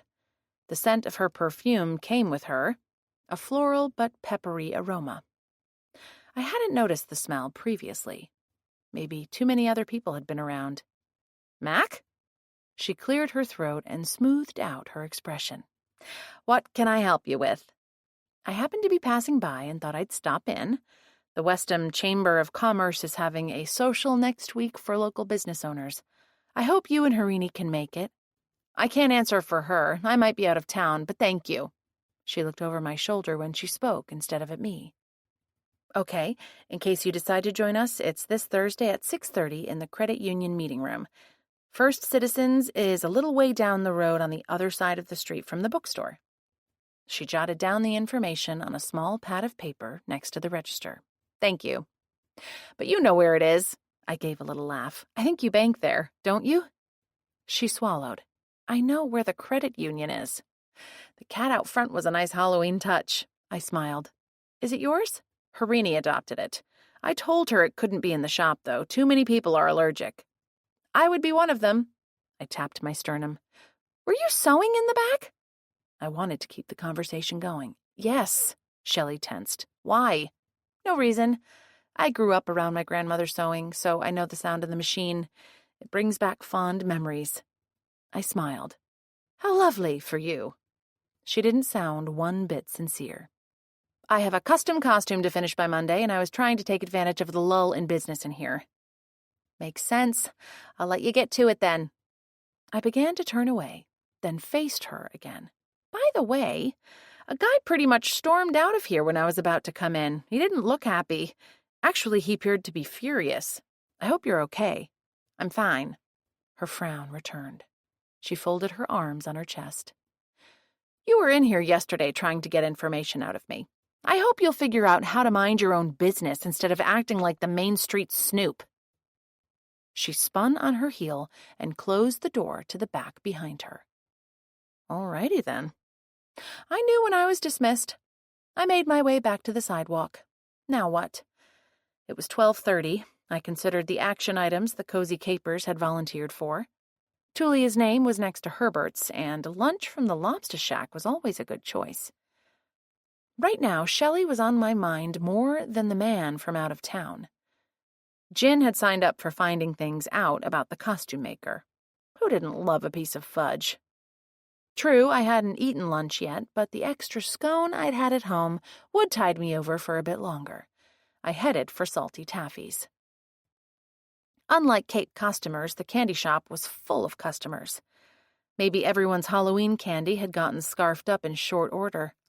Or it could be that these shoppers wanted quality sweets, not something mass-produced and extracted from a giant plastic bag of 200 minis, not that there was anything wrong with that. I'd eaten my share of chocolate wrapped around caramel and nuts and yummy peanut butter cups from Ella's Halloween candy haul. Either way, I nearly swooned at all the delectable smells in here. Chocolate, toffee, and peppermint all flavored the air. Giant spiral lollipops of green and pink were displayed on a stand. The glass-fronted case next to the sales counter was full of slabs of fudge in various flavors and ingredients. Another section held hand-rolled truffles, and one wall had nothing but clear bins holding wrapped saltwater taffy in 30 flavors and colors. It was one of my favorite sweets, and also made an attractive display. Jin wasn't at the counter, though. When the young guy handling retail had a minute free, I asked if Jin was in, saying she was a friend. He leaned to the side and pushed open the swinging door a few inches. "You've got a friend here, boss," he called. An apron-clad Jin, her hands in latex gloves, poked her head through without touching the door. "Come on back, Mac." I followed her through. I'd been here once when the big red machine was pulling taffy. Today it was clean and quiet, but another time when she and I had been threatened by a killer, Jin had used the machinery to our advantage. She now stood at the big stainless steel table forming chocolate truffles bigger than a marble, but smaller than a ping-pong ball. "Want one?" She gestured toward a line of misshapen blobs. "Those are the seconds, otherwise known as the ones I messed up. Have as many as you want." "Thanks." I picked up the end one, careful not to touch any of the rest, and let it melt in my mouth. All I could say was, Good, aren't they?" "Yes, they are good," which is the most inadequate description ever used for a taste of the divine. She cocked her head. "It's your day off, and you have no husband or borrowed children in tow. If I had to guess, I'd say you might be out and about investigating." "Trying to, but I'm not getting too far." I recounted what I'd read about Harini and Enzo. "And recently he was romancing Harini's business partner? Awkward." "Yes. Also, I dropped by the pickleball court an hour ago." "As we do." Jin squinted at me. "Except not you." I laughed. "Hey, I heard the noise behind town hall and wanted to see what it was." As I watched, Harini arrived to play. When I alluded to her and Enzo being a number in New York, she didn't like it and told me not to believe everything I heard. Delia and Peter Zelensky were playing, along with that unpleasant guy you or someone referred to. "Scott? Sounds like everybody who's anybody was there." Lincoln showed up to complete the roster, except he didn't tell me a thing. On the other hand, Peter looked alarmed to see our detective friend arrive. "You've been busy, girl." Jin scooped out the last little ball, rolled it in cocoa, and laid it carefully on the parchment paper-covered pan. "Wait until I tell you what happened after that." "Oh, dish!" She took the big bowl to the sink and ran water into it. "I know Shelley is your action item, but I was walking by and thought I'd invite her and Harini to the chamber social next week." "As we do?" She grinned over her shoulder at me. "Exactly." I related overhearing the heated argument. It ended with Shelley saying something about over her dead body, or his, and telling him to get out. So he thinks she owes him something. Interesting. Very. "Who is the dude?" she asked. I didn't know when I was listening, but I thought the voice sounded familiar. I made it outside before either of them saw me and hung around to see Herbert Lawrence storm out. The elusive and possibly suspicious nephew. Jin finished her washing up and stripped off her gloves. "The same." I was 100% relieved he didn't recognize me staring into the windows of the bookstore. I went back and invited Shelley to the event. And she was cold and distracted, or maybe she just didn't want to see me. I said I'd seen an angry man storm out and asked if she was okay. That pushed her over the edge. She accused me of snooping and gave me her back. I left because, of course, she's right. In other words, I'll have to tread very carefully when I get a chance to talk with her. Probably a good idea. "Boss?" the young guy called from the front. "He must be swamped out there," she said. "Good to see you, my friend. Take care, okay?" "You too." I swiped another misshapen truffle and popped it in my mouth. "I can box up all of those if you want." I laughed. "Please don't. They wouldn't make it home." But before I left, I bought a small spiral lollipop for Ella and one for Koki. Little girls needed a treat now and then. Chapter 38. My 2 bites of chocolate had not satisfied my appetite, no matter how heavenly they were.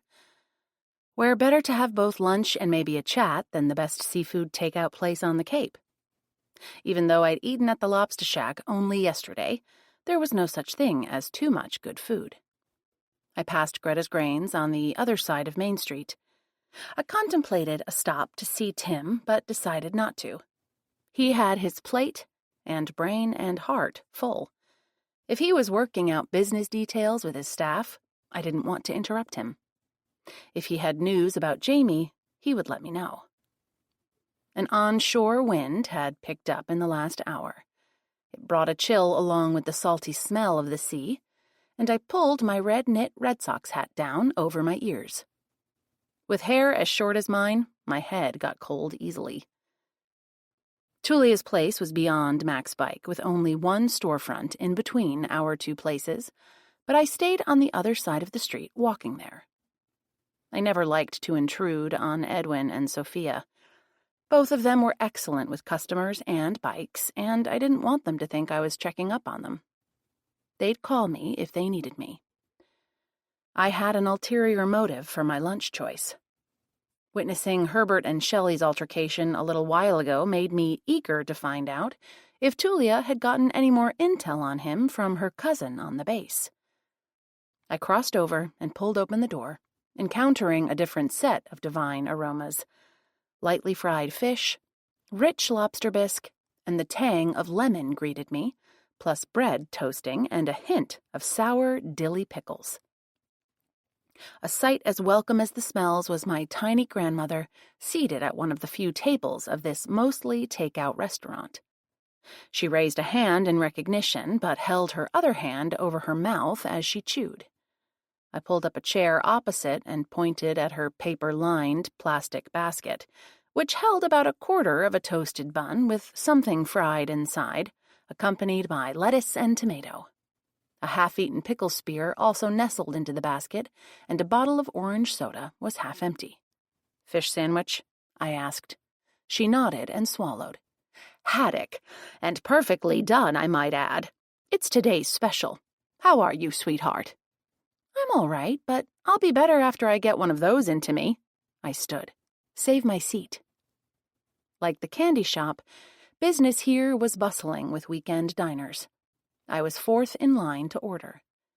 Tulia's counter helper, a skinny boy, still in the awkward braces and pimples stage, was working as fast as he could, as was Tulia behind him, assembling orders. So much for my thought of talking with her. When I ordered a fried haddock sandwich with coleslaw and a lemonade for here, Tulia turned. "Thought that was your voice, Mac," she said. "I have something to tell you, but it'll have to wait."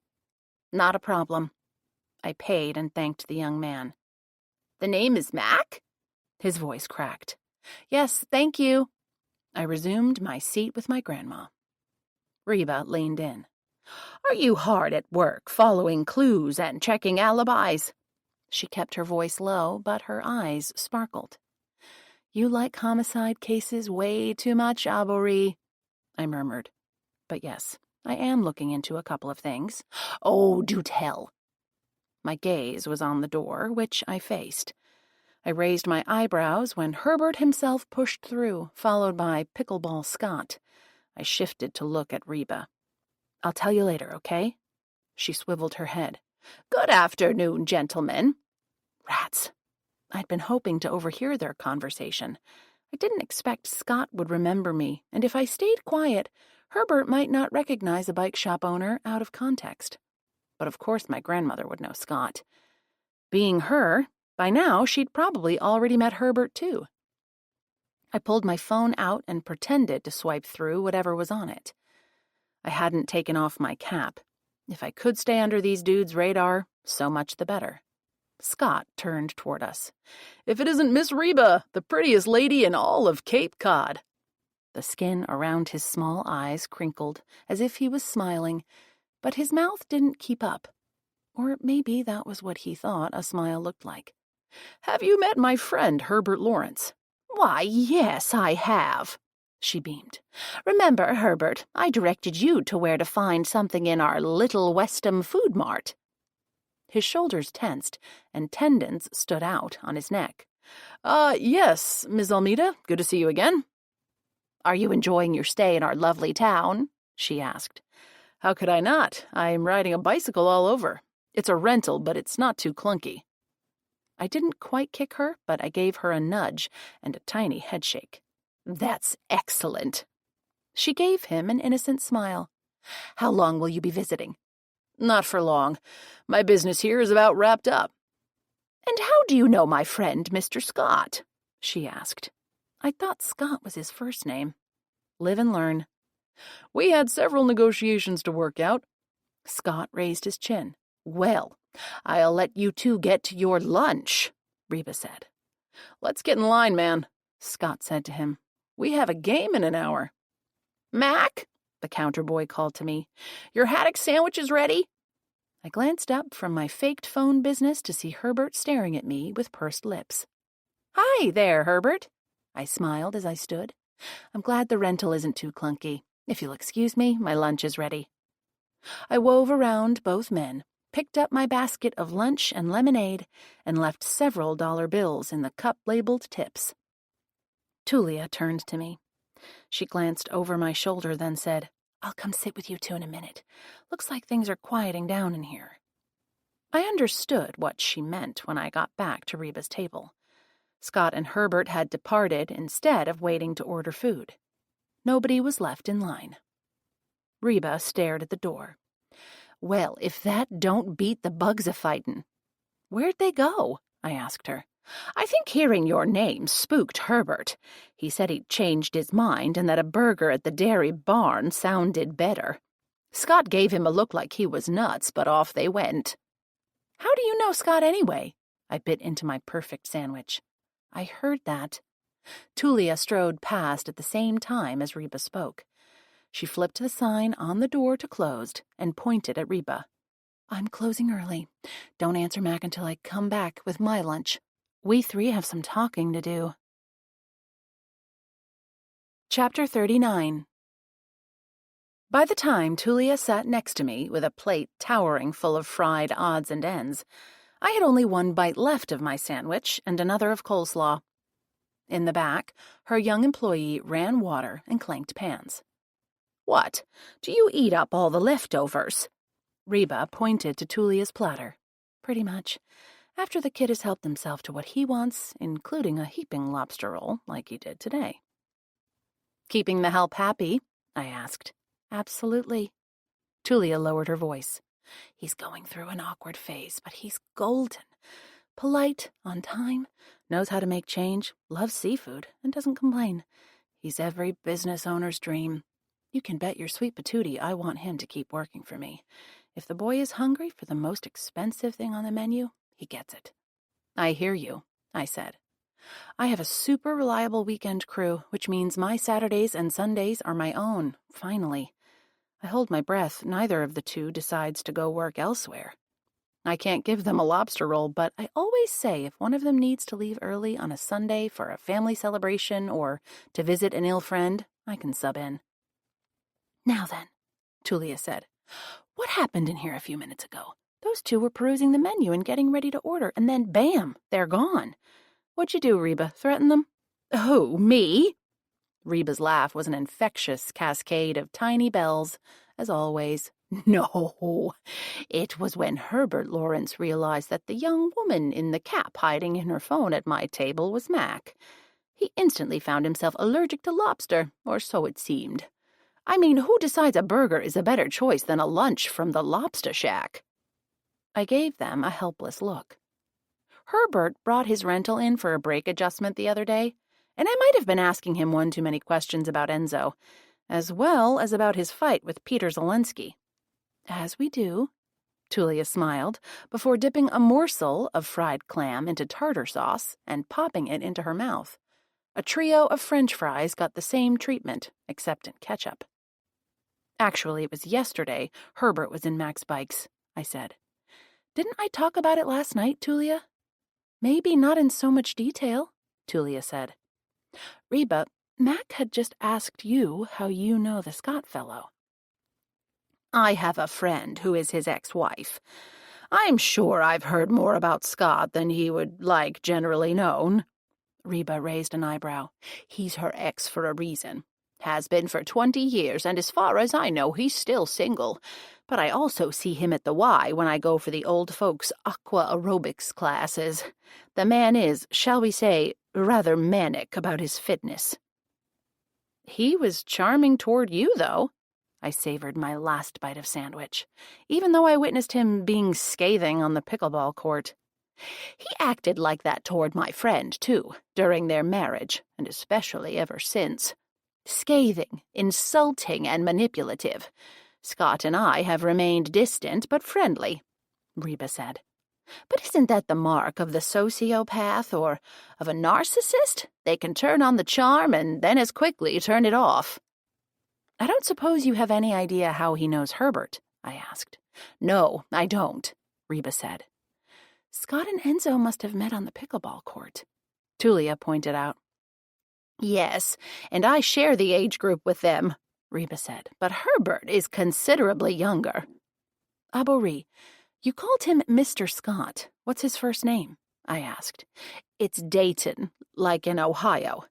I don't know, maybe it was a family surname. He tells folks he prefers to be called Scott. Dayton Scott. I filed away that bit of information. Have we found out for sure if Herbert was Enzo's blood relative? We have. Tulia grabbed a napkin, wiped her mouth and hands, and pulled out her phone. I heard back from my cousin. Cool, I said, and I saw that picture of a younger Herbert with Enzo. The newspaper described him as his nephew. Reba shot a glance at me. Was there doubt? Of course, I said. You know how certain people use kinship terms like uncle or auntie for folks who are family by choice or friends of their parents or whatever. Tulia snorted. Listen to you, using words like kinship terms. You sound like an anthropologist or something. That's because it was always my dream to study and do anthropology. I smiled wistfully at my former aspirations. I went into finance because I was good at it, and I knew I'd make a heck of a lot more money than if I were an itinerant academic. Plus, keeping numbers tidy and balanced satisfied my need for order. Your OCD, you mean? Reba smiled to soften calling my need by what it probably was. Obsessive-compulsive disorder. Exactly. By now, I was comfortable with who I was, a neat freak of the first order and then some. But I was always attracted to the messy world of people. My Peace Corps years in a Thai village had been a personal challenge for sure, but also rich in a way that fed me. I stretched my brain around a new language and alphabet. I stretched my heart around new friends, including a family who watched over me. And I stretched both my worldview and my personal tolerances to encompass a joyous, traditional, delicious rural culture in a tropical climate. It was definitely messy at times, but I wouldn't erase those 3 years for anything. Earth to Mac, Tulia murmured. Sorry. I shook myself and rejoined the present. So, what did your cousin say? She read from her phone. Lawrence applied to the base credit union for a loan. They denied it, citing his credit record. He went into the office and objected, claiming something about how he was about to inherit from his uncle, Enzo Lawrence, in Westham. I stared at her. When did he say that? Couple weeks ago, or maybe last month? Pretty recently, anyway. But not since Tuesday, I said. Not that recent. Tulia shook her head. Does your cousin work in the credit union? Reba asked. No, she's active duty, but her BFF works there as a civilian. I carefully maneuvered the last bits of coleslaw onto my fork. Tulia, is it okay if I share with Lincoln what you told us? My cuss said that would be all right. Good, and thank you. I stood and cleared my trash and Reba's. Sorry to desert you both, but I have a detective to find. Reba laid her hand on my arm. No news about Jamie. I let out a noisy breath. Not that I've heard. Lincoln said he would look into her disappearance if he could, so that's another reason for me to locate him. You go along, Julia said. I hold Jamie with God. She opened her forearms and palms to the side and closed her eyes. Reba blew me a kiss. Me too. My eyes filled as I made my way out. I felt helpless to do much else but hold Jamie in some kind of blessed space. Chapter 40. Out on the sidewalk, I sent Lincoln a text, asking if we could talk soon. When he didn't reply, I thought for a moment about what to do. He might have temporarily set up shop in the police station, or maybe, judging from his presence on the pickleball court this morning, he had the day off and was spending it with Delia. It was more likely he was off pursuing a new lead in the still active homicide case. At least, I hoped he was. I might as well check the station. It wasn't far, and, like almost everything else in Westham, was located on Main Street. As I neared my shop, I broke into a smile. Riding toward me on the sidewalk was Cokie in a pink helmet. Next to her, in the street, rode Derek with a helmeted Ella strapped into the bike seat behind him. I waved as they turned into the parking lot. T.T. Mac! Cokie put her foot on the pavement. We're going for a bike ride. I can see that, I smiled. Hi, you three. This is Cokie's old seat, Auntie Mac, Ella said. From before she learned to ride by herself. I don't know how to ride a regular bicycle yet. She wore the purple helmet I'd given Cokie when she was smaller. I'm sure you'll get there soon, I said. Hey, Dare. Hi, sis. Nellie wasn't up for a bike ride? I asked. No. She didn't think it would be safe to try to balance a bike and a baby bump at the same time. She's probably right. You're not working today, are you? Derek asked. No, I was just walking by. Looking for Lincoln, actually. Any news? He spoke in a low murmur. Unfortunately, no. I glanced back at Ella, but she was chatting with Cokie and didn't seem to be listening to us. Still, I kept my voice soft. Tim's pretty broken up about all of it. I'd be that way if you disappeared, he whispered. So don't you even think about it. No worries on that front, bro. Not a chance I would vanish. Why would I want to walk away from all the people and work I loved? I wouldn't, but the thought brought home how unhappy Jamie must have been. How unloved she might have felt, at least back in Seattle. Daddy, let's go, Cokie urged. Yes, ma'am. To me, he added, Good luck. See you in the morning. Where are you headed? I asked Cokie. We're going to ride one section of the trail, my niece said. I'm big enough now.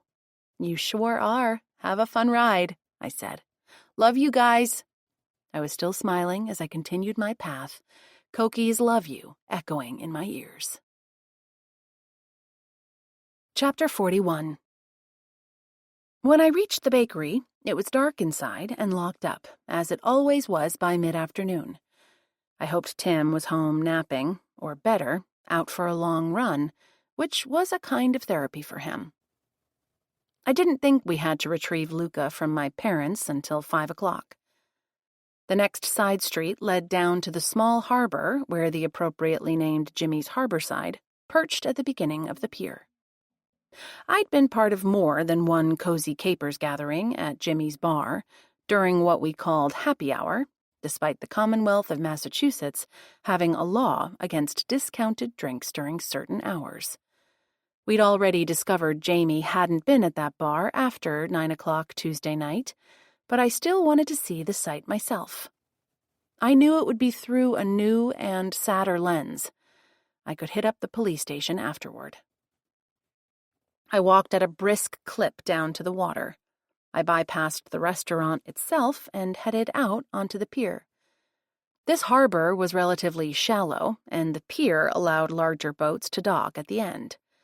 Not cruise ship larger, but the occasional luxury yacht or sailboat would park here for a few days. People loved fishing off the pier, too, and taking a stroll along its length was a popular tourist activity on summer days and evenings. A long breakwater stretched into the Atlantic, sheltering the harbor. Today, the damp air blowing off the ocean made traversing the pier a lot less fun. In fact, only a few brave souls trudged or jogged on the wide, sea-weathered boards. The pier had room for me in my thoughts. I put my head down against the wind and headed toward the end. When I glanced up, a runner I'd seen from the back at the far end now ran hard toward me, his heels kicking up in the back, his arms pumping. I stopped. I'd know that form anywhere. That blonde ponytail swinging, that Mike's Back's branded windbreaker, those strong legs and pink running shoes. As Tim recognized me, he slowed to a jog. Seconds later, I had my arms around him. I felt his sobs. "Come, sit down, my love." I led him to the nearest bench, overlooking the sea. He squeezed me tight, then sat. "I'm sorry, Mac. It's so hard." He wiped tears and sweat from his face with his hand. "I know." I stroked his knee and kept my hand on it. We sat in silence for a minute. A fishing boat putt-putted past us on its way into harbor. A small gull with black tail feathers landed on the nearest piling. It proceeded to strut back and forth on the railing, regarding us. When no food was forthcoming, it flapped away. Tim twisted to gaze at me. "What are you doing out here, anyway?" "I imagine for the same reason you are." I made a wide gesture that encompassed the pier as well as Jimmy's. "This is the last place we know for sure where Jamie was." I wasn't out to learn anything new in particular, but I thought an idea might come to me, just being here. "I know. I mean, I needed a run, but for me it's also feeling her presence. That sounds nutty, but it's true." "You're a sensitive person. It's not nutty. And I'm not surprised." He shivered. "I need to get moving." He stood and extended his hand to me. "You're sweaty. Of course the wind would chill you. Run home." He swept me into an entirely satisfactory public display of affection, then murmured loving things into my ear and released me. "See you there?" he asked. "Eventually. I really need to find Lincoln and tell him a few things first." "Okay. I'm picking up Luca at 5 at the parsonage." "Do you want me to get him?" I asked. "Thanks, but that's okay. I'll do it." "I'll see you at home after that, if not before, and I'm ordering takeout sushi for our dinner." He smiled. "I love it when you cook." I laughed. "And I love you." Tim headed away at a run, while I headed back at my usual knee-coddling pace. I stopped, frowning. What if he found the bag of nip bottles before I got home? I should have told him. On the other hand, he would be busy showering and going to pick up Luca. I doubted poking around in the hutch would be on his agenda. I reached the restaurant's back deck, now empty of umbrellas, chairs, and customers for the season. I gazed upward. Were there security cameras out here? Had anyone asked? Maybe footage of the time period after Jamie left the bar would indicate if she'd left the premises for solid land or had taken a nighttime stroll on the pier. Peering up, I couldn't see the eye of a camera, but it could easily be disguised by something else. Perhaps they took cameras down until spring so they didn't suffer a battering by winter weather. I contemplated venturing inside to inquire about a camera, but surely Lincoln already had. Or maybe Tim had asked. I resolved to keep going with my plan to find the detective. Asking him about footage from Jimmy's harborside could be the first item on my growing list. Chapter 42. I approached the police department dreading that I'd encounter Victoria in action. She wouldn't approve my going in search of Lincoln, but I had to find him. I'd set my foot on the first granite step of the station when Lincoln himself pushed through the door and he was alone. "Phew! You're the very person I was looking for," I said.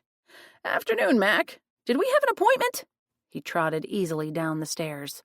No, but I texted you a few minutes ago. Ah! He pulled out his phone. I put it on mute for a meeting with your favorite chief of police. He glanced at my message and back at me. I haven't eaten. Have you? Yes. Come with me to the Rusty Anchor anyway. We can talk there. It's a deal. Seeing Delia at the pub might be part of the reason he'd chosen it as our destination, but I didn't care. I wasn't on the clock, and I'd be happy to put distance between me and a possible encounter with Victoria.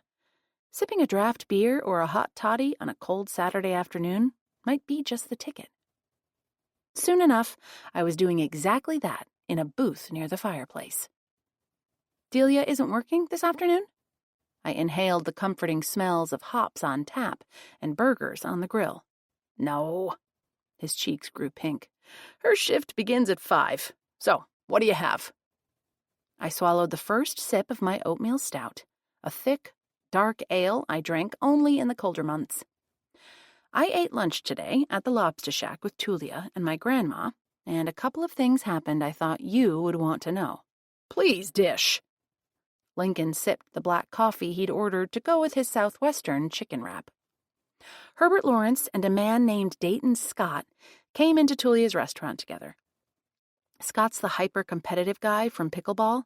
Yes, I witnessed that this morning. Lincoln raised a single dark eyebrow. The two seemed to be friends, or at least they came in together. Reba knows Scott. Of course she does. Yep, I smiled.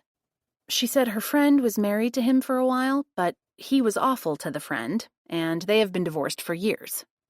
Reba described Scott as a narcissist or a sociopath. Strong language. It sounded like he deserved it, I said. Charming one minute, scathing and insulting the next, and to his own wife of all people. So noted. That description comports with what I saw of him on the court a few hours ago. I kind of tried to stay under their radar so I could listen to what he and Herbert were saying, but when the counter kid called my name to pick up my sandwich, Herbert realized I was there and seemed to go on high alert. By the time I was back at our table, the two had left in favor of a Dairy Barn lunch. You have to admit they make a mean burger. Not that I eat them any longer. Agreed. But anyway, several other things came out of talking with Tulia and Reba. First, Tulia's cousin is active duty at Hanscom. She knows Herbert, and her friend who works at the base credit union does too. I relayed what Tulia had said about Herbert's loan application and credit rating, and that he'd stated plainly he was Enzo's nephew. Interesting. We're on to the blood relations part. I can contact this cousin? I think so, I said. You'd have to ask Tulia because I didn't get the cousin's name, but she said it was okay to tell you both bits. Got it. Thank you. A purple-haired server with multiple piercings set Lincoln's lunch in front of him. Thanks, Lincoln said. Hot sauce? Absolutely. The server pulled a bottle out of their apron pocket and flashed Lincoln an approving smile. Lincoln thanked them. To me, he said, anything else you want to share? He bit into his wrap, which bulged with spiced chicken, cheese, jalapenos, tomatoes, and more. Herbert Lawrence got around today. I told Lincoln about overhearing Herbert and Shelley's argument and seeing him storm out. And when I went back in and tried to ask Shelley about him, she told me to mind my own business. She's got a point there, Mac. Maybe. I thought back on the day. How did your pickleball game go, by the way? He cocked his head. Fine. Why? You might not have seen it, but when you walked onto the court this morning, Peter Zelensky gave you a look. What kind of look? Lincoln asked. I thought he looked alarmed. Do you have any idea why? No. He drew out the syllable. But his name keeps popping up. I have a team member checking into his background other than his association with the deceased. He might have had past dealings with law enforcement that didn't go well. That's why many citizens don't care for those in my profession. I see. Let me know what you find out. Possibly. Anything else? He took another big bite of his lunch and made a contented sound. Let's see, I began. Before you got to pickleball, I chatted with Harini for a minute. I asked if she'd played the game with Enzo. Do you know they used to date in New York? He shook his head. She didn't like me asking. Not at all. I took a sip of my beer. You've been busy, Mac, but Shelley's right. You really need to stay out of the investigating business, you and your group. I've told you before, it's dangerous. We're staying safe. He gave me a look over the top of his glasses. It didn't have the same effect as when he'd worn the heavier black rims, but I got the message. Okay. I held up a palm. I will retreat to doing online searches in the safety of my home. I was pretty sure he knew I was crossing the fingers of my other hand in my lap, but I had to make the effort. To change the subject, I don't suppose you've found my sister-in-law. Sadly, no, but inquiries are out there. You'll be the first to know if I do. Tim and I were out on the pier an hour ago. I couldn't tell if there were security cameras outside. I hope Jimmy's Harborside has some. The footage could at least tell us which direction Jamie went when she left, and if she got into a vehicle or met someone or both. Inquiries are ongoing. That doesn't sound very encouraging, but thank you, Lincoln, I said. That's all I can ask. What I could hope for was considerably more, although the chances of that hope being realized seemed to be dwindling by the hour. Chapter 43. It wasn't until half an hour later, after Lincoln had gone back to work and I was moseying homeward, that I realized Lincoln hadn't revealed a thing about the case. Why hadn't I asked about the method of death and what he and his team had learned so far? All I'd done was provide information.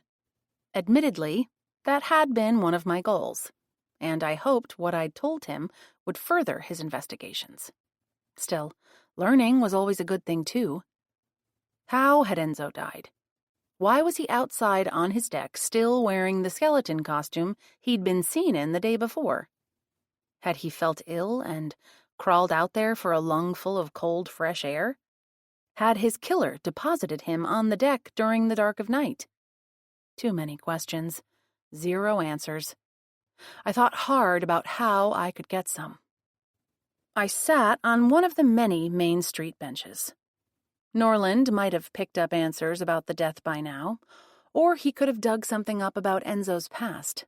I composed a text to him. Wondering R.E. how Enzo died. Know anything? I waited a moment, snugging my scarf closer around my neck. Our former chief of police was probably making cookies with his grandson or watching a movie with the boy and his big sister. Norland could be in his basement woodshop creating beauty, out grocery shopping, or having a beer with other retired friends. The possibilities were endless on a Saturday afternoon. What he wasn't doing was replying to my message. As the breeze rustled the last remaining leaves on a tupelo tree and flapped the open flag hanging from the Sand Dollar, a nearby gift shop, I idly checked for other messages and emails. The group thread had zilch for news. Same with the actual news. Interest in a Westham homicide seemed to have dwindled to barely noticeable. I might as well head home. I glanced up and blinked, surprised, to see Norland a few feet away. I might know a few things.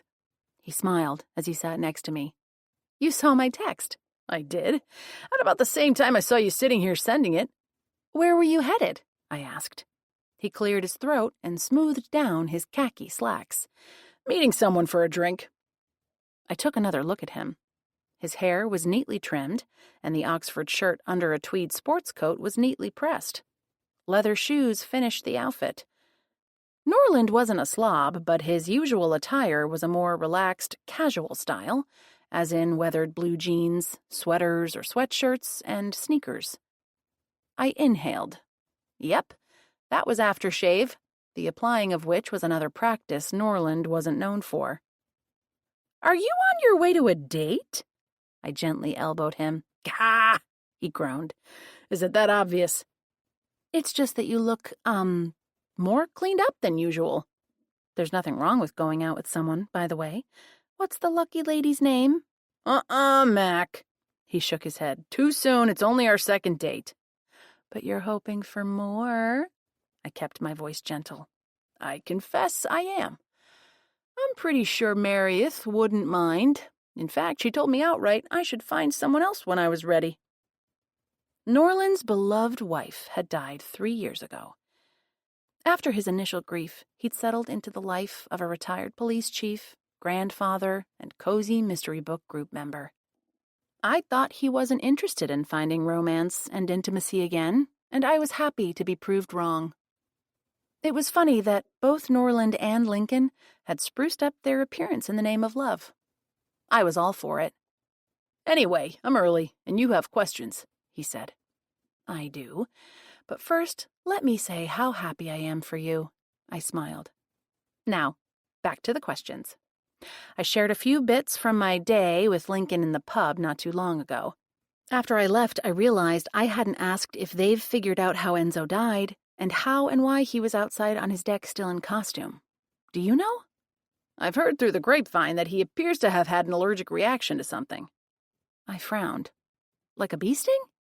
I suppose he could have been injected with whatever he was allergic to. Why wouldn't he carry an EpiPen like I did? Not sure if it was from being injected. That's odd, isn't it? I mean, they think it was homicide, so the killer would have had to rub something in Enzo's face or make him inhale whatever he was allergic to, which must have been a substance most people don't have a reaction to. Or maybe it was a poison. Exactly, Norland said. As to where his corpse was found, do you know what livor mortis is? No. After someone's heart stops beating, their blood stops circulating. The blood in the body pulls in a downward direction because of gravity, and it stains the tissues and skin. He glanced at me. I'm with you so far. The staining generally doesn't start for about 2 hours after death, but it can indicate if a corpse has been moved. For example, if you find a body lying on their stomach with staining on the back, you know the deceased has been moved. Lincoln said a few days ago there was something odd about the position of Enzo's body. Norland nodded. I believe they found staining that didn't correspond to the position of the corpse. But why in the world would he be wearing a costume on the day after Halloween? I asked. I'd say all signs point to him being killed the evening before. What time did you say you saw the skeleton in the bank drive-thru? It was around 6 o'clock. I caught movement out of the corner of my eye and turned my head. Uh-oh. Uh-oh what? He asked. Your successor is headed in our direction, and she doesn't look happy. Victoria strode toward us with her brisk, short-legged gait.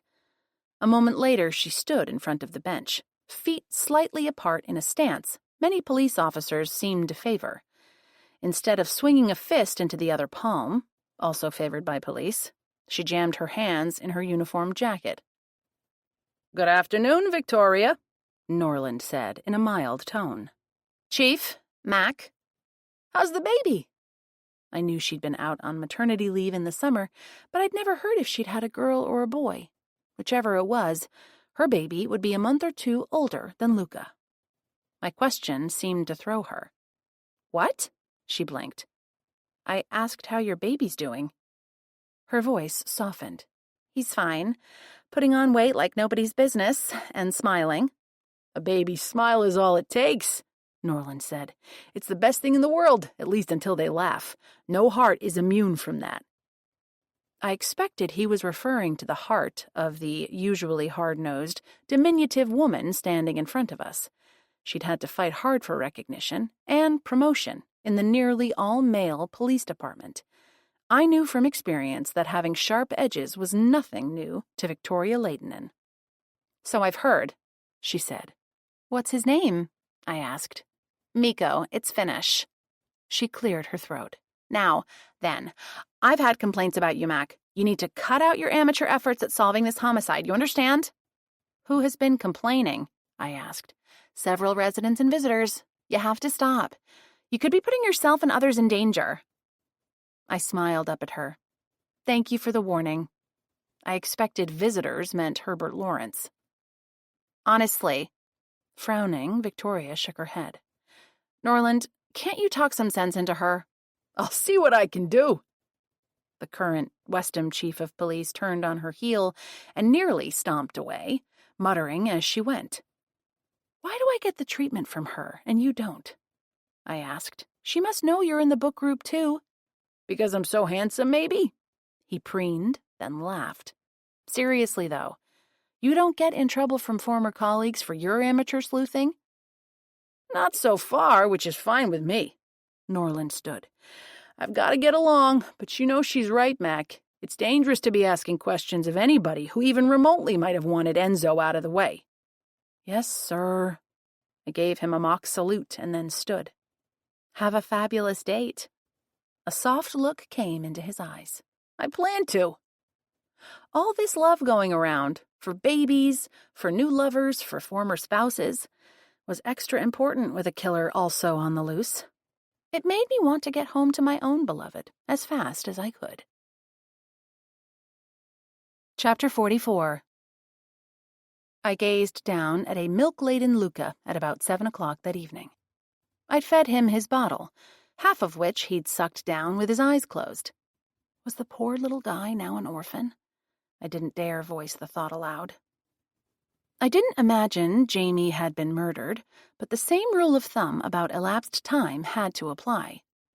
The longer a case went without developments, the lower the likelihood that the truth would come out. In a homicide, every day that went by without an arrest reduced the chances that the guilty party would be charged. For a missing person, it was one more day for any of the possible scenarios. Jamie could be farther away and had hardened her resolve not to return. She could be more and more ill. Or, if she was deceased, her body must be somewhere, unlikely to be discovered if it hadn't been by now. None were what we wanted, but one scenario was the actual one. Unfortunately, I didn't think there were any others. We hadn't gotten any hits from the posters we'd put up, and the last time I checked the Westham social media site, nobody had reported spotting Jamie. I stroked the baby's silky hair and waited for Tim to come back from picking up the sushi order I'd called in. Was Victoria stroking her own son's hair right now? I'd been shocked last spring when I realized she was pregnant. I'd known she was married, but her personal life was otherwise unknown to me. She'd always presented herself as rigid and cool, and it was hard to reconcile that with her having a home life happy and functional enough to want to bring a child into it. I set the baby's empty bottle on the table and took a sip of the Chardonnay Tim had poured me before he left. Thinking about Victoria brought me to what Norland and I had been talking about when she showed up. Enzo had been killed by something he was allergic to. That was a new piece of information to fit into the puzzle. But what was the allergen, and how had it been administered? Norland hadn't shared that news with the group, which surprised me. Maybe his date went so well it hadn't occurred to him to communicate with us about murder. His budding romance made me smile all over again. That is, until I checked the clock. Where in the world was Tim? Yoshinoya was at most a 10-minute drive into town. I brought my free hand to my mouth as my breath rushed in. What if he'd had an accident? Was he okay? I swallowed down the lump in my throat. I'd lived for years as a self-sufficient single person. Now, I couldn't imagine life without him. What should I do? I could put the baby in his porta-crib and make a few calls. No, I needed to get a grip. It was Saturday night. The restaurant was probably backed up, and the estimate they'd given me for a pickup time had been way off. Maybe he'd had a flat tire, or, best case, he'd seen Jamie and was convincing her to come home. I wasn't sure why my thoughts always went to the worst possible thing that could have happened, but I knew I needed to work on changing my reaction. Luca stirred and whimpered. Oh, I was transmitting my tension to him. I relaxed the hand gripping him, along with my shoulders, and began quietly singing a Portuguese lullaby Pa had sung to me when I was little. The lyrics were something about telling the boogeyman to get lost and let the baby sleep. The song worked its timeless magic, putting the baby in my arms back to sleep and keeping me as unstressed as possible under the circumstances. 5 minutes later, Tim bustled in carrying a bag smelling faintly of the sea, tangy sushi rice and deliciousness plus another bag. He kissed my forehead, giving both me and the baby a loving smile, then popped the second bag into the freezer. "Sorry, sweetheart," he said in a low voice. "The place was overbooked and understaffed." He set down the bag and washed his hands, then held out his arms. "I'll put him down and be right back." I did not mention the terrors my imagination had conjured, nor my thoughts about the prospects for finding his missing sister. As I waited for him to return, I lit the planned candles and transferred the sushi to a pretty platter. Miso soup got poured into small enameled bowls, and I laid a pair of nice chopsticks on each napkin near tiny, shallow soy sauce bowls. I didn't like to eat off of the cheap wooden chopsticks the restaurant provided. By the time Tim returned, I was setting down the cruet of soy sauce. I held up an empty wine glass. "What's your preference tonight? A fine California Chardonnay or a Cape Brews Pilsner?" "Wine is fine." He sank into his chair and rubbed his face with his hands. "Are you okay?" I filled his glass and sat. He straightened, taking my hand. "Yes, let's enjoy our time together." He poured soy sauce into each dipping bowl. And we did enjoy our time. He filled me in on Mom's report about Luca's day. I told him of meeting Derek and the girls on their bike ride. Tim related a few things about plans for the bakery for the coming week, and I mentioned learning about Norland dipping his toe into the senior dating scene. We both left facts and fears about homicide and missing persons out of the conversation. "One thing Astra told me was that we can slide Ella into the church preschool if we want," Tim said. "That could be really helpful. What about Luca?" "They also have a slot that opened up in the baby care program." He maneuvered a piece of sushi topped with salmon into his mouth.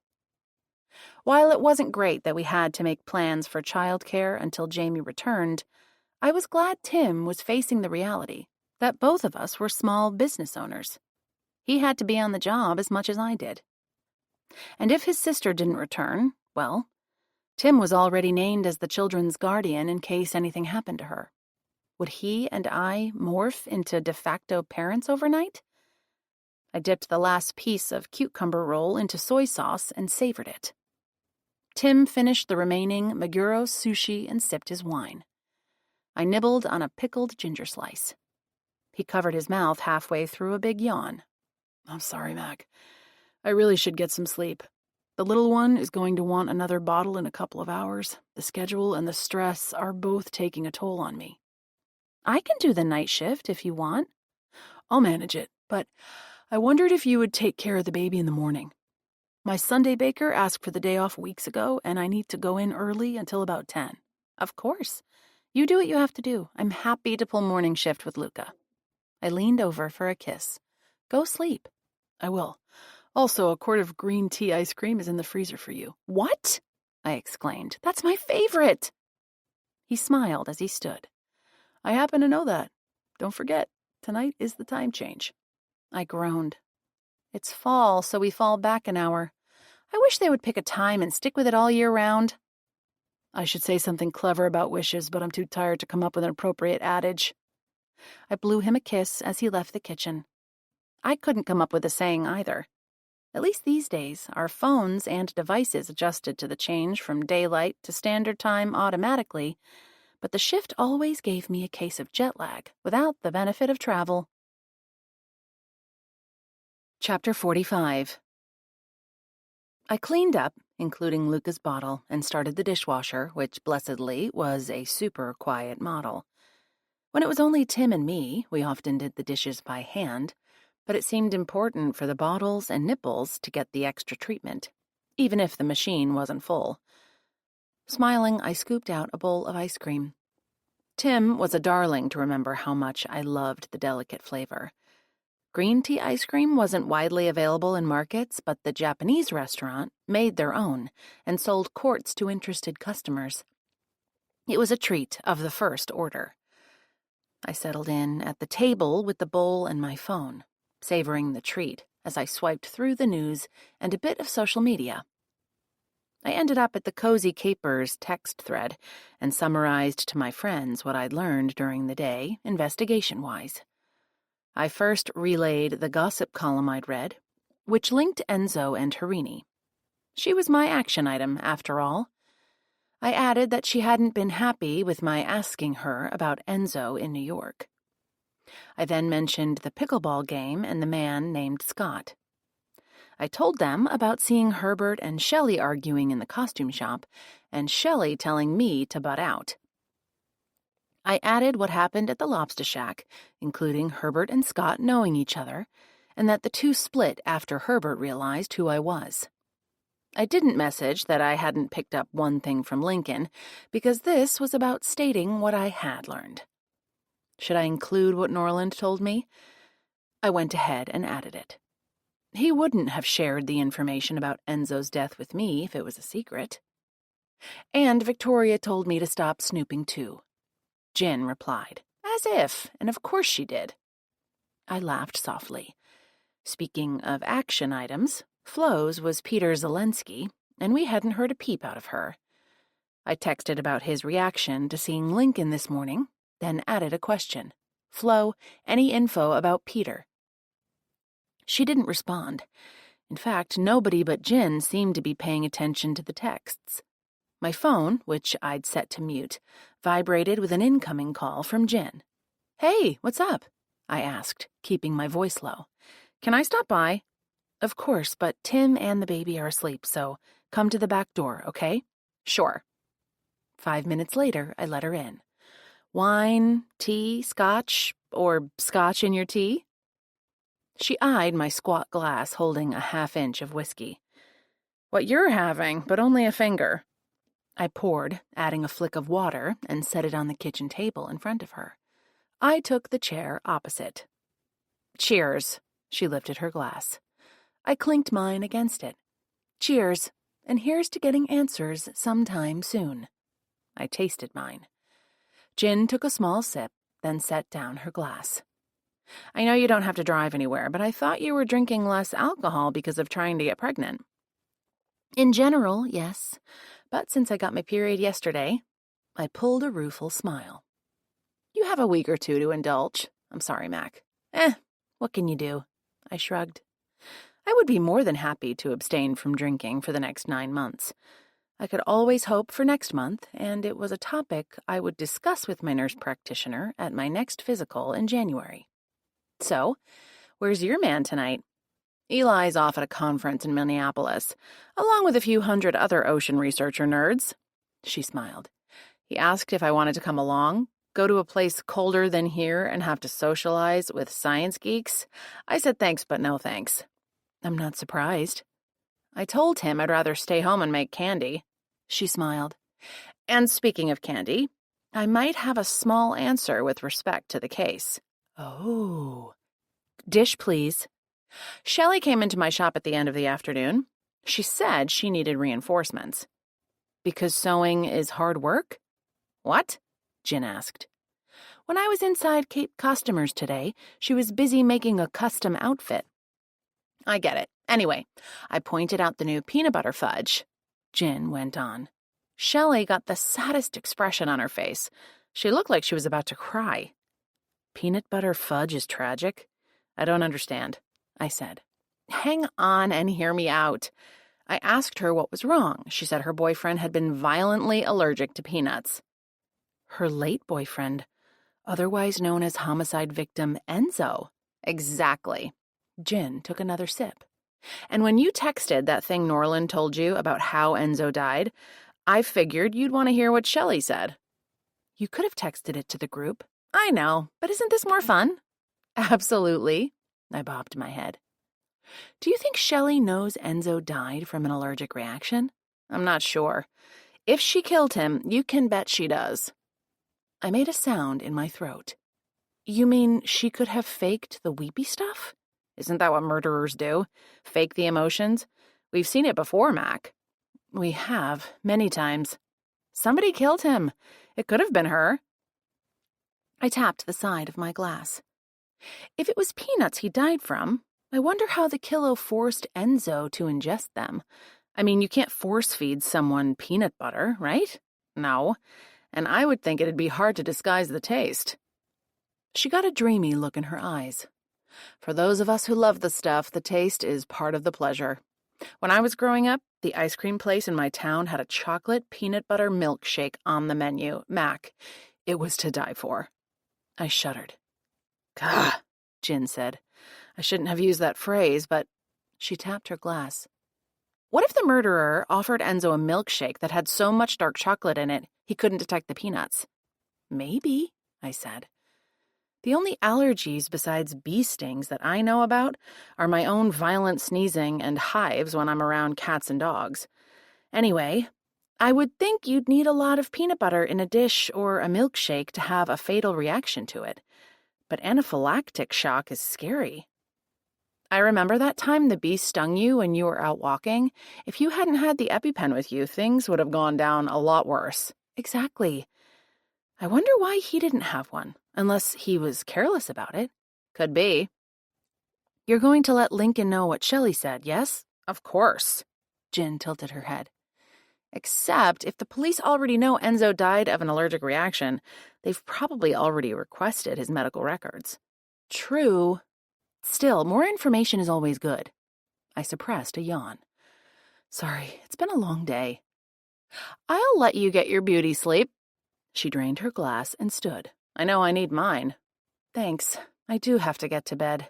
I landed the early shift with Luca tomorrow. Have fun with babykins. You don't have both kids? No, Ella was invited to sleep over at Koki's.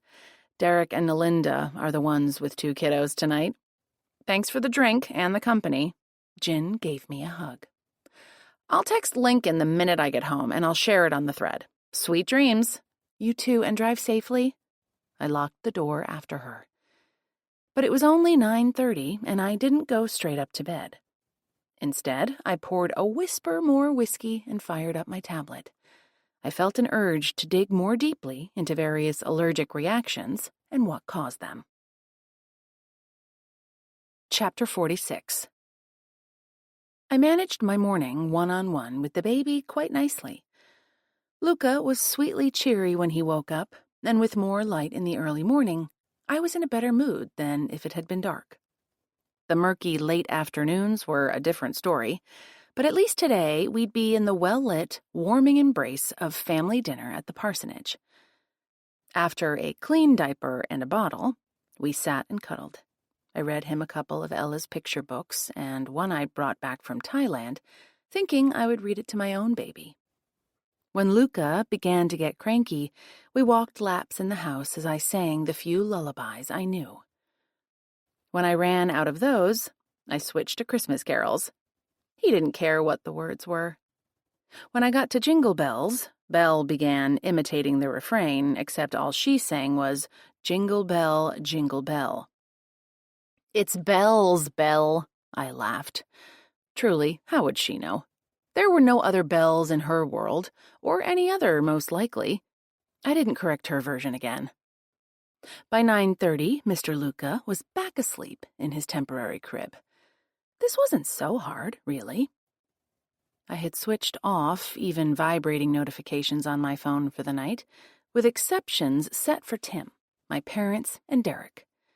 Doing so meant I'd missed a flurry of activity on the group thread. Wow! I grabbed another cup of coffee and headed back into the living room so I could hear the little guy when he awoke. I put my feet up on the coffee table to read. Flo wrote that her contact hadn't gotten back to her about Peter, but that she would keep pinging her. Norland said he'd checked into the Cape Theater Company Enzo had acted with. E had a reputation for being pushy when it came to roles he wanted, caused bad feelings with other actors, including Peter Z. Peter had alluded to exactly that, although I hadn't known he acted too. I now saw that Jin had told the group what she'd learned from Shelley about Enzo's peanut allergy. With any luck, Jin had also communicated the information to Lincoln. I thought about yesterday in the lobster shack and added a message to the thread. Might need to look into ill-tempered Dayton Scott, how he knows Herbert. Anybody know him beyond pickleball? Norland chimed in. I can take him on. Only person on my list is dead. I smiled and shot him a quick thanks. Flo added a note. Didn't you say Reba knows him, Mac? Ask her. Duh, why didn't I think of that? Will do, at dinner tonight. My thoughts went back to Shelley and what Xavier had said about her. Flo, can we go to Barnstable tomorrow? I want to ask Xavier more R.E. Shelley and also check her property info at courthouse. She replied right away.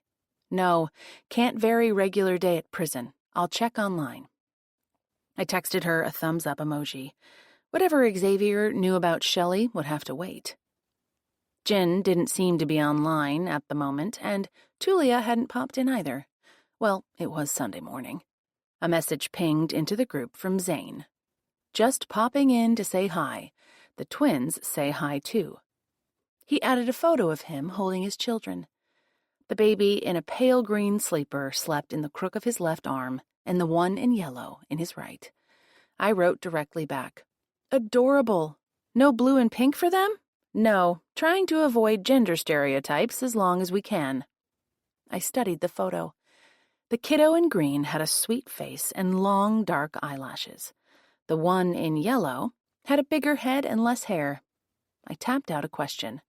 Boy in yellow, girl in green? Ha, see? No, the opposite. I laughed softly. Touché, Zane. My bad, LOL. They're both beautiful. I added a heart emoji and sent it. Norland did the same, and Tulia sent a string of little symbols, including a thumbs up, a heart, a unicorn, a rose, praying hands, a teddy bear, and a smiling face surrounded by hearts. Flo sent an open book emoji as well as a message. Let me know when you need more baby books. Library has a slew. I knew reading books to babies and children of all ages was one of the best things the adults in their lives could do. For myself, I couldn't remember a time when I wasn't surrounded by books. Zane said goodbye and left the conversation. I finished my coffee, wondering what else the group and I could look into without putting ourselves in danger. I might not have promised Lincoln to stay away from investigating, but nobody wanted to be assaulted, least of all me. At a sound from the kitchen, my shoulders tensed. It was followed a second later by Tim in the doorway, a smudge of flour on his cheek. I'm home, hun, he spoke softly. He's out? I relaxed as I nodded and put away my phone. Fell asleep about an hour ago. Awesome, and thank you. He kissed my forehead and ruffled my hair. I'm going to grab a quick shower. Fresh sourdough bowl in the kitchen, whether you've eaten or not. It's still warm, and I also made rolls to bring to family dinner. You're right, I did forget to eat, and you're an angel. Takes one to know one. He disappeared into the bedroom. The sound of running water filtered in a minute later from what I sometimes thought of as our skeleton bathroom. Not that it wasn't fully equipped and lovely, but because of the decades-old skeleton we'd found in the wall last winter, as we'd begun demolition prior to building out the space. Me, I pointed myself toward a slice of warm, chewy, crusty bread slathered with good butter. If I was an angel, Tim's bread was pure heaven, as was the prospect of spending the rest of the day with him. Derek would bring Ella to family dinner at the end of the afternoon, so today was me, my favorite man, and my new favorite baby. Chapter 47.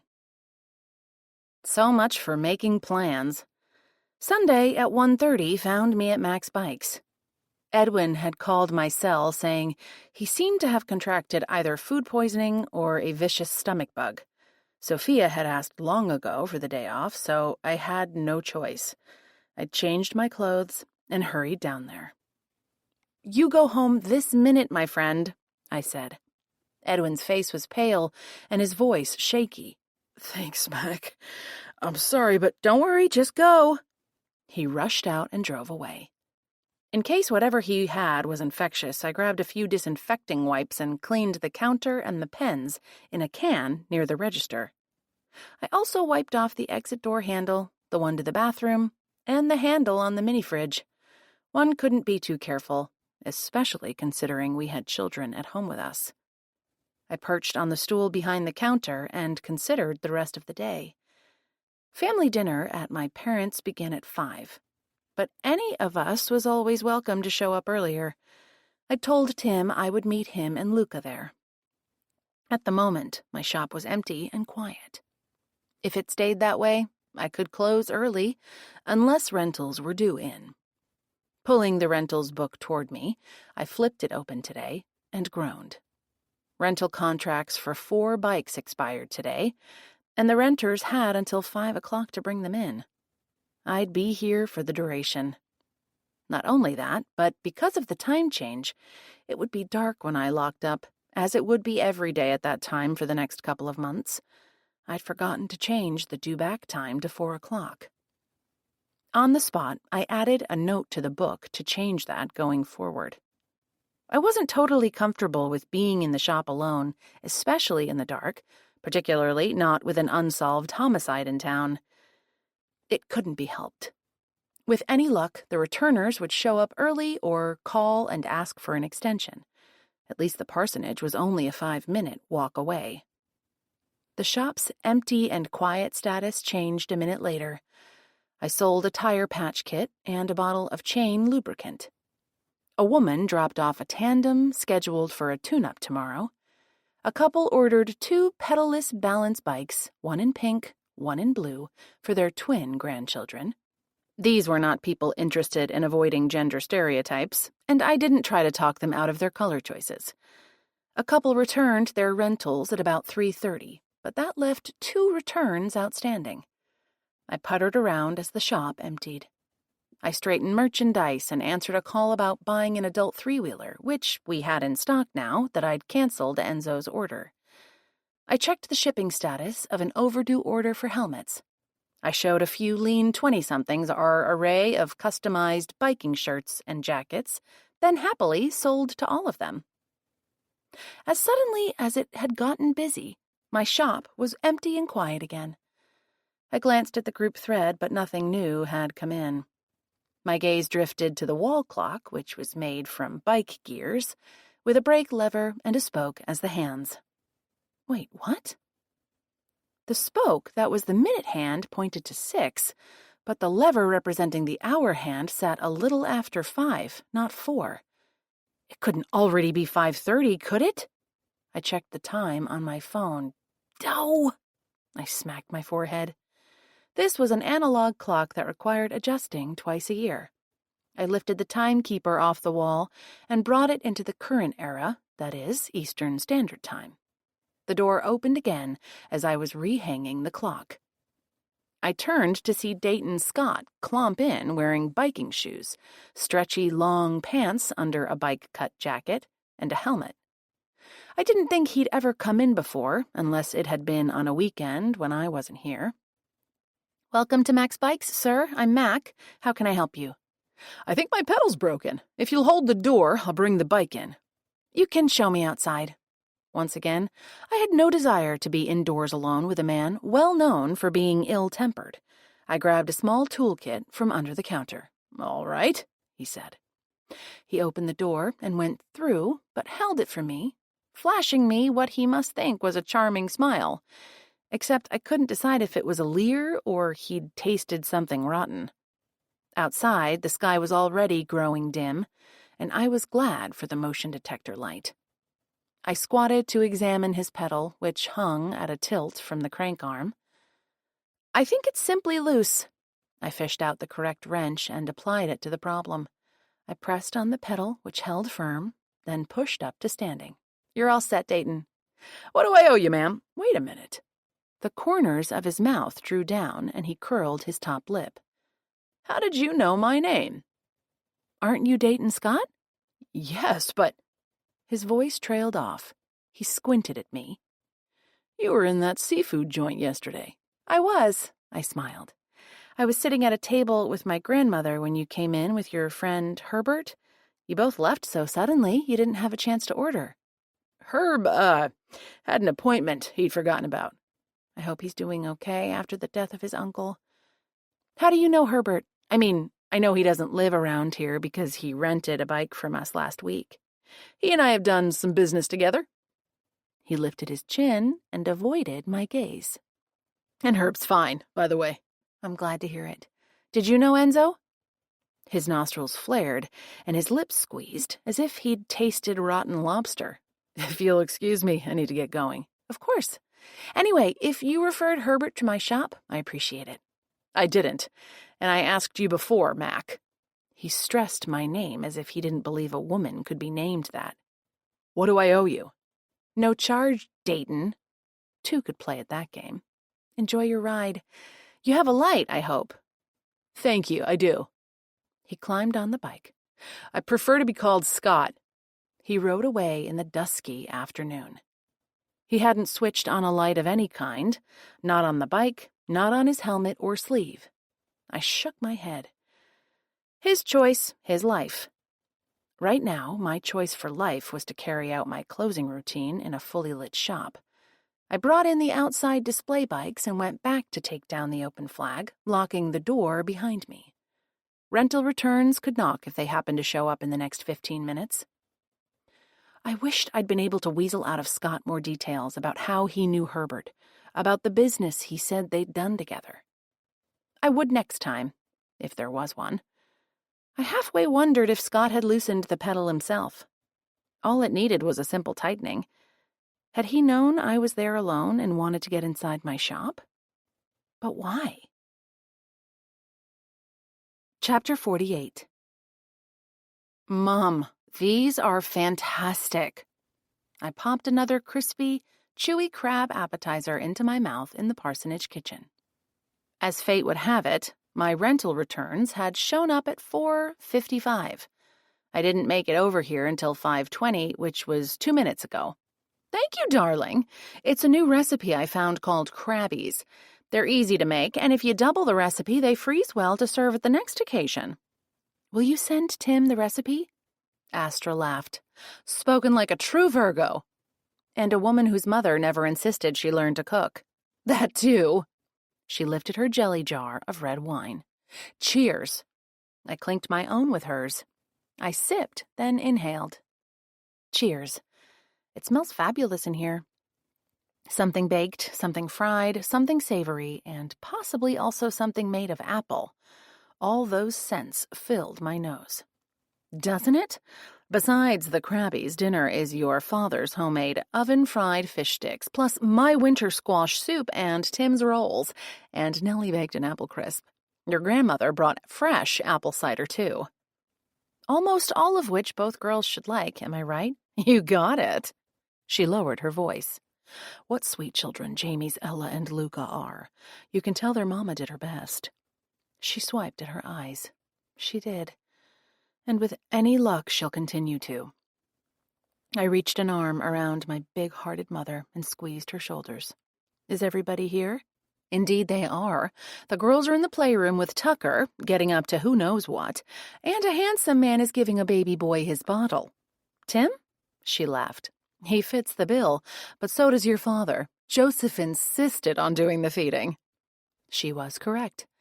My husband and my dad were both handsome in entirely different ways, and both also adored children of any age. Can I do anything to help? I asked. No, honey, I think we're good. Derek set the table. Actually, you can see if Nellie wants more cider, or if anyone needs their wine topped up or another beer. I'm on it. I grabbed one more appetizer and my glass. In the living room, Nellie leaned toward Reba in adjacent chairs and showed her something on her phone. Derek and Tim bookmarked Pa on the couch, where Luca was eagerly drinking his liquid dinner. Girl giggles and doggy yips filtered in from the family room and back. I loved that my parents had never turned the room into anything fancier than a child-friendly den, which it always had been. What was missing from the scene was Jamie. She'd been here last week. Did Mom's tears mean she had a sense Jamie wasn't coming back? I had to admit, I was feeling that way too, although I wouldn't say so to Tim. He was suffering enough as it was. Does anyone need a drink top-up? I asked the assemblage. Hearing only a chorus of no thanks and I'm good, I headed to the den, which had fallen quiet. Hey, girls! I began, when I saw Koki sitting in the play corner with her arms around a tear-stained Ella. I hurried over and knelt in front of them. "What's wrong, honey?" Ella turned and buried her face in my lap. "She misses her mommy," Koki said. My own eyes welled up. Of course she does. I boosted Ella up to sit on my lap and wrapped my arms around her, smoothing her hair off her forehead. "Of course you do, sweetie." "I told her it would be okay," Koki added. "Everybody here loves you, Ella." I couldn't bring myself to say that her mother would be coming back.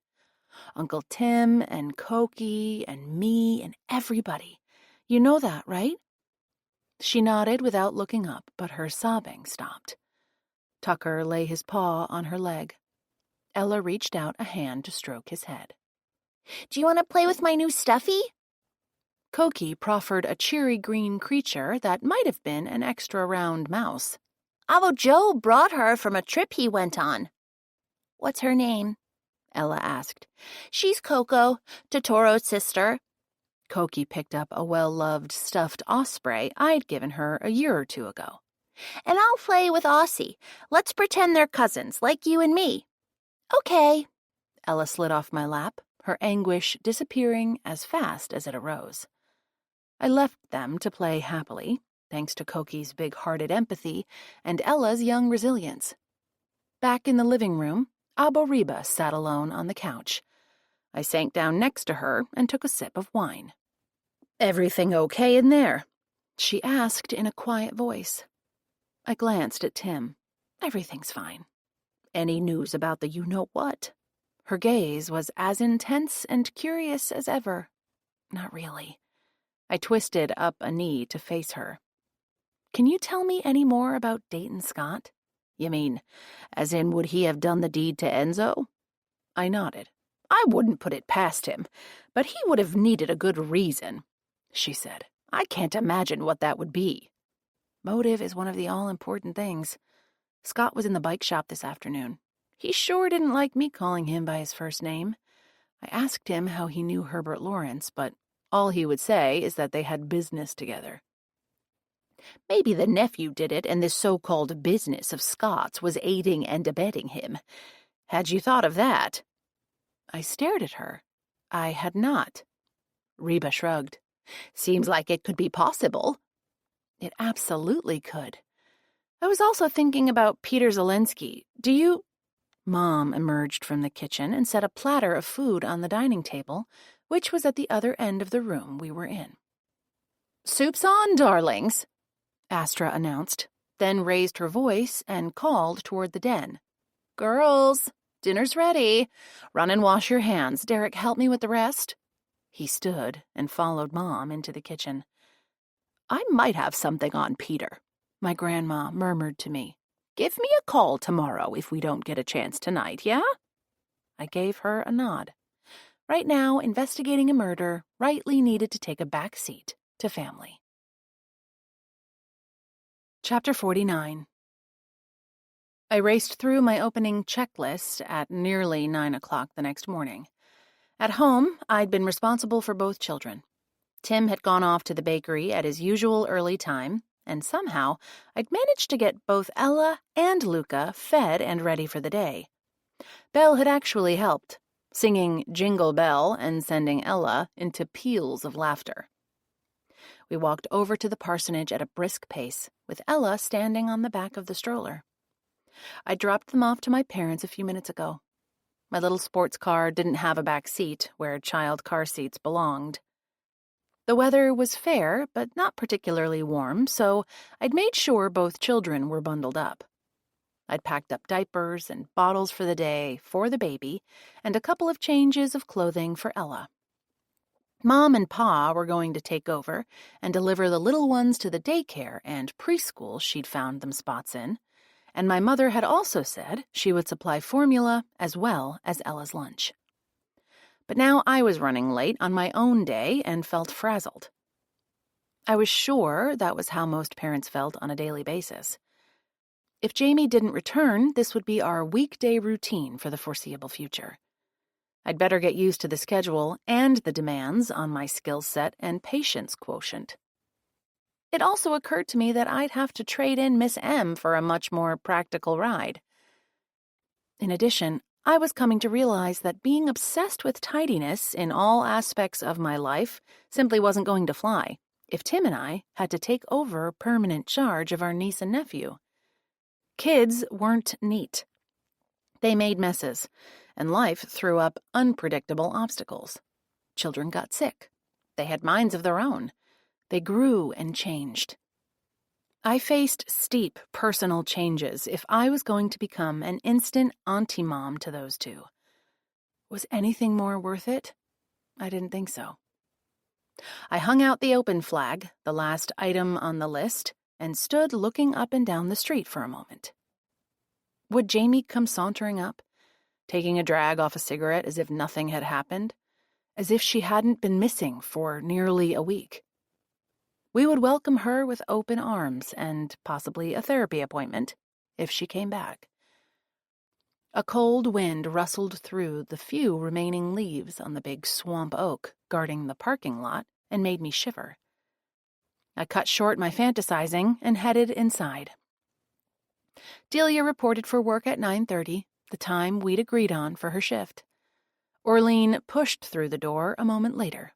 My mechanic, as usual, muttered a greeting and pushed straight through to the repair area. Delia hung up her coat. "Where would you like me this morning, Mac?" I was pleased how well Delia integrated into our team. She'd quickly picked up a lot of the jargon about bikes, tossing off terms like crank arm and adjusting barrel. She'd learned the store layout in short order and seemed to enjoy chatting up customers. As far as I was concerned, she could work here full-time if she wanted, but I would confirm with Orlean before offering. We had a steady stream of shoppers, renters, and folks seeking repairs until about 11. When the place was empty except for the three of us, Delia sidled up to me behind the counter.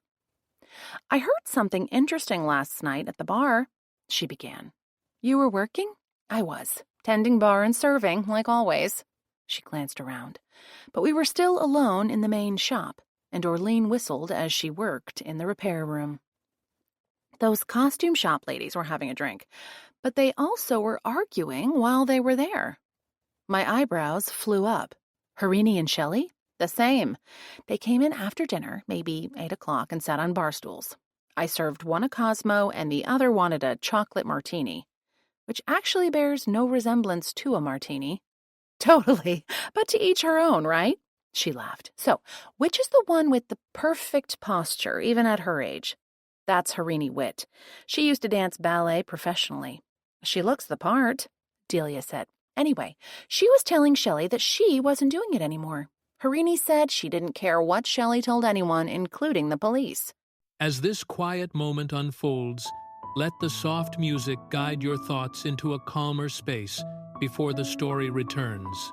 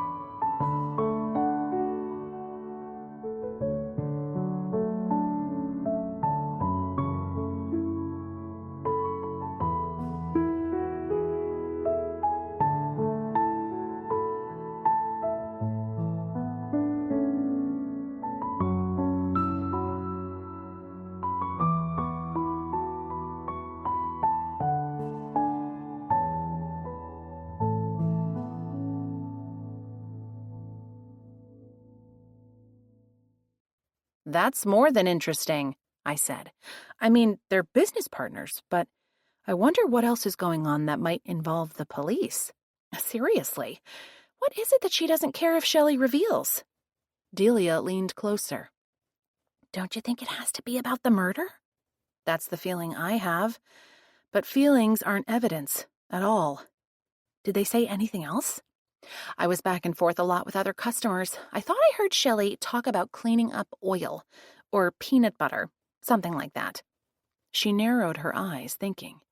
And there was something about a camera. That all sounds so random. A camera, oil, peanut butter. Wait. My eyes went wide. Enzo was apparently deathly allergic to peanuts. My friend Jin found out. He must have been killed that way, Delia whispered. Shelley and Harini wouldn't have any reason to clean up peanut oil if that's what they were arguing about. Unless they were the ones who gave it to him. No wonder they were talking about the police. And if they were involved in Enzo's death, the camera might have been a reference to a security camera. Good point, I said. I haven't looked behind their store, for one. I could take a little stroll down the alley behind Cape customers on my way home today. The police probably wouldn't have asked Shelley about security cam footage. Why should they? Enzo's body was found at his home, not at the costume shop, unless that was where he was killed. Have you told Lincoln what you overheard? Not yet. I haven't had a chance. A wave of customers arrived. I grew too busy to dwell on Harini and Shelley arguing about camera footage, cleaning up oil, and police. Chapter 50. The shop was quiet at 1 o'clock, and I had a plan for my lunch break. After clearing my absence with Orlean and Delia, 10 minutes later found me pedaling on Short Sand Road on one of my own rental bicycles. Bicycling was not one of my usual activities. I'd had a bike accident in New Zealand while traveling after my Peace Corps stint in Thailand. The person over handlebars incident had wrecked my knee, and I'd never gotten the joint repaired because I was basically terrified of surgery and all the mess that it would entail. This kind of ride I could manage, though. Pedaling slowly on a level surface during my lunch break didn't aggravate the old injury, and riding a bike was the quickest way to get to my destination on this fact-finding mission. I passed the Bay State Light Opera buildings. A rehearsal seemed to be going on, with women and men in peasant or farmer clothes from bygone days clustered around the mansion looking upward, while a couple on the wide porch sang a duet. I imagined this might have been one of the places where Enzo had acted. I could stop and ask a few questions, except I didn't have unlimited time. What I did have was no desire to interrupt their dress rehearsal, or whatever it was. I would try to find another time to stop by.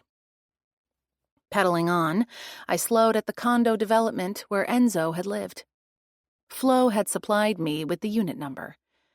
It was a seniors-only development, and, with any luck, the neighbor who discovered the skeleton corpse on the deck next door would be home. I scanned for a security camera near the entrance, but didn't spot one, which didn't mean it wasn't there. Places were getting crafty at disguising those little lenses in signage or landscaping. I braked at the site of a former tennis court transformed into a pickleball venue a short ways past the entrance to the development and set 1 foot on the pavement to watch for a moment. No wonder neighbors complained about the noise factor. The constant thwack of a mostly hard ball against a hard paddle was relentless. As I remembered it, the sound of a semi-squishy tennis ball against the netting of a tennis racket was much easier on the ears. At one of the farther courts, 2 men ceased play and glowered at each other across the net. I couldn't hear the substance of their argument, but as I took a second look, who they were didn't surprise me. Scott threw a hand in the air. Herbert turned away and stomped to the serve line. All righty then. Guys who didn't know the meaning of play and fun despite having lunch together only yesterday? I'd leave them to it. Before I could resume my ride, my phone dinged with a text, then another and another. I dismounted and walked the bike a few yards farther. I wanted to be out of sight of the courts. Tangling with either Scott or Herbert was not on my lunch break agenda. Flo followed up on my query to her yesterday about Shelley's real estate. Shelley owes big back taxes, bought the building 2 years ago, hasn't paid a dime. I knew she'd invested way before she started bringing in money from the costume shop. Maybe she'd sold property in New York and had used that to buy the shop. Norland's reply was next. Haven't seen any police action against her. I'd been too busy to share what Delia had overheard last evening. I tapped out the gist of it. Delia H., now working for me and at Rusty Anchor, heard Shelley and Harini argue at bar last night about cleaning up oil, possibly Peanut, and camera, and police. Jin chimed in what she'd told me Saturday evening. Shelley said E. deathly allergic to peanuts. Murder weapon? I texted my response. Starting to seem like it. Norland wrote next. We should meet again tonight. Flo agreed, but what she added gave me pause. Harini has been asking when we're meeting. If Harini was in the room, she'd expect us to talk about the book, not the homicide. I texted the group that thought. Norland responded. We tell her we're meeting at 8, but the rest of us start at 7. Yes? My house is fine. That could work. I told them I'd have to clear it with Tim and might be a few minutes late. After the thread petered out, I rode on, hoping to reach my original destination before my lunch break ended and I had to hightail it back to the shop. Chapter 51. I rode on, searching the signs for Condo 38D on Larkspur Lane. Once again, I slowed. Units 38 and 40 in the D section were joined in the middle, with their garages abutting. In the side yard of 40, I spotted a woman on her knees in a garden patch. I walked my bike off the street onto the grass. Next to the front door, the mailbox was labeled with a metal plaque reading, Commury. Good afternoon, I called. She glanced up and sat back, laying her gloved hands on her knees. Her beige cloth hat, with a flat top and a brim all the way around, could have belonged to Vera, the fictional British detective of book and television fame. The gardener frowned at me from under it. If you're a reporter, I have nothing to say to you. She set fists on hips. I am not, but my aunt is looking to downsize, and I'm interested in these condos. I wondered if you'd be willing to chat for a minute about your experience of living here. I'd been about to say it was my mom who was interested, but then I'd have to pull off the lie and pray this woman wasn't a present or future bike rider. If she came into my shop and figured out who my real mother was, I would be in big trouble. Much safer to go with a fictional aunt. The woman studied me for a moment, but her posture relaxed and she dropped her fists. In that case, sure. Come over here if you don't mind. We can talk while I plant. I flipped down the kickstand and joined her. Her last name was Japanese, and I'd only met one person in Westham also named that. With this person's blue eyes and pale skin, I suspected Commury was a married name. She picked something out of a small basket and pressed it into the dirt of the garden bed. I wasn't a gardener, but I'd seen my mom plant daffodil and tulip bulbs in the fall. I've met a police officer in town named Nikki Commury, I began. Is she a relation? Ms. Commury softened and beamed. She's my older daughter. I'm Isla, by the way. My name's Mackenzie. It's nice to meet you. I purposely told her my name was Mackenzie and left off my last name. She might find out who I really was from her daughter, but I didn't want to start off with my reputation as a sometimes bumbling amateur sleuth. I pointed at her basket. Are those flower bulbs? No, it's garlic. She held up a clove. And you plant them now? Indeed, I do. Other than hardy greens, garlic is the only food crop you can plant in the fall. It comes up in the spring and is ready to harvest and cure in July. She glanced up at me. You asked how I liked living here. It's been good, but the one thing I miss is my big garden in my old house. She selected another clove from the basket and pressed it pointy side up into the dirt, about 4 inches from the first one. So the people are friendly and the management is good? For the most part, yes, on both counts. I saw a couple of men arguing on the pickleball courts on my way in, I said. Do you play? Good heavens, no. She laughed and shook her head. What a ridiculous sport, and so loud. Plus that Scott fellow plays. He'd argue with a lamppost. I gather he lives here? Yes, blessedly over in the E section, not next door. She sat back on her heels again. Judging from the snowy white hair peeking out from under the hat, she might be twice my age, but her knees were twice as good as mine. Most folks who live here are decent, friendly, without being intrusive. I tilted my head. May I ask, why did you think I might be a reporter? I guess you don't follow the news. My adjoining neighbor died recently, and I was the unfortunate person who found his body. My goodness, that must have been shocking. It was. I stepped out onto my deck with my coffee, as I do every morning, regardless of the weather. I spotted something out of place on the deck next door, so I went around to have a closer look. She shuddered and wrapped her arms around herself. It was poor Enzo, my neighbor next door. I called to him, but he didn't rouse, and when I touched his cheek, it was far too cold for human skin. How very sad. What time was that? I mean, you said you went out with your coffee, so yes, the sky was beginning to lighten, so it was maybe 6:45. Do you think he went out onto his deck the night before and had a heart attack or a stroke or something? I tried to keep my tone casual, innocent. The last thing I needed was one more person getting their back up at my asking too many questions. I have no idea. But the oddest thing was he still wore a Halloween costume. Enzo was clothed in a full-body skeleton getup, and it wasn't some chintzy nylon thing from the party store, either. This was a well-made garment with an attached hood. A skull mask had been tossed on the deck like he'd ripped it off, perhaps. I found him on November 1st, mind you, the day after Halloween. Wow, I said. You didn't hear him fall in the night or anything? I didn't. I'm a sound sleeper, partly because I use silicone earplugs, which block out most noise. I suppose you called the police. I certainly did. I must say, they asked me questions 6 ways to Sunday over the next couple of days and didn't let Nikki be involved. Not a soul has reported back to me about what happened either.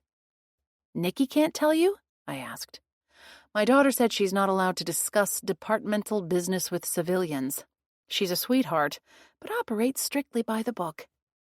Isla gave herself a little shake. Anyway, Enzo's death was truly an aberration for this development. Your aunt has nothing to worry about. Why, she could move in next to me. That unit will be available soon enough, may Enzo rest in peace.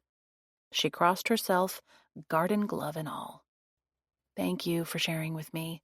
I'll tell my aunt, and right now, I'll leave you to your planting. After we said goodbye, I flipped up the kickstand on the bike.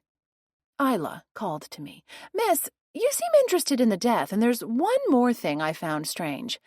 Enzo was lying on the deck in an odd position. It was as if he was sitting in a chair, except he lay on his side with no chairs in sight. It's not what one would expect if he'd had a heart attack and fallen. That's really strange. She smiled. I was a nurse. I noticed these things. I thanked her again and rode away. Curious indeed. Why would Enzo have been lying in a sitting posture? Chapter 52. Unfortunately, tangling with Herbert appeared to be on my agenda after all. I'd ridden only one condo toward the exit when I glanced up to see him riding toward me on a cycle matching mine. He didn't look happy. I plastered a smile on my face and prepared to keep riding. Instead, he swerved and braked in front of me, putting a foot down. I had no choice but to do the same, especially as 2 cars were passing and we bikers were confined to the edge of the road. What are you doing here? Herbert demanded before I could greet him. Hello, Herbert. His was not a question I cared or needed to answer. I suppose I could ask you the same. Is the Airbnb where you're staying in this development? What? He shook his head. Not at all. I'm, here to check out a property I have an interest in. Your friend Scott must have recommended buying in the same development as him. I cocked my head. You don't look old enough for a senior living community, though. He made a tisking sound. Of course I'm not old enough. If I retire to the Cape, I'll go gated all the way. Besides, look at this place. It's so vanilla, so plain rap. It was fine for my He clapped his mouth shut. For your Uncle Enzo? I smiled and kept my tone casual. He squinted at me. I get it. That's why you're here. To do more snooping, more asking questions, more investigating. He surrounded the word with air quotes. Scott told me all about you. Another statement I was happy to ignore. Do you inherit Enzo's condo? I half turned and gestured behind me. You have a nice day, Ms. Almeida. He put his foot on the pedal and rode past, nearly clipping my elbow. I took a deep breath and let it out, then cycled on. At the corner, I glanced back. Herbert had also stopped to talk with Isla. I might look up Isla Kimuri later and see if we could have another little chat. I hadn't seen Nikki recently, but I hoped she was on the team to find out what happened to Isla's late condo neighbor. Turning away, I continued my ride before Herbert spotted me looking at him. Maybe he was staying in Enzo's place. Otherwise, why was he playing pickleball here and riding down the Dead Man Street? These condos weren't exactly affordable for many seniors. The so-called interest Herbert said he had must be in the property sense of interest rather than being interested in living here. If he was Enzo's heir and wanted to sell the condo, I expected Herbert would come out ahead financially, if not way ahead. Darn. I wished I'd remembered to bring up the topic of the peanut butter allergy. Did that kind of thing run in families? Genetic predisposition to allergies was a simple research question. Anyway, it was probably best I hadn't asked Herbert, who was already too suspicious of me and my poking around. I added looking up allergies to my growing to-do list, which included checking in with Tim about tonight. I also wanted to call my mom about how the kiddo drop-off at new schools went. Right now, I was way overdue back at my shop. I pedaled as fast as I could go while still being a careful driver. Biking was nearly as good as walking for doing some thinking, though, and cycling was by its nature a more solitary activity, even when one rode with others. I wondered if Flo could dig into whether Herbert was Enzo's heir, soul or otherwise, or maybe Norland had heard. And then there was what Flo reported about Shelley's financial woes. Being in arrears wasn't something I ever wanted to experience. I hadn't bought my shop's building and invested in a business without being positive I had the funds to get it off the ground. Thanks to some excellent prior investments, I'd been able to. What had Shelley been thinking? Maybe she'd been expecting Harini to chip in more than she had. Tonight we could all try to finagle an answer out of our new member. Last night, Reba almost told me something about Peter, but we hadn't had a moment alone after dinner to talk. I'd promised to get back to her today. That needed to happen too. My mental list was getting too long to hold in my head. I crossed virtual fingers that I'd remember all of it once I was off this bike. Chapter 53. It was 2:00 by the time I checked in the bike and helmet at Max Bikes and greeted Orlean and Delia. Both were looking frazzled as well as a bit peeved at me. "You know I have to leave right now," Delia asked after she rang up a helmet and our best bike lock. "Of course," I said. "Clear out of here. I'm sorry if I've kept you." Delia left without delay, after which, in the shop owner's permutation of Murphy's Law, we were swamped with customers looking for all three of our R's: rental, retail, and repair. I either had renters waiting while I rang up a sale or purchasers cooling their heels as I fitted visitors with the right size bike and explained the agreement they needed to sign. Orlean grew ever more exasperated with the interruptions to her work, so I had to mediate those interactions as well.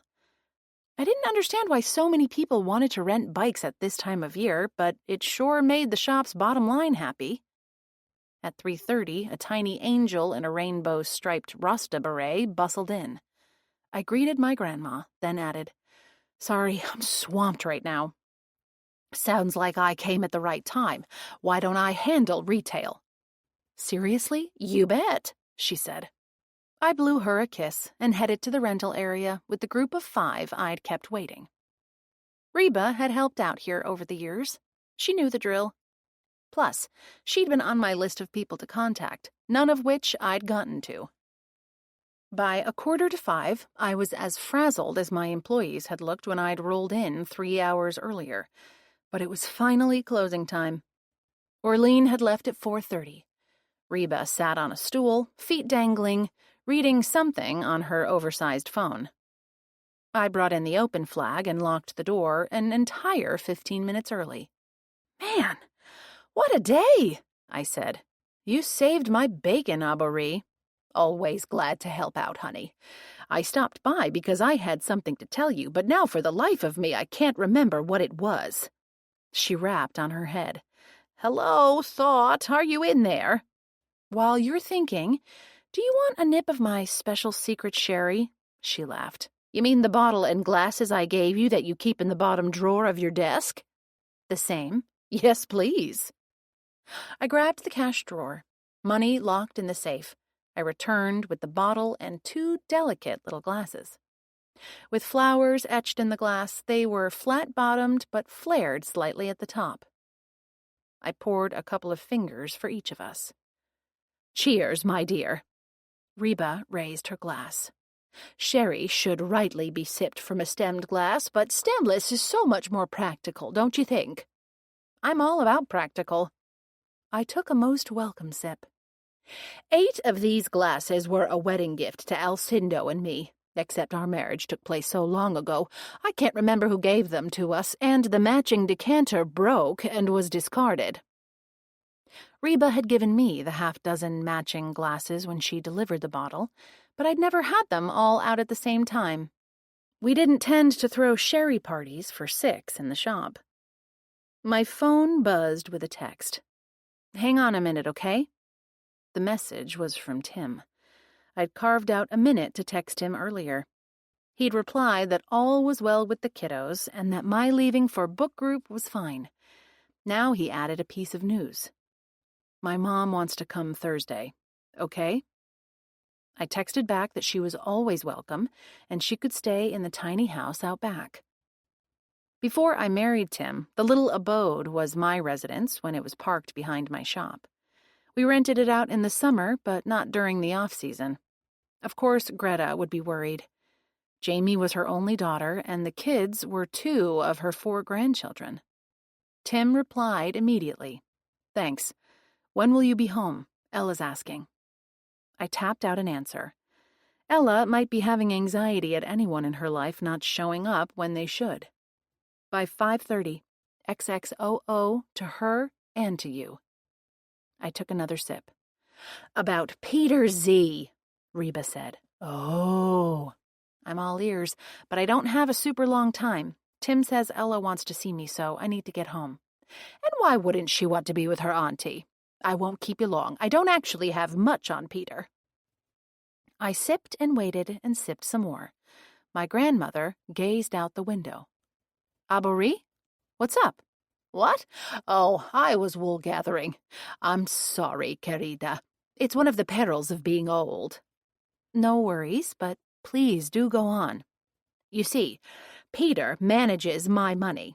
I do have a state teacher's pension, but the other reason I have any funds is that my Alcindo had the wisdom to prepare his estate with great care, and well ahead of his death. Just now I was reminiscing about my husband, and that's a fact." She dusted off her hands. "In any event, I'm not sure Peter has his own affairs in good order. Why, his late wife was the money-maker in that family. Now that she's gone, I rather wonder if he's having trouble making ends meet." "What did she do for work?" "She was an engineer and an inventor. Brilliant mind. Peter was never a match for her, except in love." So, when Enzo threatened to withdraw his own considerable funds from Peter's care, our Mr. Zelensky was not pleased in the least. Do you know how he made his money? You said considerable funds, and when he came in to get a three-wheeler before he died, he readily laid out the cash. I'm not entirely sure, although some of it might be family money. I think he did quite well in his profession, and he must have made smart investments over the years. She brightened. Like you did. I had, it was true, when I was earning big bucks in the financial sector in Boston. You heard Enzo and Peter arguing in public? I asked. I most certainly did. When was that, and where? Let me think a minute now. Reba pushed her lips together. Enzo was found dead, Tuesday morning? I nodded.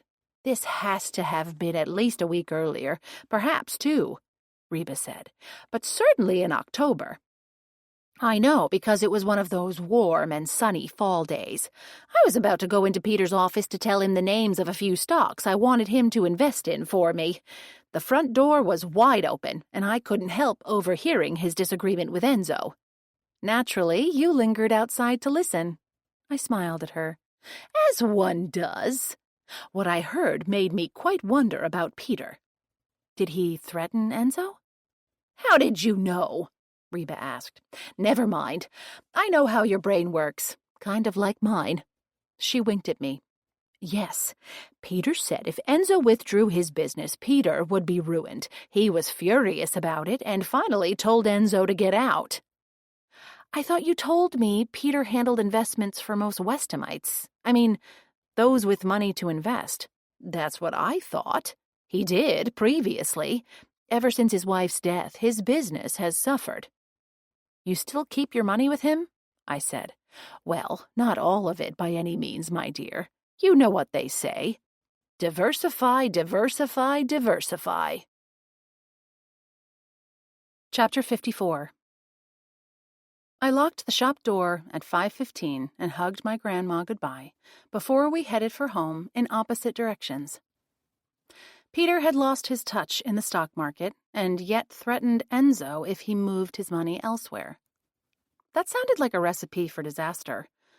Or murder. I thought back to when I'd first met Peter in the cemetery. He'd said his daughter had recently finished college and moved home, and his son had graduated from a private high school. He might be in additional debt from paying for their education.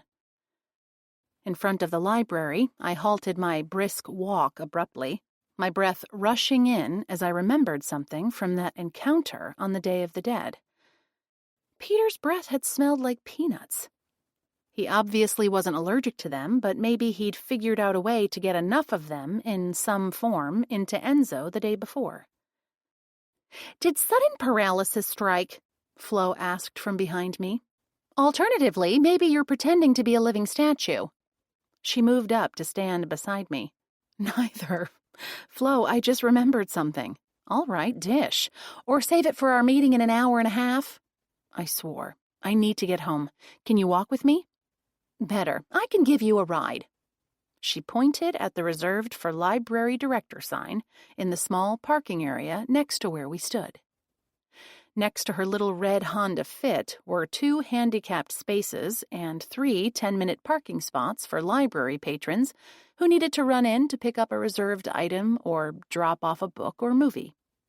One of the posters displaying Jamie's face was stapled to the telephone pole in the grassy verge. You're on. Once we were underway, I relayed what Reba said about Enzo and Peter, as well as the peanut aroma I detected on Peter. Dude's my action item, Flo began. I know he has several unhappy clients. Why do you think his performance has slipped, and his reputation along with it? Grief, maybe? I agree with Reba that he wasn't the brains in that marriage. He could be taking something to dull the emotional pain, which would also dull the mind. It's been 5 years, though, I said. Would his grief still be that acute? Mac, you yourself do not have a dull mind. Have you not heard of addiction? Ugh, of course. My thoughts have been way more scattered with this case. It seems like we have one person who is a strong suspect, and then somebody else pops up. It's like a dog with a squirrel. "Might you be pregnant?" Flo asked. "What?" I whipped my head over to look at her. No, I know I'm not. It's only a thought, Mac. Hormones can do a number on your thought processes. I suppose, I said. I think it's more likely the combo of a homicide, Jamie missing, and being half responsible for her babies, all in 1 week. You have had the triple whammy, I agree. She turned onto my street. Have you learned anything else about Peter? No, but now I plan to dig a lot more deeply into his finances. I had a couple of interesting encounters today, I began. I didn't have time to text the group about them, but there's my house. I'll save my news for our gathering. Sounds like a plan. Flo pulled into the driveway. See you soon. Do you want me to come back and give you a ride over to New Orleans? That'd be great, thanks. I climbed out. I waved at Ella, who gazed intently out the front window, her face lit by the lamp next to her. A big smile took over her expression as she waved back. Was there ever a better homecoming sight? Chapter 55. We got a late start at Norlands. When Flo came to pick me up at 6:45, Ella clung to my legs, tearfully begging me not to leave. It was almost her bedtime, but I was on the verge of canceling my plans when Tim cajoled her into a laugh. He popped his head around the corner of the living room, wearing her pajama bottoms on his head, and promised 2 extra books before bed. I hugged and kissed her and said I'd make a special breakfast for the 2 of us in the morning. Now the group was gathered in Norland's comfortable family room at the back of the house, with drinks and Flo's yellow legal pad at the ready. So, what do we have? Flo tapped her pen on the pad. I had a few encounters today and learned something from my grandmother, I offered. I began with seeing the argument on the pickleball court and pointed to Jin. Your buddy Scott was one of them. Tulia, remember on Saturday when he came in with Herbert and they left before ordering food? Sure. They were getting along fine then, but this afternoon, not so much. And yesterday, Scott brought his bike into my shop for the simplest of repairs. It would have been so easy for him to tighten his own pedal. It made me wonder if he loosened it on purpose. I didn't get a warm and cozy vibe from him at all. The poor man seems deeply unhappy, Tulia murmured. It's no good to take it out on others, though. I agree. I told them about finding Enzo's condo and my talk with Isla. She's Nikki Kamuri's mother. Nikki's a good officer, Norland said. I hired her, I should know. And I met Isla at a department family picnic. Nice lady. When his cheeks pinkened, he avoided my gaze. Oh, maybe Isla was his date the other day. I liked her. I added how Isla described the way Enzo's corpse was positioned. Isn't that odd? She found him early in the morning, you said? Norland said. Yes. It sounds like he spent some time sitting after he was killed and was moved later, Norland said. That was the livor mortis thing he'd explained to me. I told the group about running into a suspicious Herbert shortly after I left Isla, both of us on bicycles. Then my grandma came into the shop this afternoon, I went on. She says she overheard Peter and Enzo having a heated discussion, with Enzo saying he was going to withdraw his investments from Peter's management. Reba thinks Peter doesn't even manage his own finances that well. That comports with what I learned, Flo said. You picked up a lot, Mac, Jin said. All I have is what Shelley said about Enzo's peanut allergy. I dug into that a bit more. For those with allergies, peanut oil is more deadly than the peanuts themselves, I guess because it's concentrated. Or gets into the bloodstream faster, Tulia said. The first time I met Peter, I thought I smelled peanuts on his breath, I said. Delia overheard Shelley and Harini arguing about cleaning up oil. I'd say it's not looking good for any of them. Right, Flo said. Shelley is deeply in debt. She might have hoped Enzo would leave her some money. Do you think Delia told Lincoln? Norland frowned a little. Seems like important information. I hope so, I said. I should probably update him on all kinds of things. He's pretty quiet this time around, isn't he? Jin asked. I guess, I said. Maybe because he's no longer a bachelor, exactly, I said. Is that all we have? Flo asked. I signed up to look into Enzo's past. Norland raised his hand. He did have quite a successful career on and off Broadway, but get this, Lawrence wasn't his surname at birth. He gazed around at us, the hint of a smile playing around his lips. And? Jin made a rolling gesture with her hand. He leaned forward and spoke in a rasping, dramatic voice. It was Corleone. You mean? Tulia gaped. Yes. Norland reverted to his usual register. Like in the movie, and it's also an actual Sicilian mafia family. Flo whistled. And that's where Enzo got his money?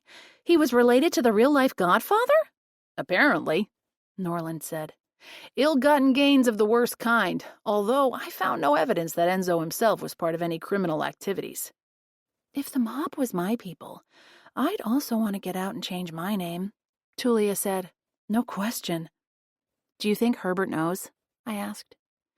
Seems like it might not matter to him, from what I've heard from you all and elsewhere. Norland checked his phone. Listen, it's almost 8. Has anyone actually read the Conti book? Harini should be here any minute. I read about half, I said. Not me, Jin said. Tulia and Flo both shook their heads. I finished the book. Norland shrugged. Hey, I'm retired. You all have day jobs. We can talk with her about what she likes to read, I said, and try to find out in the subtlest of ways what she knows about Enzo's death. Are you going to tell Harini you saw her with him and Shelley at the bank? Jin asked. Maybe. And maybe we can also ask where they went on Halloween night after the bank, Tulia said. That seems important. I murmured my agreement. The doorbell rang. Norland jumped up. Jin and I both quickly pulled out our copies of the Halloween Cozy. Our host returned a moment later with a hesitant Harini, book in hand. Sit down, please. Norland gestured to a comfortable chair. What can I get you to drink? He listed what he had, ending with herbal or black tea. An herbal tea, please. Any flavor, but no sweetening. Thank you. She sat with her spine straight, as always. Welcome to the Cozy Capers, Flo said. I don't believe you and I have met until now. She introduced herself and Tulia. I think you know Mac and Jen. Yes, it's good to meet you all. Harini thanked Norland when he came back with her mug of tea. I smiled at the newcomer. As often happens, Harini, many of us haven't had time to get to this week's book. Because of all the commotion in town, Jin added in a casual tone, as if the 5 of us weren't intimately involved in trying to put the so-called commotion to rest. You should have let me know. Harini's voice shook a little. I can come back another time. Were her nerves from more than joining a new group, meeting new people? She was a ballet instructor and met the public every day in the costume shop. She couldn't be too much of an introvert. No, Norland said. It's fine. Please, stay. I actually did finish 9 Lives and Alibis, but we thought it would be nice to get to know you better. How long have you been reading mysteries? Tulia asked. I can hardly remember not reading them. Harini crossed her legs at the ankles and tucked them neatly to the side. Same here. Tulia laughed. My gateway drug was Encyclopedia Brown, and I went on from there. Sherlock Holmes for me, Jin chimed in. As many men do, I began by reading noir, Norland said. You know, the hard-boiled, smoking, drinking PIs written by men like Raymond Chandler and others. But after my wife died, I plucked one of her cozy mysteries off our living room shelves. I found that a story where justice is restored to the community at the end suited my mood much better. I'd rather spend my time with a book that, after you finish reading it, you feel better about the world, not worse. Well put, Norland, I said.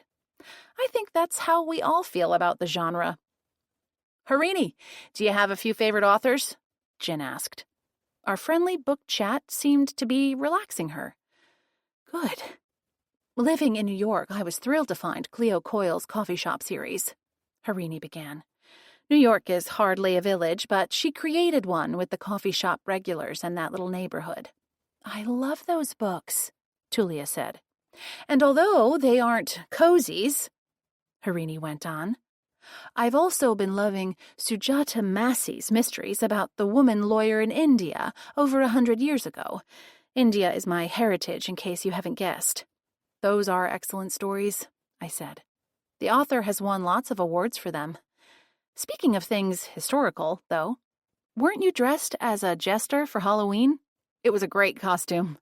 What? Harini seemed to shrink into her chair, and the tea in her mug nearly sloshed over. I saw you and Shelley in costume driving through the bank that evening, I said. I think it must have been Enzo dressed as a skeleton in the front seat, yes? She swallowed, her eyes darting left and right, finally settling on a spot past my right ear. Yes, that's right. You must have been so upset to hear of his death, Jin said softly. I was. Her voice shook as much as her hand. She set down the mug and stood. If you'll excuse me, I thought we were going to discuss a book, not a real-life homicide. Could you show me the door, please, Norland? Flo opened her mouth as if to object, but she closed it again. Of course, Norland said. He jumped up and escorted Harini out. The rest of us exchanged glances.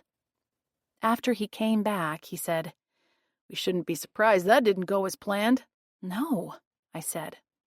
She was nervous even before I mentioned seeing her in the car. Sorry if I bungled getting information out of her. I didn't have high expectations, Jin said. Don't worry about it. Do you think she was more on edge than merely meeting us merited? Tulia asked. For sure, Flo said. Listen, I should get going. Action items are to keep digging into your previous assignment, okay? I nodded as we agreed to disband. If we all dug in, we'd get some action soon. We'd better. Chapter 56. Breakfast with the kiddos the next morning didn't go a bit smoothly. The baby was cranky, smelling vaguely of poop, and Ella was demanding. When is Mommy going to come home? Why can't I play all day with you, Auntie Mac? Ella stared at her bowl of Raisin Bran with banana slices and oat milk. I don't like bananas, said the girl who'd adored them yesterday. I thought we were going to make pancakes and my orange juice has little bits of icky stuff in it. Somehow I soothed her. I showed her how sweet her cereal actually was and strained the pulp out of her OJ. I cleaned Luca's spit up off of him and me and got him into a clean diaper, and I managed to get the three of us presentable and out of the house on time.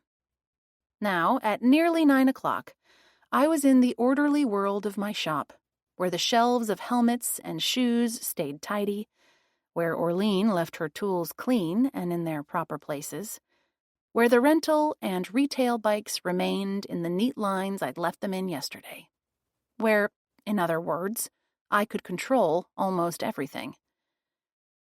Maybe this was one reason parents of young children paid the high cost of daycare and kept their jobs rather than staying home with their little ones. Sure, there was a career to consider, but having a world of adults to hang out with every day could be important to mental health, even if it was hanging out in online meetings and working remotely. More power to those with infinite patience, like the stay-at-home dads and moms, and the daycare and preschool teachers. Some people were well suited to spending all their time with babies and toddlers.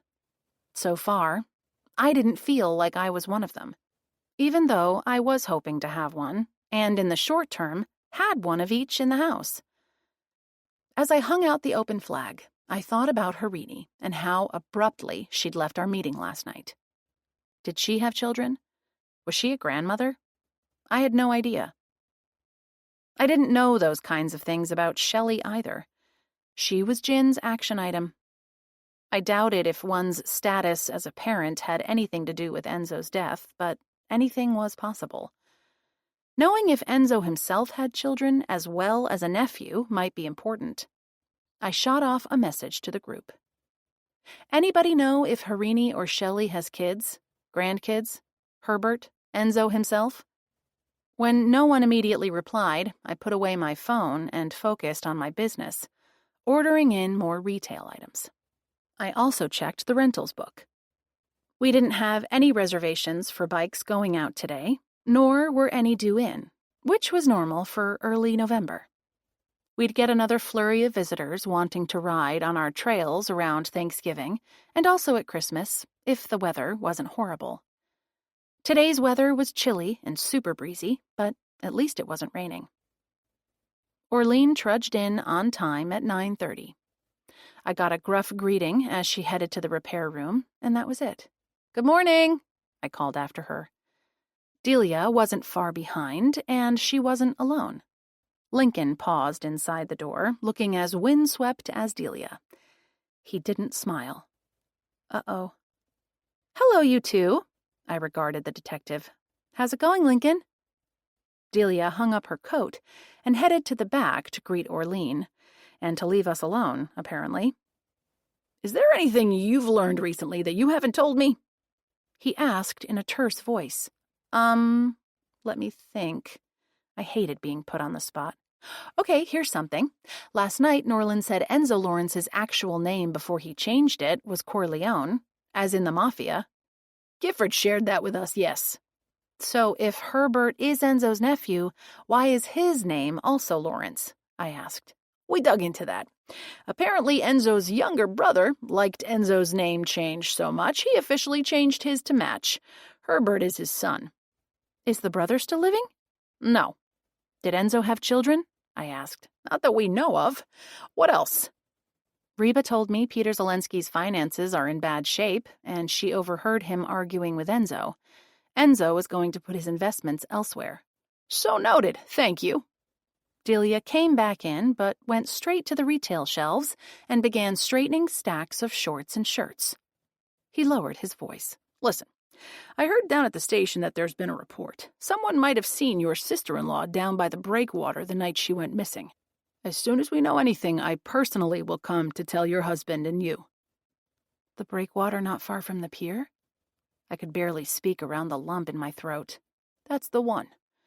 I don't know anything else, I'm sorry. Thanks for telling me, Lincoln. I wouldn't get my hopes up about it, but I wanted to share what I heard. He checked his watch and made a noise in his throat. I had to be somewhere else 10 minutes ago. Lincoln went over to Delia and exchanged a few words with her, followed by a light kiss. The breakwater. At night. I hated the sound of that. But giving way to worry right now wasn't in the cards. Talk to you soon, Mac. Lincoln held the door for a group of 6 customers who filed in, speaking French. Then he slipped out. I gazed at the chattering women and men. Should I try to resurrect my French? Nah. When in Rome and all that, I was sure they were eager to try out their English. Hopefully they hadn't heard about our town's latest homicide. My breath rushed in, and I ran to the door. I glanced both ways, then spotted the detective nearly to the police station. "Lincoln!" I called after him. He half turned, saw me, tapped his watch, and hurried on. My shoulders sank. I grabbed the nearest display bike to steady myself. He hadn't said if he'd told Tim about the report. I couldn't run down Main Street to catch him, passing the bakery on my way. I swore to myself before heading inside. I'd have to text him. I needed to know if Tim was in worse anguish than I was right now. I could only hope that Lincoln was kind enough to spare Tim the pain until it was absolutely necessary. That is, when he brought definitive news of Jamie's death. Chapter 57. The next few hours were torture. All I wanted to do was to go and hug Tim, and then visit the breakwater. I wasn't sure what I would see. Lincoln had mentioned only that the station got a report of a person being seen near the breakwater the night of November 1st. Those long arms of huge, sharp rocks sticking out into deep water had terrified me my entire life. They still did. Some people liked to risk walking out as far as they could go.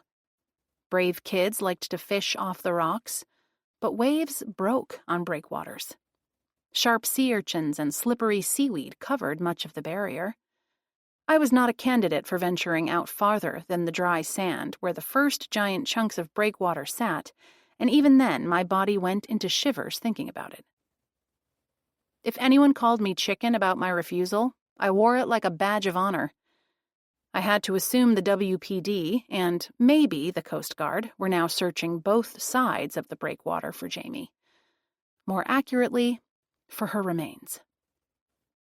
Right now, I couldn't go anywhere. I had bikes to sell, walk-in rentals to arrange, and employees who deserved to be treated well, including taking their lunch breaks before I did. A petite woman walked in. She wore a puffy jacket and had an infant in a front carrier. When she pulled off her cap to reveal white blonde hair, I did a double take. "Victoria?" I asked, astonished. She laughed. "I have today off. And you were asking about Miko. I was out walking around and thought I'd bring him in to introduce you." If I'd had whiplash when Orlean told me she played pickleball, I was really having it now. Victoria, laughing and talking to me as if we were any two women, two former classmates. The universe had stood on its end, but I wasn't putting up a fight. "I'd love to meet the little guy. Thanks for stopping in." The store was quiet right now, and I came out from behind the counter. The baby was facing her chest, but she slid off his warm, bare ears hat and pulled down the front of the carrier, enough for me to see his face. His eyelids floated open to reveal the same pale blue eyes as his mom's. "Oh, what a cutie," I smiled. "Hi, Miko." "He's so easy right now. We've figured out breastfeeding. He's not too heavy to carry around, and he sleeps a lot. My little nephew Luca is like that too, except we have to fix bottles." "I wanted to ask you how those children are doing with their mom's absence," she said. "The baby seems to be taking it in stride, but Ella's having a much harder time with her mom not coming home. Jamie, for all her troubles, has been a good mother with those two." Victoria gazed at me as if making up her mind. "Lincoln said he told you of the possible sighting." She spoke softly. "He did, a couple of hours ago. But he didn't say if he had told or planned to tell Tim about it. Do you know?" "I don't believe he did. He told you as a courtesy and possibly a heads up. We all know how upset your husband is, and rightly so." "I'm glad he doesn't know yet," I said. "It's going to be hard enough when we hear something definitive other than her walking in the door." "Forgive me for asking, but if it comes to finding her remains, will you and Tim take in the children going forward?" "I don't know. He's already in place as their legal guardian if something were to happen to Jamie, so I'd say the answer is yes. They're going to need a home, although I suppose we'd have to contact their fathers." Victoria winced. "Fathers, plural?" "Yes." I left it there. This wasn't the time to discuss Jamie's choices. Miko squeaked. Orlean returned from lunch and stopped to murmur a greeting to Victoria and the baby. Customers pushed through the door. "I'm going to get going," Victoria said. "Little guy here is going to want lunch soon, and there's something going down at the station I might get called in for. Listen, Mac, I hope the news about your sister-in-law, when it comes, is tolerable." "Thanks." She cleared her throat. "And if you end up with the baby on a permanent basis, maybe we can do playdates and share information and such. Miko's a little older than Luca, so I could probably pass along clothes, too. They outgrow things so fast." I gave a slow nod. "I'd like that. All of it." "Great. I wasn't sure." She snugged the baby's hat back on, and then her own. "Talk soon." I stared at her back for a moment before I turned my attention to the customers. I didn't have time to dwell on this new, softer-edged, friendly version of Victoria, but I did half wonder if I'd slipped into an alternate reality. Would the real Victoria return in a few years after breastfeeding hormones no longer circulated in her body, or had motherhood fundamentally changed her outlook on life? She hadn't been certain I would accept her reaching out with friendship. I wasn't surprised, given our rocky past, but who was I to turn down a peace offering? If I was to become an overnight mom, I could use all the help and friends I could get, especially another baby mama. Chapter 58. Lincoln returned that afternoon, shortly after Delia left for the day. I regarded the detective. "Are you here with news about Jamie?" "News, yes, but not about her." He folded his arms. I glanced around, but the only customers were browsing the shirts and jackets across the store from us. "Did you make an arrest?" I whispered. "Yes. 2. I frowned. 2 people killed Enzo? What, was one an accomplice? The co-owners of the costume shop were spotted late Halloween night carrying a stiff skeleton out of their car and around the back of his condo. The witness, who doesn't sleep well, thought it was a prank. Victoria and I have engineered some selective leaking to the press, and that made the witness rethink what he saw. The man called, and I went over to interview him. He also happens to have night vision cameras outside his condo, which is next to Enzo's. Seems to be a person fond of electronic gadgets." Wow. So he lives in the condo with the driveways between his and Enzo's? Not Isla's adjoining condo, but the one before Enzo's. D36? He pressed his lips together and shook his head. "I am not going to ask how you knew that number." Never mind. These impending arrests must have been what Victoria meant when she mentioned something going down at the station. "So, you have your murderers. Why don't you look happier, Lincoln?" "Each woman insists she didn't kill him. We spoke with them separately, of course. Ms. Hitchcock clammed up and asked for a lawyer, but Ms. Witt had no qualms about speaking with us. She said they found Enzo dead in their shop after they closed. They'd gone into their apartment to change into costumes for the evening. When they returned, he lay dead on the floor." They could have colluded ahead of time to get their stories to match up. "Maybe. But we have ways of getting to the truth, and it appears that at least Harini is telling us what actually happened." "And then what? They packed him into the front seat of Shelley's car and drove to the bank?" I asked. "It seems so. At long last, we have succeeded in gaining permission to speak with several tellers at that institution. Apparently, the ladies often drove through with Lawrence to withdraw funds from his account. He doesn't have a car. The difference is that on previous occasions he would smile and greet the teller. The one on duty Halloween night thought it was strange Lawrence didn't remove his mask or wave, but she chalked it up to the driver being in a hurry." When instead he was sitting there dead as a post, I thought for a moment. Those 2 have a lot of nerve. "You could say that, yes." "The women must be pretty strong to lift his dead body into the car and later out of the car," I said. "Come to think of it, I noticed Shelley's strong arms, and Harini seems to still be in good shape, too." "Yes to both. Also, the victim was a relatively slight man." "Yesterday, I spoke with the neighbor who adjoins Enzo's condo, the one who found him on his deck. Wait, did I already tell you this?" "Isla Kamuri, and no, you didn't." Lincoln's heavy brows met in the middle. "I've been busy." I hurried on so he couldn't express his displeasure. "You must already know his body was on its side, but as if he was sitting in a chair. Shelley and Harini must have left him in their car all night, right? And he stiffened up in that position?" "We noticed that, but had not been able to understand where the chair was. Now we might. Also, lividity indicated he'd been moved." "Is it also known as livor mortis?" "Yes," Lincoln said. "How do you know that?" "Norland explained it to me." "Then you know it's where and how the blood pools after death." The shoppers began to approach the counter, arms full of merchandise. "We plan to continue our questioning of the owners, but I thought you deserved to know.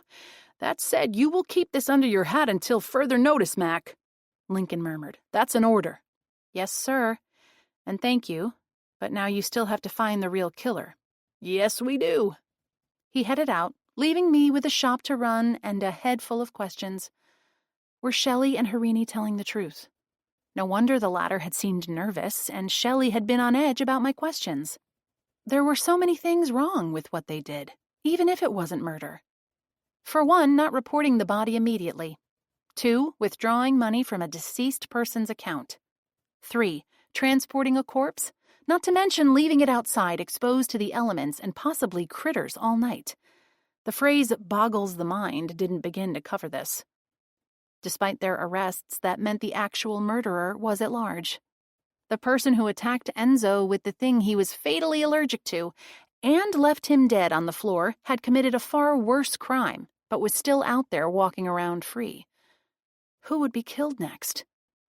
Someone cleared their throat. I blinked. 2 women and a man stood on the other side of the counter, which now held an array of shirts and biking pants. Forgive me, folks. Shall I ring those up for you? Chapter 59.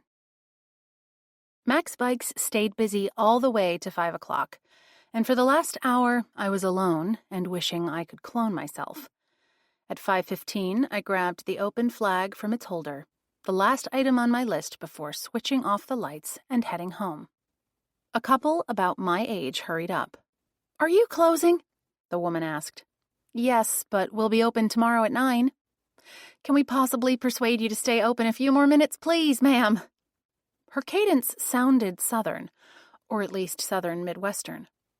"Her parents were here last year and loved the branded shirts they bought," the man said. "We wanted to surprise them with matching jackets, but we have to leave for the airport at 6 tomorrow morning."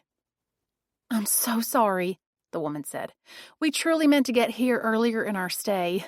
My folks absolutely adored your cute shop and the bikes they rented. You were super helpful and nice to them, explaining all about the trail and whatnot." I gazed at their hopeful, sincere faces. "Come on in."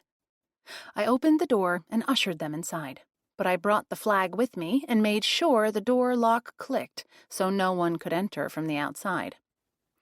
All of that meant I didn't leave the shop until 5:30, and it was already fully dark out there. I texted Tim that I was running late. I grabbed one of the super bright headlamps we stocked and made sure I removed the little tab so the battery would make contact, then tucked the light into my coat pocket. Yes, street lights illuminated Main Street, but the shops were all closed up tight, and only the Japanese restaurant and the rusty anchor showed any signs of life.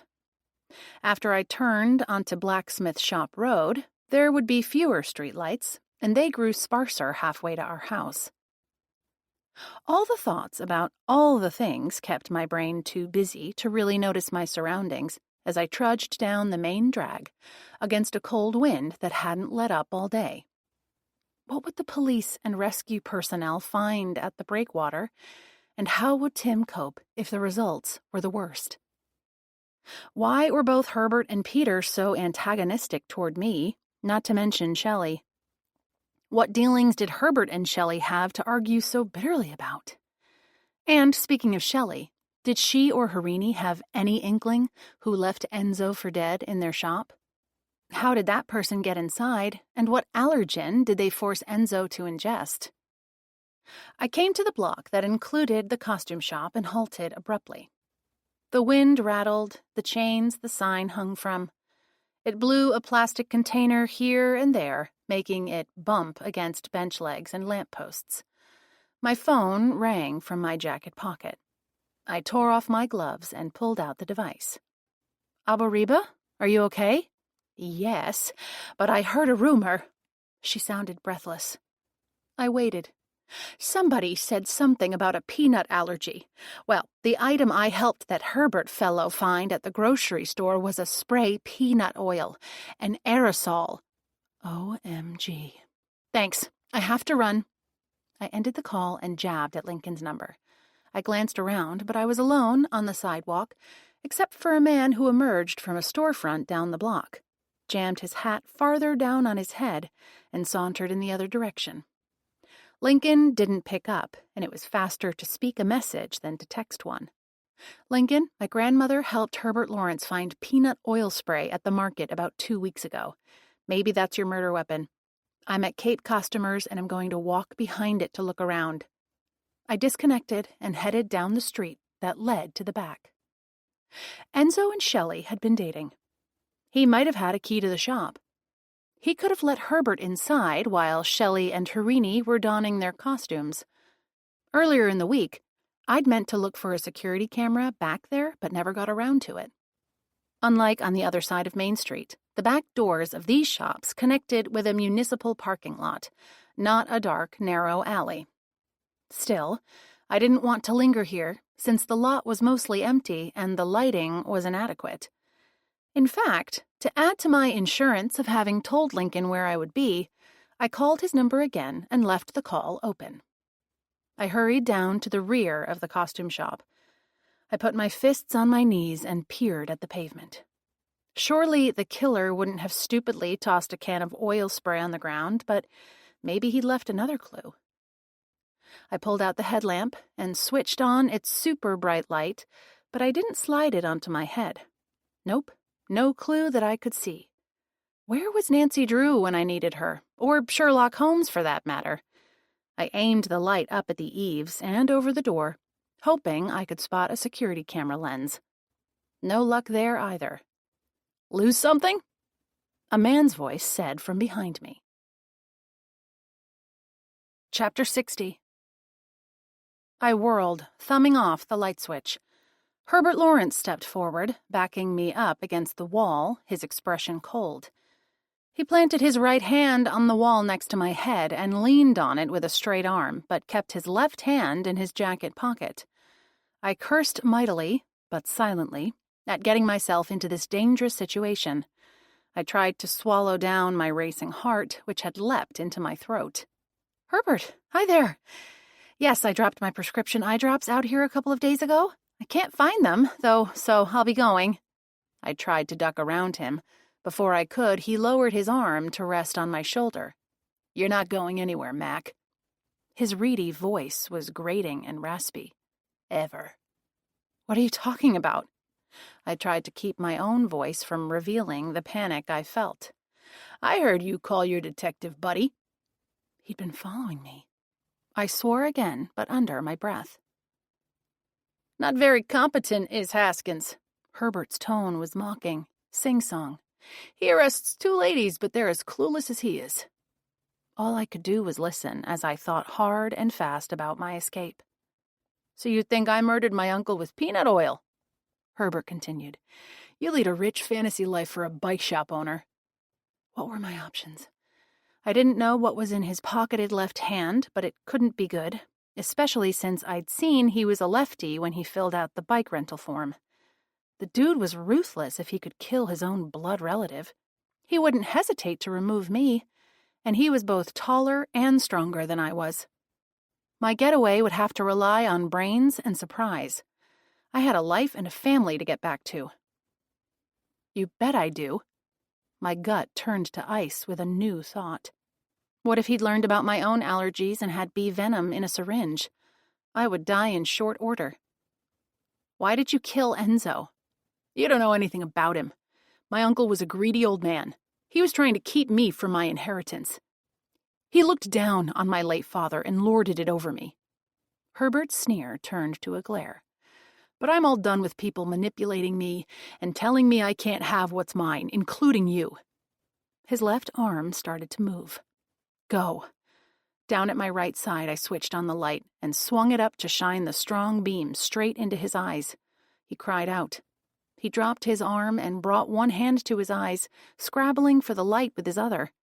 I swung my left elbow up into his throat. He made a gurgling sound as the light went flying, and I ran. Chapter 61. I hadn't made it to the side street when lights and sirens roared into the parking lot from 3 directions. I halted and pointed toward where I'd left him, then kept moving. Now, out of breath, I slowed to a walk until I was fully lit by a streetlight near the corner, with Main Street, but still in view of the action. Victoria, now in uniform, came at a jog from across the street. Her eyes widened when she saw me. "Mac, are you all right?" Her hand rested on the weapon in her duty belt. "I think so." She listened to a crackling radio. I leaned against the lamppost. How had Herbert been able to come up behind me with no warning? He'd clearly heard me leave the message for Lincoln. The wind must have masked any noises of his footsteps tailing me, or maybe he was the man I'd seen go in the opposite direction. Either way, I'd once again demonstrated that I was not a trained officer who knew better than to let someone sneak up on them. I set my hands on my knees, leaning halfway over. "They have him," Victoria told me. "Hey, you need to sit down?" "Just trying to catch my breath." I took a few deep inhales and exhales, then straightened. "Come over to this bench," she insisted. I let her guide me to one of the many sidewalk benches Westham featured. It was a welcome offering that let tourists and residents alike sit and appreciate the scenery or give their feet a break from walking and shopping. At the moment, it was a place to rest after sprinting away from a murderer. "Thank you." I sank onto the seat, my heart rate finally slowing to normal. She pulled out a sturdy cell phone and texted something, then looked up. "Nikki's coming to sit with you until Lincoln's free. In the meantime, want to tell me what happened?" Not really, but I knew I had to. I think Herbert was following me. He must have overheard me call Lincoln, saying Reba had helped Herbert find peanut oil spray in the market. You know about Enzo's severe peanut allergy. Victoria nodded. In combination with several other health conditions, being sprayed in the face with oil wasn't a recipe for survival. How did you escape the younger Lawrence's attack back there? I blasted his eyes with a super bright light, then I elbowed him in the throat. All I needed to do was get myself out of his grip and run, and that's what I did. The chief smiled at me. "That's the best self-defense method, Mac, for anyone, but especially women. Get free and run. Good job." Her phone vibrated. "I'm needed elsewhere. You okay?" "Yes, thank you." Nikki drove up in a cruiser and parked. "Nice job back there, Mac," she said after sliding out. Victoria waved and bustled off toward the parking lot. "Thanks," I said. "Is Herbert okay? He made an awful sound when I elbowed his throat. I mean, it was self-defense, but I wouldn't want to kill someone." "He's fine, enough to gripe in a raspy voice about his handcuffs being too tight." She gave a low laugh. "I'd say he didn't do any permanent damage." "Is Lincoln there?" I asked her. "Yes. I'm going to give you a ride home, and he'll be by as soon as he can, okay?" "I can't think of anywhere I'd rather be than home. I'd appreciate a ride." Before I got out in front of the house, I turned to her. "Would you please ask Lincoln not to come by before 8 o'clock? We have little ones to put to bed." "Will do." "Thanks for the ride, Nikki." "We aim to serve." She smiled and drove away. Me, I headed into a house full of loved ones, small and large. Chapter 62. I was greeted by a house fragrant with the aroma of spaghetti and meatballs, and the sounds of a little girl laughing with her uncle. After I walked in, I said to Tim in a quiet aside that I'd had a little adventure on my way home, but that I was fine and would tell him about it after the little ones were asleep. When he opened his mouth to ask for more, I shook my head, laying an index finger on my lips. Later.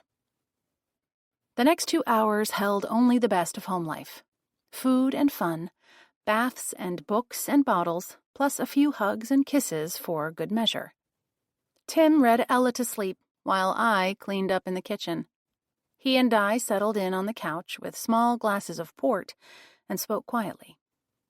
I'd barely finished relating the short version of what had happened in the parking lot when the doorbell rang at exactly 8 o'clock. "That's Lincoln at the door," I told Tim as I stood. "Don't be alarmed. I knew he might stop by." "I hate that you were in danger, my love." He kept hold of my hand. "I'm not sure how much more worry I can take." I faced him again. "I'm sorry. I know this is a horrible, stressful time. Listen, I'll tell Lincoln to go away. I can talk with him tomorrow." I squeezed my sad, beautiful husband's hand and leaned in to kiss him. Gazing into my eyes, he took a deep breath in and let it out. "No, let him in. I want to hear what happened. Then he'll leave and we'll be alone. It's okay." "You sure?" "I'm sure." "Let's talk with him in the kitchen." A moment later, Lincoln sat at the kitchen table with us. "Will you have a little port now that the case is solved?" I waved the bottle at him. "That sounds heavenly. I can't do it, but thanks. I'd accept a tonic, though, particularly if you have something with caffeine." I smiled at his use of the traditional Massachusetts term for a soft drink. "Coke?" "Perfect, thank you." I poured, delivered, and took my seat, again, next to Tim. Lincoln took a sip from the glass and set it down. I appreciate that you let me know where you were headed, Mac, and I know I'm not alone in this room in being relieved you once again rescued yourself from a dangerous situation. Amen, Tim murmured. To date, you have been quite resourceful in that regard, Lincoln added. I held up my palms. Guys, please don't scold me. I do enough self-flagellation for all three of us. Lincoln, were you pretty sure it was Herbert who killed Enzo? I wasn't sure of one thing, unfortunately, the detective said. The tip you relayed from Reba about him buying the aerosol peanut oil was crucial. I took a tiny sip from my glass. Victoria said something about Enzo having other health issues that combined with his allergy to kill him. Yes, he had congestive heart failure and possibly an issue with his kidneys. I thought back to when I met Herbert. I first met Enzo's nephew when he came into my shop the day Enzo's body was discovered. In fact, you were leaving as he entered, remember? It was early afternoon. Herbert referred to the death as murder. I knew the news about the body had been released, but I'm pretty sure you hadn't declared it a homicide yet, at least not publicly. We had not, Lincoln said. I wish I'd taken note of that at the time. Of course he knew it was murder. He had committed it. Indeed. How are Shelley and Harini holding up? I asked. Tim gave me a quizzical look. He hadn't been involved in this case at all. What with his worries and the kids being here, I hadn't shared much of what I'd been learning along the way. I gave him a thumbnail about Enzo's corpse and the costume shop owner's role in how it came to be lying on his deck in a strange position. That's heavy, Tim said. Those poor ladies, to do something as stupid as that. Indeed, Lincoln said. To answer your question, Mac, Harini has opened up and told us all she knows, which is considerable, about Shelley and her shenanigans in New York and here. It isn't pretty. There's a man named Xavier Casbaum in the Barnstable Correctional Facility who knows Shelley, I said. You might want to have a chat with him. We can do that. So Dayton Scott wasn't involved at all, I asked. No, he appears to be merely a cranky old man. Tim's attention had been going back and forth as if he was watching a tennis game. I had no idea all this was going on, he said.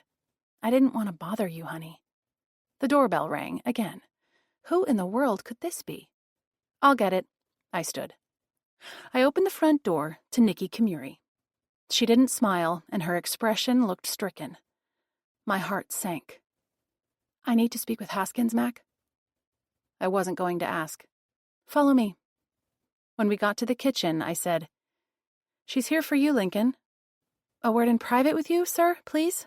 She gestured toward the living room. He rose. Please keep your voices down, I said. 2 little children are asleep in the adjoining bedroom and the door is open. We'll step outside to the back instead. Lincoln ushered Nikki to the back door and closed it behind them. Tim yawned.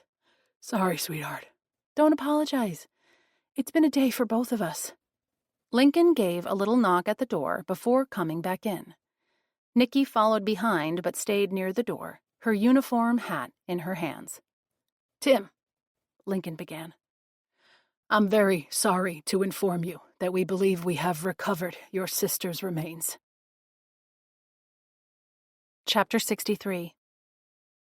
Tim went quiet. He sat so still I wondered if he'd stopped breathing. All the color drained from his face. I reached for his hand and held on tight. He gazed at Lincoln with the saddest look I'd ever seen on him or anyone else. You believe you've found her? Tim whispered. Is there some doubt? Not much, I'm afraid. But we need to officially identify your sister, the detective said. From what you told us about her height, weight, hair color, and what she was wearing, we're pretty sure it's her. Where? Tim's question trailed off. We received a report of a woman fitting Jamie Brunel's description who was seen venturing onto the breakwater on the evening you said she went missing, Lincoln said. I'm not sure why this witness didn't come forward earlier. We'll have to wait for the medical examiner's official autopsy results, but they've released a preliminary report. If it's any comfort, the death so far appears to be accidental, not self-inflicted, nor at the hands of someone else. You mean she might have slipped on the rocks? I murmured. Exactly. Lincoln clasped his hands behind his back. Not suicide, not murder. Small comfort indeed, and it didn't take away from the sad, immutable fact that she was gone. I was at least glad she hadn't felt she needed to end her life. Thank you, Lincoln.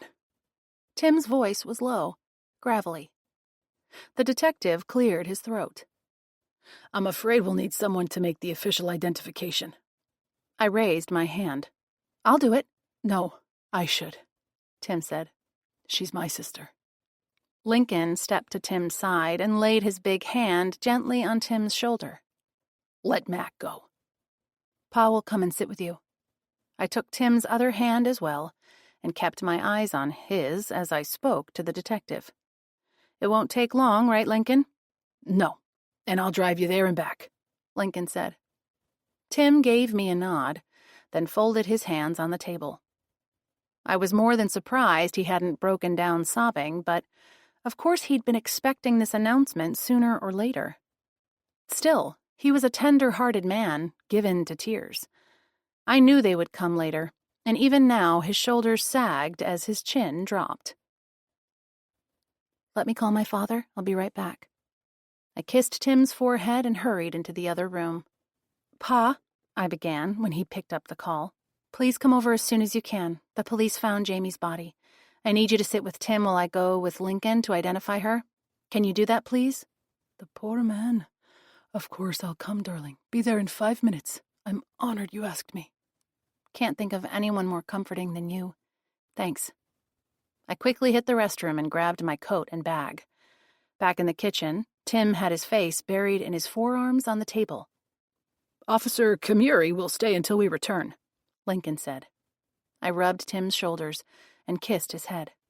Pa will be here in a few minutes, my sweet. To Nikki, I added, Do you know Joseph Almeida? I do. You're lucky to have him as your father. I smiled, albeit wanly. I am. Chapter 64. As Lincoln drove me to our destination a couple of towns away, he shook his head. That's the worst part of my job. Telling someone their loved one is dead? Yes. It never gets easier, never less painful. I thought of Belle speaking in Jamie's voice. You know how good Belle is at imitating voices? I began. I do. Last week, a couple of days after Jamie didn't come home, Belle spoke in her voice. She said, I can't do it anymore, I just can't, or something like that. At the time, I didn't know if she meant staying sober or staying alive. It's an odd kind of comfort to know her death was an accident, not by suicide. I understand, Mac. We rode in silence for a minute. Lincoln, my grandmother told me you and Delia lost a child. I'm so sorry. I never knew. We did. Our little Sylvie, the sweetest child you'd ever met. Her death drove the worst wedge between Delia and me. We grieved so differently and couldn't figure out how to talk about it. We both took a long time to heal, and I can't tell you how glad I am she has agreed to love me again. I'm glad you're both happy. We rode in silence for a minute. Getting back to Jamie, was she found in the ocean? Actually, no. Well, not completely. A woman out fishing in a boat spotted something between the rocks halfway out the breakwater. It was Jamie's corpse. Waves had broken over her, but she hadn't been completely submerged. The Westham harbor master and her team did the recovery. I was out on the pier looking at the breakwater a couple of days ago, I shivered. Why didn't anybody see her until now? She was on the side away from the pier. For anyone looking from the shore, she was shielded by an extra-large block of granite. It took a boat to spot her. Victoria's team was monitoring the coastline for any reports of a body washing up, but they hadn't inspected both sides of the breakwater, and there's no security cam pointed at it. Too bad. She's been gone a week, I said. Her body must have taken a beating. It has. Plus, there are marine scavengers and the natural decomposition process. Apparently, the ME thinks there's enough of her intact to be recognizable, but I must caution you it won't be pretty. Another reason for Tim not to have gone. You are absolutely correct, Lincoln said. He shouldn't have to remember her that way. So you know, they'll only show you her face, and we'll be behind glass. I appreciate that. Tim will have enough to deal with telling little Ella her mother won't ever be coming home, he said softly. You will too, I expect. I think Koki will be a help. Her mother handed her off to Derek when Koki was 2, and she's never seen her mama again. Lincoln gaped. You're kidding! I'm not. After they conceived Koki, the mother refused to marry my brother. She went back to France, where she was from, and gave birth there. 2 years later, she apparently was all done being Koki's mom and told Dare to come get his daughter. I don't know if she met someone else or what, but she hasn't been in touch. Derek's a good man, Lincoln said. Totally. He never hesitated to be a single dad. Anyway, Koki can help Ella see that she'll be okay. They're already besties, according to Ella. We reached the medical examiner's facility, a satellite of the main office in Boston, according to Lincoln, and I carried out my solemn obligation. He was right. It wasn't a pretty sight. But I had no doubt that the pale, still, somewhat disfigured face I viewed through the glass was Tim's sister's. We drove slowly back to my house. I stayed quiet most of the way, and Lincoln let me be. I finally spoke. What makes them think Jamie died accidentally? She doesn't have a wound or contusion to indicate she'd been struck, and if she'd wanted to jump into the water, she could have cleared the rocks. Her abrasions are consistent with slipping and scraping on the rocks, which are rough and jagged. Being as inebriated as she was, she would have had difficulty extracting herself, or she might have passed out. Thank you. Poor Jamie. She seems to have struggled a great deal in her life. Unfortunately, some people's body chemistry makes them prone to substance abuse. I let out a noisy breath as my thoughts strayed to the murder case. You know, usually I feel better about the resolution of a homicide case. This one leaves me uneasy, and it's not the emotional overlay of Jamie being missing and now found. Do you know what I mean? I do. Perhaps it's the idea of a nephew murdering his uncle for money. I find that unsettling in the extreme. Maybe. Or maybe I'd never know. He pulled up in front of the house. I stayed seated for a moment. Thank you, Lincoln. It's not too late for you to attend the academy and join us for real, Mac. You have a gift for this investigation business. Yeah, no. But thanks for the compliment. I smiled. I'm going to be pretty busy for the foreseeable future. Take care of your man. It'll be rough going for a while. I promise. I opened my door and slid out. Please ask Nikki to come out now. She's free to go unless you both want her around. I'll tell her. We'll be fine. He gave me a mock salute. You take care now. That was definitely the plan. Chapter 65. The next Sunday at 1 o'clock, I sat over brunch at Jimmy's Harborside with the Cozy Capers. Our table for 5 was next to one of the big windows at the back, but I'd taken a seat with my back to the water view. I didn't need to look at the breakwater where poor Jamie lost her life. The bar area was packed with men and women in dark blue New England Patriots jerseys and T-shirts. I didn't follow football, but the local team was apparently doing pretty well this season. I knew Derek and Mom were watching at the parsonage while they cooked something together for family dinner. She'd long ago imparted her love of the sport to him, and it had become a special bond between them. They were probably both wearing jerseys right now. Jen and I had walked over here together and had each ordered a Bloody Mary. Flo and Norland followed suit, and we now had a platter of fried calamari in front of us to share. Tulia, also clad in a Pats jersey, lifted her glass of ginger ale. Here's to Jamie's memory, and also to a successful resolution of the case. She clinked glasses with all of us. Amen. Norland sipped his drink. Mac, how are Tim and the children doing? Tim's taking her death hard, but he's trying to hold it together for the kids, I said. It helps that Greta came Thursday and his dad arrives with the 2 oldest children tomorrow. With the help of her 2 grandmas, I think Ella is starting to realize her mom won't be coming home. Good. Of course, the older 2 will be sad about her too, Jen said. When is the service? Her memorial service will be Friday morning in my father's church, with a wake on Thursday from 4 to 6. I hadn't thought we needed a wake, but my mom had pointed out how well-loved Tim was in the community, and that lots of folks would want to stop by and pay their respects, even if they hadn't known Jamie. You're all invited to both. Is the wake at the Chapman Funeral Home? Jen asked. No, I said. We decided the church hall would feel like a more friendly place, since there won't be a casket involved. We'll be there. Flo raised her eyebrows. But I don't think the town should allow anyone to walk out on the breakwater. Why don't they put up a fence across it at the low tide mark? Then people would gripe about their personal freedoms, Tulia said. At least the warning sign at the beginning is large and clearly worded about the dangers of walking on sharp, wet rocks. A cheer went up from the bar. Tulia whipped her head around to check the big television screens in that area a few yards away. Touchdown for the Pats! She turned back to us, grinning, then popped a crispy morsel of calamari into her mouth. Mac, Norland began in a gentle voice. Are you and Tim now de facto parents to Jamie's children? We are. I traced a line in the condensation on my glass. We've been granted temporary custody. He and I are still discussing things, but it looks like we're going to begin the process of legally adopting Ella and Luca. I guess you can call me Mom now. You'll be the only mother Luca knows. Jin also spoke tenderly. And Ella will be fine, eventually, Tulia added.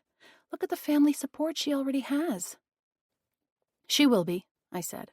I, however, have quite the challenge in front of me, even after Tim heals from the acute stage of grieving. I hope I'm as resilient as Ella already seems to be, you know. I mean, I adore those little guys, and I've only known them a week. But I also don't know anything about being a mother. You were raised by a good one, though. Jin reached over and squeezed my hand. Nobody really knows how to be a parent before they give birth or adopt, and we have no doubt you're going to be awesome. I wasn't so sure, but I had no path other than forward. Tim and I had hoped for our own biological child, and that might still happen. For now, and for the future, we had children in our family, and together we would figure it out.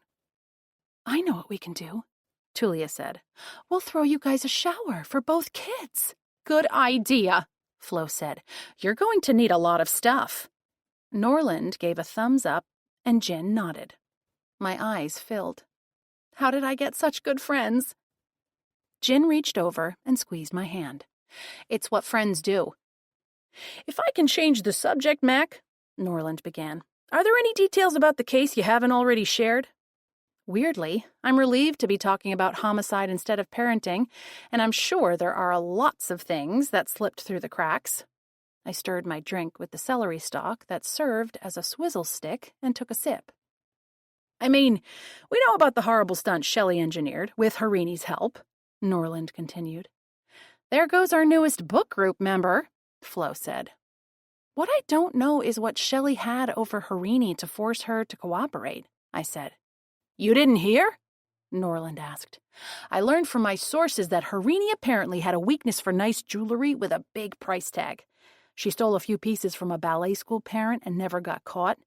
Shelley caught word of it and has used the knowledge as leverage ever since. No, I hadn't heard. I shook my head.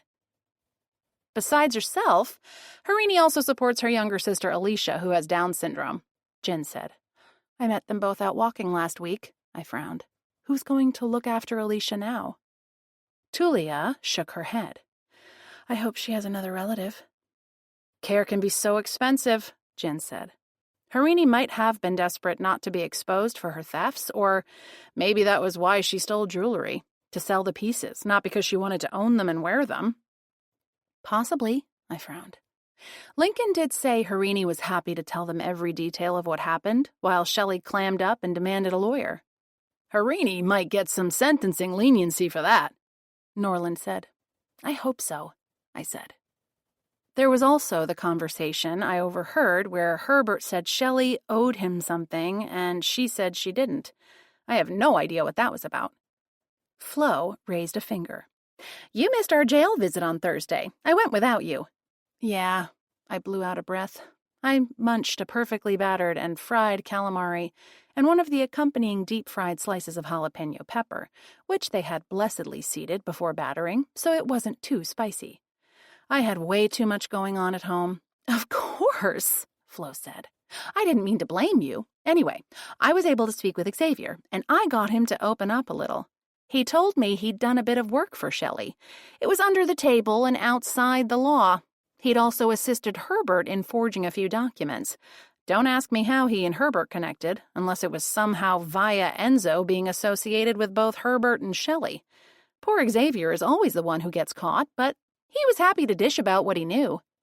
Interesting, Julia said, except her attention was again on the game.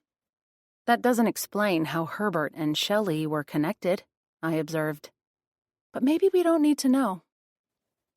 Our server returned, a young guy with full lips, blonde gelled curls atop his head, and a tight, V-necked red t-shirt featuring the Patriots mascot in its tricorn hat.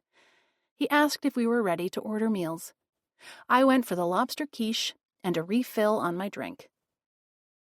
This was the first time I'd relaxed away from home since everything went down on Tuesday, and I was going to take advantage of it. Tim and Greta had taken the children, plus Koki, to an indoor playground for the afternoon, making me temporarily a free woman. Did anybody else wonder if Dayton Scott was involved? I asked. He and Herbert were friendly, and I thought maybe they worked together, but it doesn't appear so. Scott's nothing more than a cranky old man, Flo said. That's what Lincoln said. I surveyed the group. Do we have any other loose ends? It doesn't seem like it, Jin said. Although I now wonder who will inherit Enzo's estate, if Herbert was his only next of kin. He must have named a second beneficiary, I said. Maybe a nonprofit like the Bay State Light Opera Organization or some cause he cherished. That would make sense, Tulia chimed in. Anything else we haven't tidied up? Not about the case. Norland cleared his throat. But Isla wondered if she could join the book group. Who's Isla? Tulia asked. I gazed at Norland, but he just blushed. She's Weston PD Officer Nikki Kamuri's mom, I said. Isla was also the person who reported finding Enzo's body. She lives next door to his condo. I met her when I was poking around Enzo's place. Sure, invite her to the next meeting, Jin said. Hey, why are you blushing, Norland? He rolled his eyes. She and I happen to be seeing each other. There, the secret's out. Satisfied? Tulia grinned, but this time at Norland. Way to go, man. We're all for happiness around here. Have any of you read the Maisie Dobbs historical mysteries? Flo asked. Jin nodded. Tulia shook her head. Only the first two, Norland said. I liked them, but then I got busy with something else. I have, I said. It's a long series. I loved watching how Maisie's life changes. I was thinking this is like our final reckoning. You know how at the end she always revisits places and people who were part of a case? And we do that by meeting like this. I smiled at Flo. You're right. This is our final reckoning. Another roar went up from the game watchers. Tulia jumped up and moved over to watch the big screen. I twisted to gaze, finally at the breakwater. I didn't think a fence would have kept my troubled sister-in-law from making a bad choice there or elsewhere. But I hoped she hadn't suffered too badly as she left our earthly plane. Enzo either. I sent out an intention into the universe that his be the last homicide in Westham for a long, long time.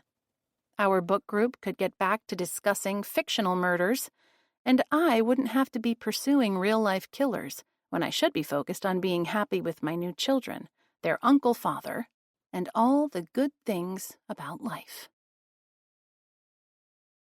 This concludes Murder at Cape Costumers by Maddie Day. Narrated by Rachel Delude. Copyright 2025 by Edith Maxwell.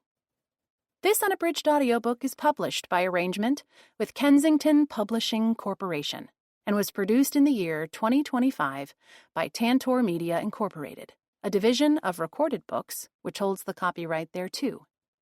Please visit tantor.com for more information on our growing library of unabridged audiobooks. If you liked Murder at Cape Costumers, here are two similar RB Media titles you may enjoy. 2 Parts Sugar, 1 Part Murder, written by Valerie Burns and narrated by Jasmine Walker. 2 Parts Sugar, 1 Part Murder is about a social media maven solving a mayor's murder. You may also enjoy Shop Till You Drop Dead, written by Dorothy Howell and narrated by Tina Wollstonecraft. Shop Till You Drop Dead is about a personal shopper hunting a killer in LA's elite circles. 2 parts sugar, 1 part murder, and Shop Till You Drop Dead are both available now, wherever you get your audiobooks.